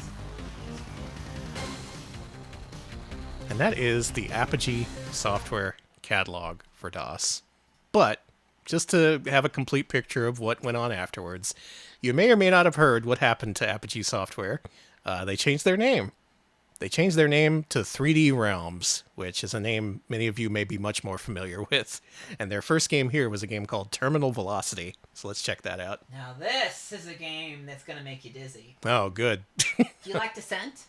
Oh, no. Oh, geez. Okay. It's that kind of dizzy, huh? Yeah.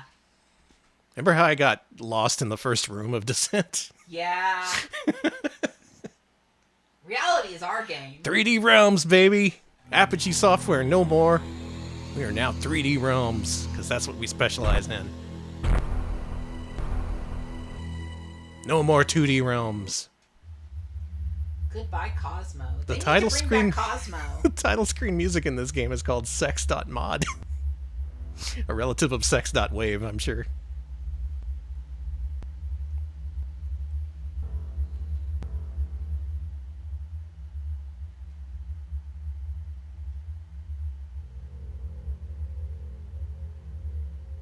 What are we looking at? X.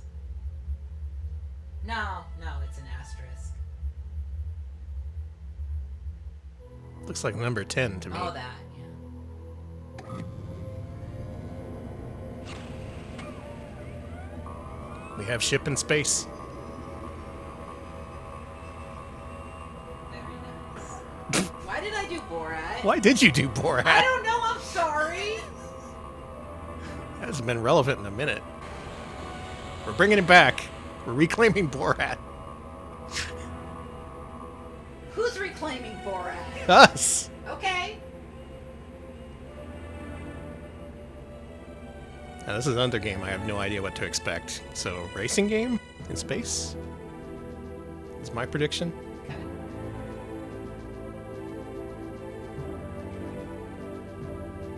Okay. Yeah, that's true. They did make a Borat 2.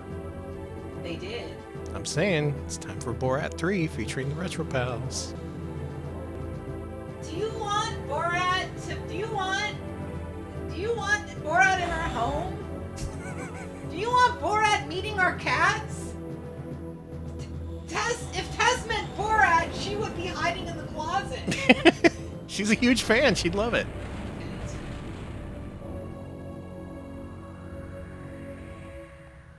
Terminal Velocity featuring Borat. I don't know how we came to this line of conversation, but let's play the video game. We're still episode based. We're still Gay Cosmo. Oh, that's a lot of text. Yeah, it is. Thank you for skipping it.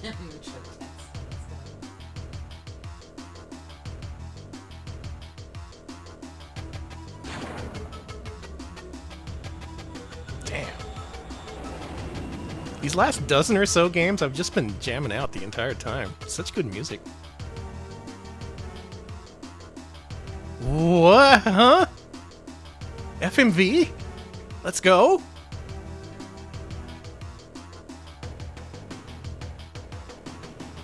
Is this FMV or is this polygons? Oh my god. We got a 3D realm on our hands. It looks so good, I thought it was pre-rendered. I guess it would have been pre-rendered a couple of years before this came out, but man. Wow. The PC can do anything. I've just been sitting here with my PS1.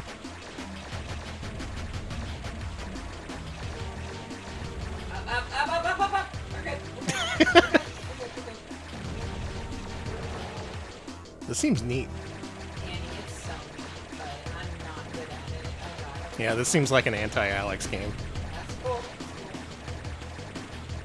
Who's producing mind-boggling effects now? True. I thought I knew what those were on PS1, but my tiny brain could not comprehend. This needed a Stop shooting Alex! this needed a Pentium. It looks like it. This does look like the kind of thing you'd have to upgrade your computer for. Bill. Alternative Fury 3 by Microsoft, and the studio did Hellbender and Monster Truck Madness. Monster Truck Madness, I know that game. This does look like a pretty good 3D engine. I like the detailed ground emplacements there. Where are you? Upside down. I'm cool. I'm cool. See, I'm cool. Alex, you're not actually flying a plane. It's okay. Okay, good. Okay. It's just this realm, this 3D realm is so real. Yeah, it's so immersive. Stop shooting me! Oh my god! Keep an eye out for holes in the ground, apparently. I do that in real life too. Good. Oh, the arrow's pointing you to your objective. Yeah, there you go. Watch out for holes.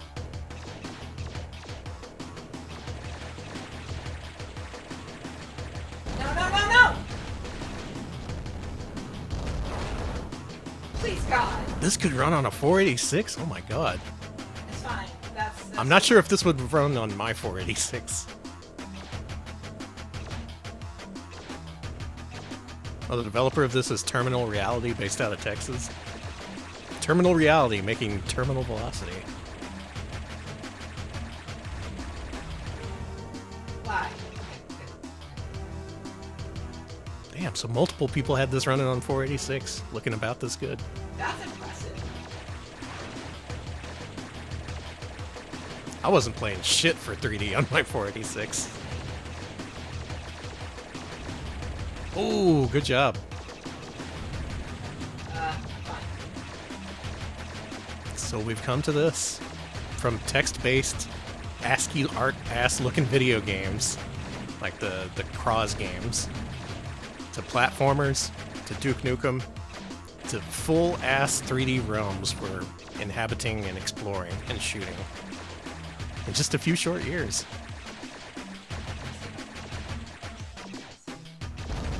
I think seeing this catalog has been a pretty good representation of DOS in general. Just the focus on what games were. Naturally more action-oriented than what developers were typically doing on PC. Unfortunately, I'm too hardy. I can't. It doesn't look like I can. But it's nice to see what DOS-capable computers were capable of doing at the time. Apparently some pretty good shit. Especially It was starting a hole! I thought it was a hole in the ground. especially starting in 93 or so.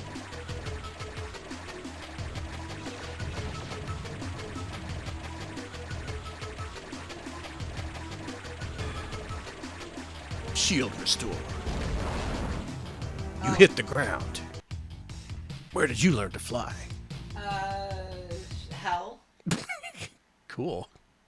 They should have taught you better, but it's cool you learned in hell. They really should have. And as long as we're playing 3D Realms games, let's finish up with tonight's final game. This game I played on my 486. It ran great. And this does have indeed a 3D realm in it, one that I really liked to explore. And yeah, this is Duke Nukem 3D. Let's play some fucking Duke Nukem 3D. Finally, a game that I know and have played. Possibly the first, except for the games that we covered on Mascot Friday. It's fine. Yeah, this was one of the first games I played on my 486 when I got it in the late 90s. And even then, this was still really impressive to see. Especially running as well as it did.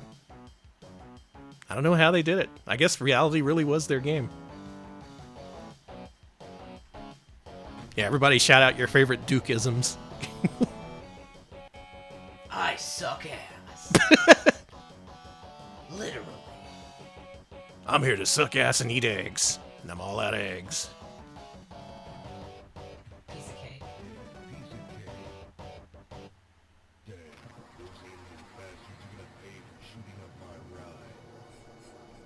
This also got a really good Saturn port of all things. I played a bunch of that Saturn version. It was neat.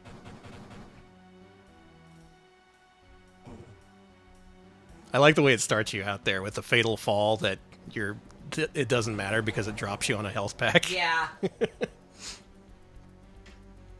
Attack of the bleach blonde biker bimbos. Cool. That sucks.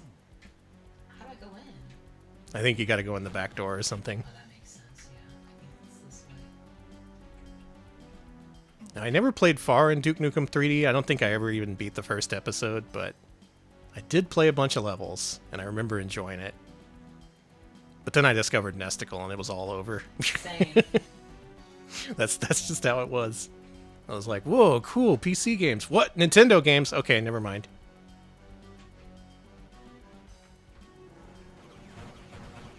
Alex, I believe you're in one of those pornro theaters where they show pornros. Well, that would explain these very strange seats with no armrests, so I guess people can sit here and just, like, you know... Just line up. Just line up, jacking each other off, I'm sorry. The Jack and Trough.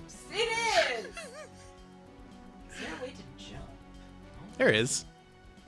I'll figure it out. Space, maybe? No. Maybe like a shift or a Z or something. Oh, I needed that. It's A. Oh, it's A? There we go. A. That's not good. What? It's an FPS. You have to face your problems head on. Nope. I'm gonna hide here. Oh, that don't sound good. I'm out of here. I'm just gonna hide right here. Just gonna hide here until things die down. Yep. Doors closed behind me. No one's coming that way. I'm good, dude. Good. Just gonna let those aliens move on whenever they feel like it. I guess I should check them out. I'm just some guy, man. Now this I'm game just some guy, has a man. sense of elevation to it. Eventually you do get a jetpack, I believe. I'm out of ammo, so I just got kicked. Yeah, kick him. Use your mighty boot.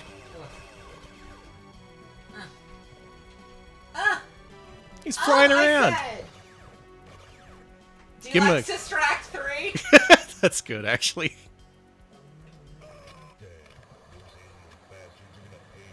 Danny, I'm not that good at this. It doesn't matter, but it's fun.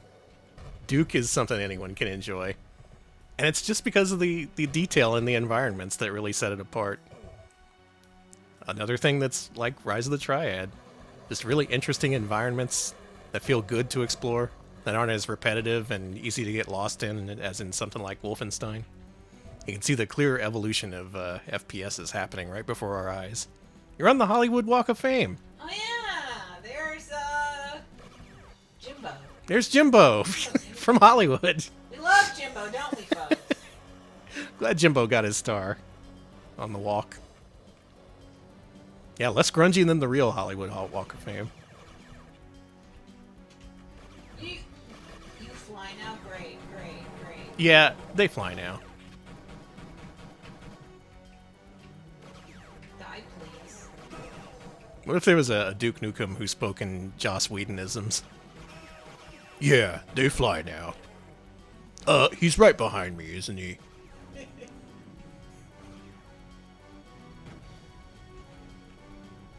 cool. I'm just gonna go this way. There's lots of cool shit you can explore in this level. You eventually get into the projection booth. You can open up things from there. I think you're about to get in there, actually. Yeah, here you are. Look. All right, Alex, show the movie. All right, folks, we're watching the Hooters. It's time. Well, you're surprisingly right. Aw, you got killed before you could show off the Hooters. You were gonna screen the lost sitcom The Hooters for a waiting audience of people jacking off to it. It's the most twisted thing I could possibly imagine. If you jack off to sitcoms, I don't know what to tell you. Happy Friday, everybody. Alright, this is gonna be my last attempt. All right, get into the projection booth I'm just ignoring these guys. and show us a movie. That's your job. Your job is a projectionist, and some alien bastards have shot up your ride. but you still got to do your job.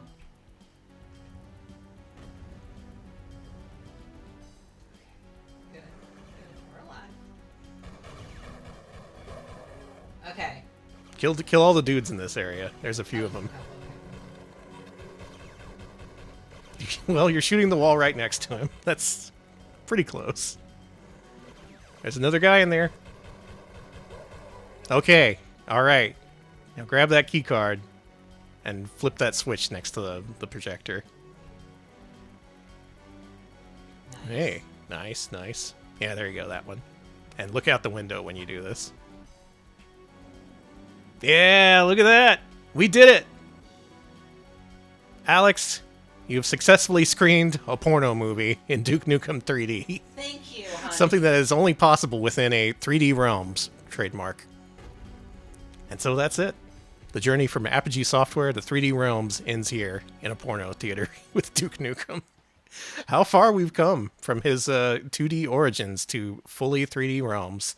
Incredible, incredible. Incredible. Again, this was all new to me, so I've been really happy to sit back and watch all this unfold with very little effort from me. So thank you, Alex, for taking charge of this week's streams. You're welcome. You're welcome. Really, really appreciate it. It's nice to just sit back and be like, wow, there's video games here, instead of having to actually play them. Because fuck that. Fuck that. But that's it. We're done. Apogee Software, featuring Boppin'. Featuring, that's us. That's us now. We're the characters from Boppin'. Oh, God. I don't know where Boppin' fit into their catalog, but I'm glad it was there. And I'm glad you were here, everybody watching. Thank you all for watching. And extra special thanks to our patrons who voted to make this week's stream happen. It had to be a massive two-parter, but we did it. We covered every single Apogee Software game, and now I know a little bit more about the history of PC gaming, and hopefully you do too. Hopefully. If you want to vote for what we play during our Wednesday streams, head to patreon.com/retropals. There's a new poll up, and when I looked earlier this afternoon, it was 50-50, or more like 51-49, but real close. We're doing PAL exclusive gaming next week, and your choice of platform is either the PlayStation or PlayStation 2. Whichever one wins, we're going to play a bunch of 50 hertz games for the console everyone wants to see, so please vote. It's important. All right, Alex, why don't you wrap us up? We are also on YouTube, youtube.com/retropals. We post full-length highlights of our streams there. Latest one is part 2 of our patron request gauntlet, which is over 9 hours. A combined 20 hours of Retro Pals, way more than anyone can stomach, including me. So, definitely check that out. Check that out. We also have a Blue Sky, retropals.blisky.social. You can follow us to find out when we go live, when we got new videos up on YouTube, and all the Retro Pals news you can use, so do consider giving that a follow. And last but not least, we have a Discord. You can join us there to make suggestions, chat about games, chat about media, and of course, post your beautiful pets. So thank you all for that. We love to see them. I posted some really good ones lately of Tess and Buttons. They're very good. Oh, I missed those. I gotta see those. It was like a couple days ago. It was old, but I need to go back and post more. Yeah, look at our cats. Our look cats at are perfect. And look at everyone else's cats. Yeah. Good stuff. Good cat content awaits you on Discord. Folks, it's Eltrioc's birthday. Oh, shit. Happy birthday, Eltrioc. He's having a birthday party here on his stream with a whole bunch of people there. They're playing some kind of wacky video game with lots of people involved. So go say hi. Go say happy birthday. Go give him a follow if you're not following already. A lot of really good retro stuff on the Eltrioc channel. He does this monthly Kusoge gauntlet, which I really enjoy, along with a bunch of other stuff. Very much recommend this birthday streamer. Yeah, enjoy that. Have a good weekend, and we'll see you later. Thanks for watching. See ya, folks.